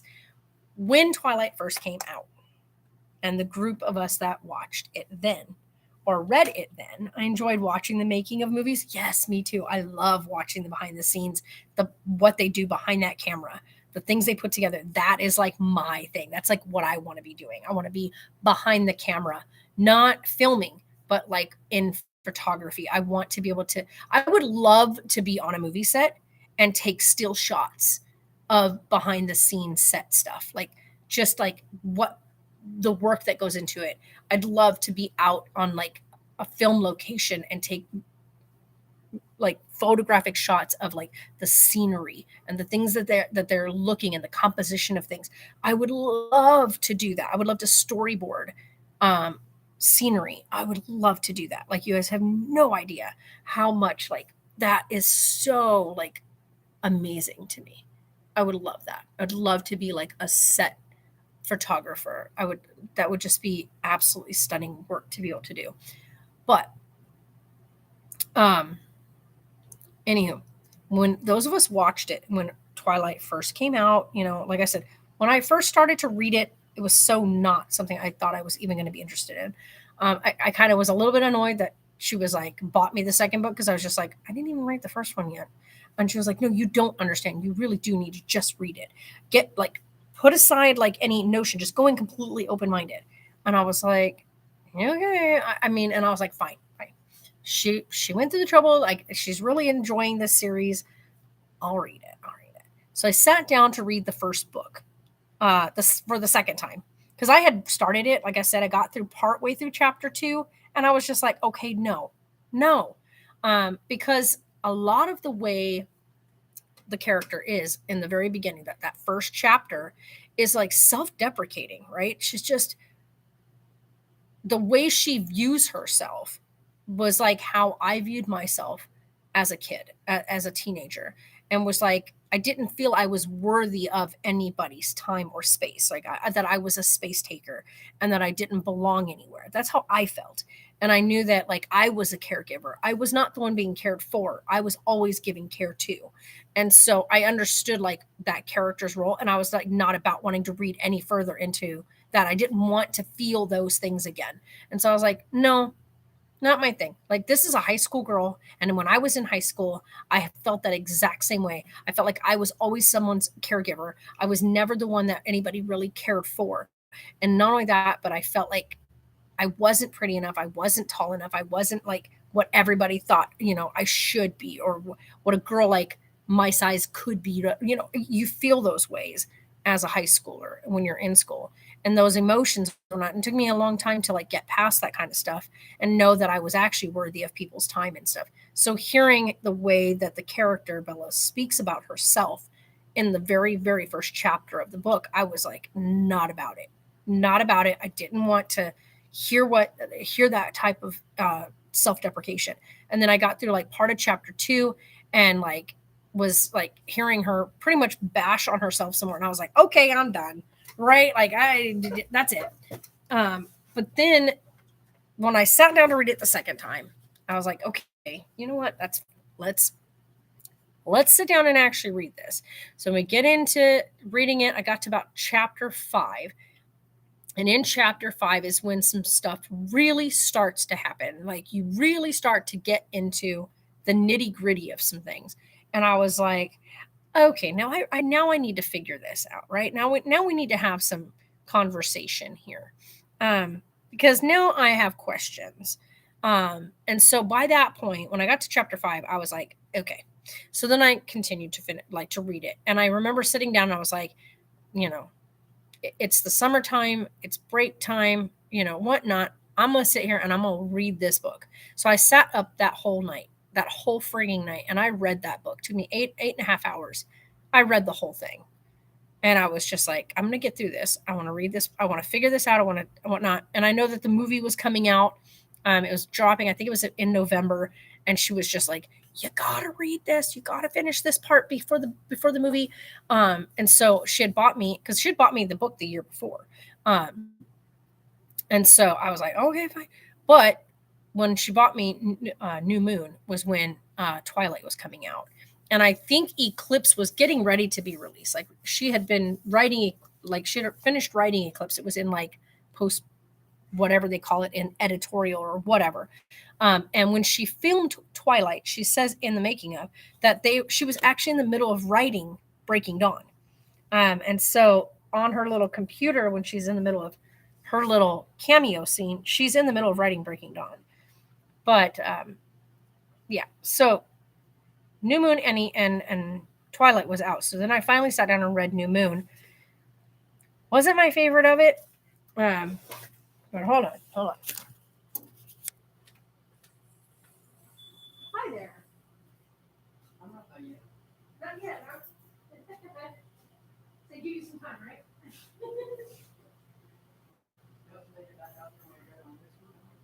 There you go.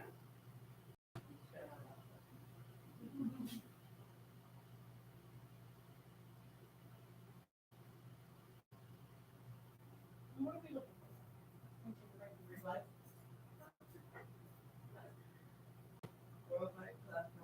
Right here on the tab. Right here on the That whiteboard. right here, where I want to, I would get lotion. I grab my lotion, grab baby lotion, and I'm gonna touch it for you. Ooh, ouch. Yep. I want to get that stuff in your eyes. And the cheapest one's $8, huh? Nope, the cheapest one is the number 2, and it's $3.95. It comes up to $4.25.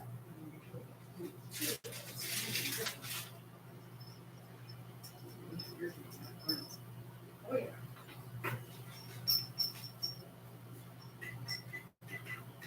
Right. Oh.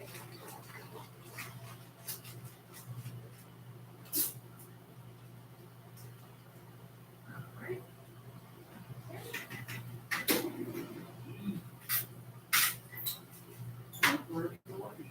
There you go. Always, right? You agree, Dave? Read that one.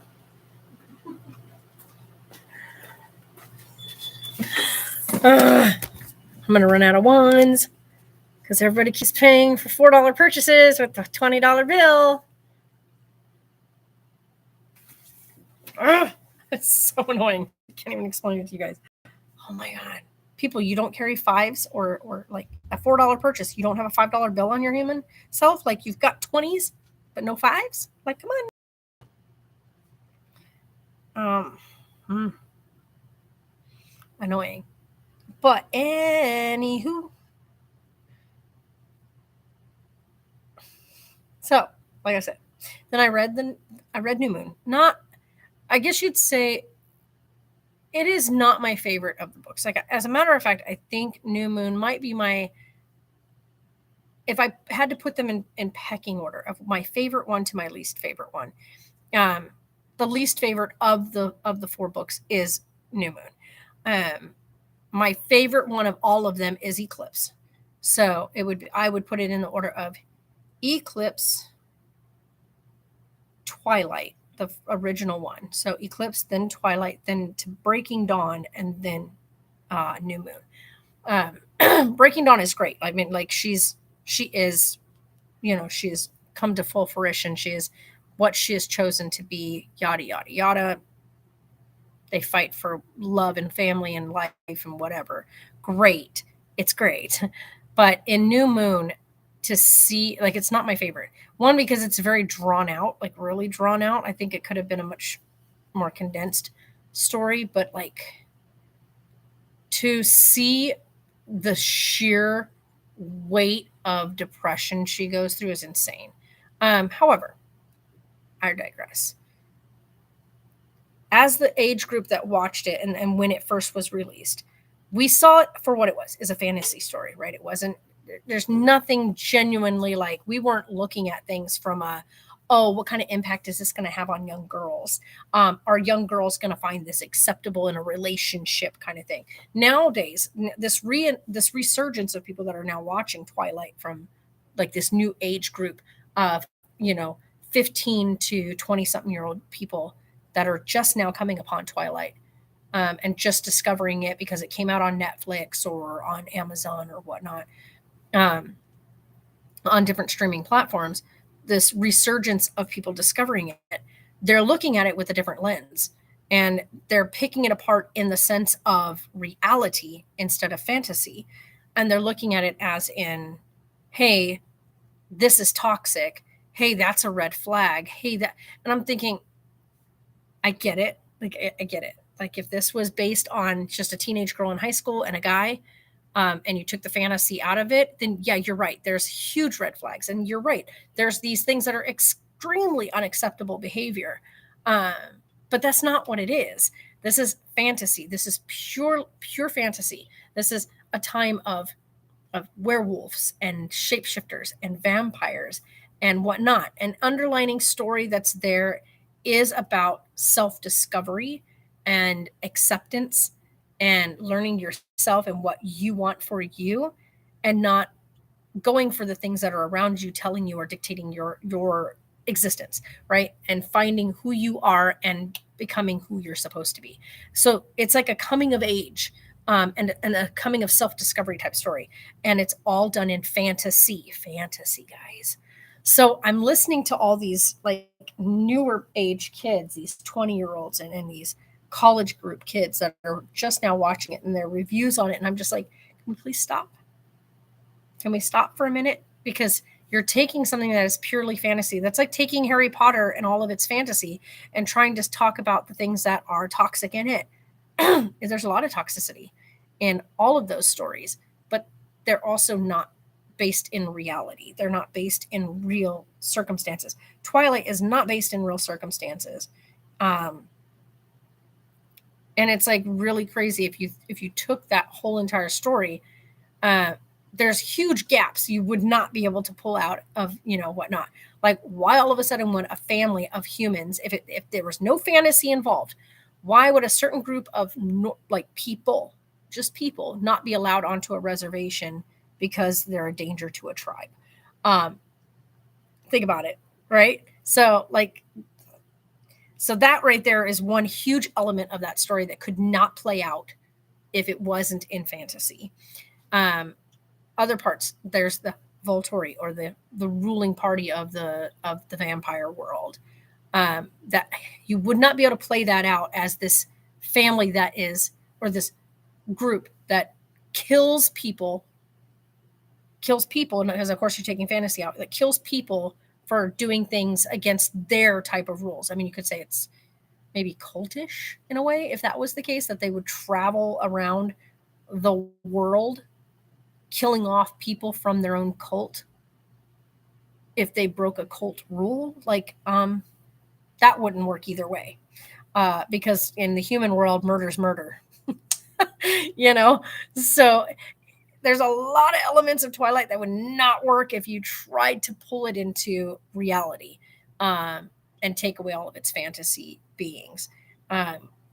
Now, the underlying base story of just the love story of Bella and Edward, yeah, you could take the vampire aspect, fantasy aspect out of it, and you end up with this excruciatingly toxic relationship. And then the same if you took it and had it as Bella and Jacob. Jacob is excruciatingly toxic as well. And so all three of them have self-work to do. And like Jacob forcibly forces himself upon Bella in Eclipse. And so you're just like, he's just as bad and just as toxic and just as demeaning of a human as Edward would be if they were both human. So like this whole thing, like, so if you really want to break it down and be like, oh, he's better for her, neither of them at all was good for Bella. Neither of them. If it was in a human environment, neither was Mike Newton.